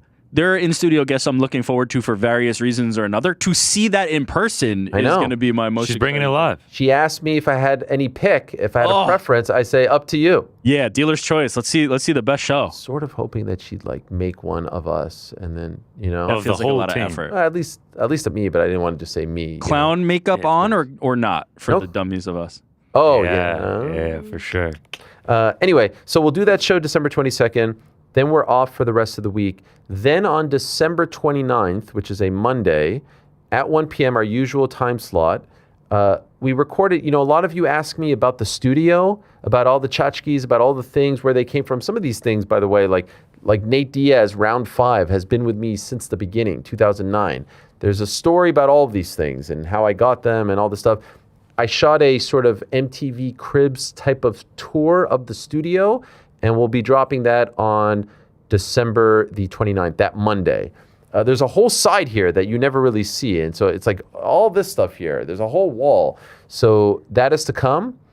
Unless there's any breaking news, the next time you'll see us, all of us, is January 5th for the Helwani Knows Awards. So technically, as far as live shows concerned, 2 weeks in between, we'll go our separate ways. Uncrowned.com will still be humming. The boys doing tremendous work over there. Still a ton of content, still a ton of stuff. There's the Inoue fight that weekend, the 27th. There's a ton going on, so have no fear. And if there's breaking news, I'll pop on. I'll do a video. I'll react. But as far as live shows, 12/22, and then 1/5, and then in between, we'll have the studio tour for all of you. Learn to wean. When was the last time you fell down? I feel like not that long ago. I went running one time, not that long ago. and the sidewalk was uneven, and I tripped and fell, and it kind of hurt. I fell. Shivs 2K. Hey Ariel, have you read the graphic novel Mouse? The Sydney event reminded me of what can happen if we aren't careful. It's about the Holocaust. I'm aware of it. I don't think I've read it. I've seen stuff about it. And yes, those who don't learn from history are doomed to repeat it. I don't think we are getting there. I think we are a lot smarter and the world is much smaller and something like that can happen. But things like that are happening in other parts of the world. And we have to be vigilant. We have to be smart, and we have to expend the same type of energy that we expend to everyone. So when there is wrong and evil being committed, we need to do everything in our power to stop it. And the biggest lesson that we need to learn from at least what happened on Sunday is that words matter. Words matter. And so a couple of chants, a couple of graffiti, a couple of tweets, a couple of videos, a couple of slogans all lead to this. And just ask the people of Australia what they've witnessed over the last 2 years. It all leads to this. Just a couple more here. Here's why Bank. No, Ariel, have you thought about giving your crew one-on-one interviews on the show? We've grown to love the whole crew. Would love to know them better. So is he saying that he wants me to interview you guys? I think so. I feel like we've learned a lot about you guys. I mean, you have your own show. A lot. Yeah. Check out the boys in the back every Thursday. Hey, there you go. 1:00. Alexander Hurst 1171. The way DC finished Stipe, Jake could do that.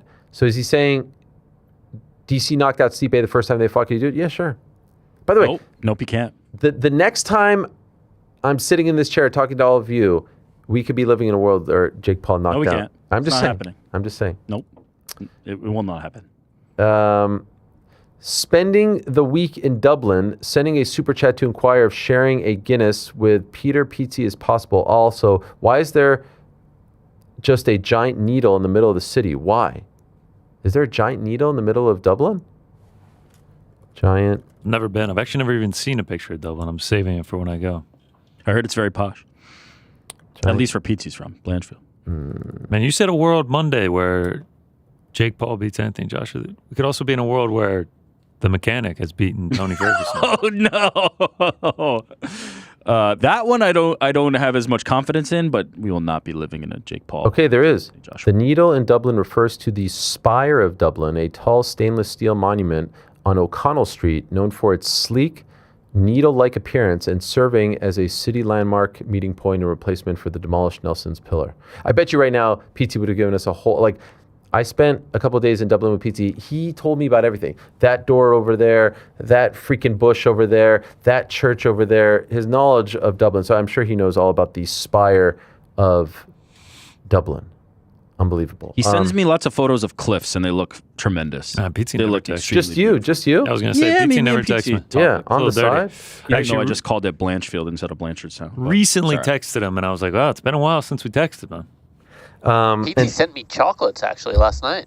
Wow. Chocolate caramels, some hot chocolate, a little gift for the little what the kid. fuck is this? Wow. He sent this to you? Yeah. From to where? Jill and I and Sabrina. What a guy. Man, I wonder how he got your address. Real mensch. What a guy. I mean, him, Elaine, Reg, best. They're great at that.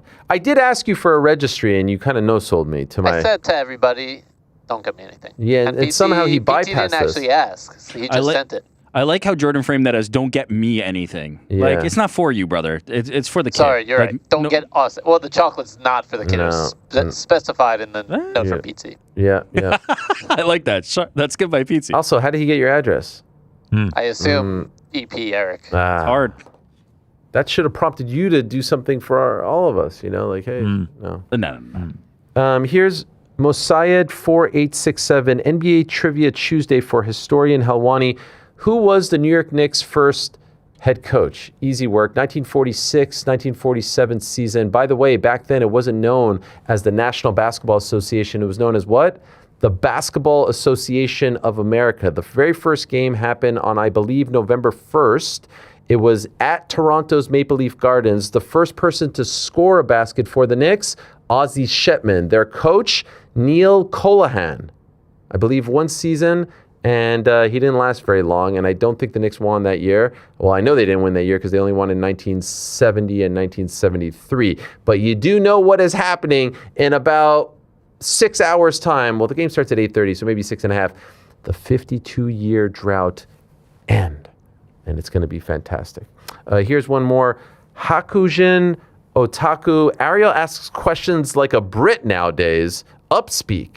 Do I do this now? I guess I just did it. Maybe it's all the British media that I consume. Upspeak. What is that? I guess like You're inflecting up at as you finish. Do I do this now?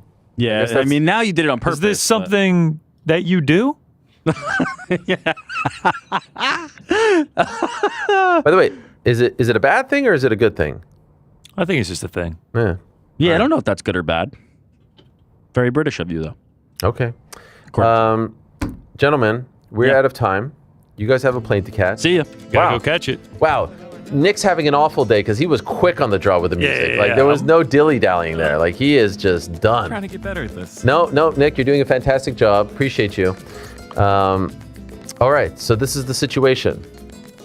Half the team already in the 305. Who knows what they're doing down there? Frank, probably a few drinks in. NBD. Rick, Connor, heading over there. Helwani tomorrow morning. Have to watch NBA Cup, NBD. Press conference tomorrow, 6 o'clock. Please come out, support your boy. If nothing else, forget about seeing the fighters there. Just come support me. Then weigh-ins Thursday, 6 o'clock. Same thing, support your boy. But then 8:30, Hard Rock Cafe, Miami. There's only one. Biscayne Boulevard, stone's throw from the Kaseya Center. Come on out. It is free.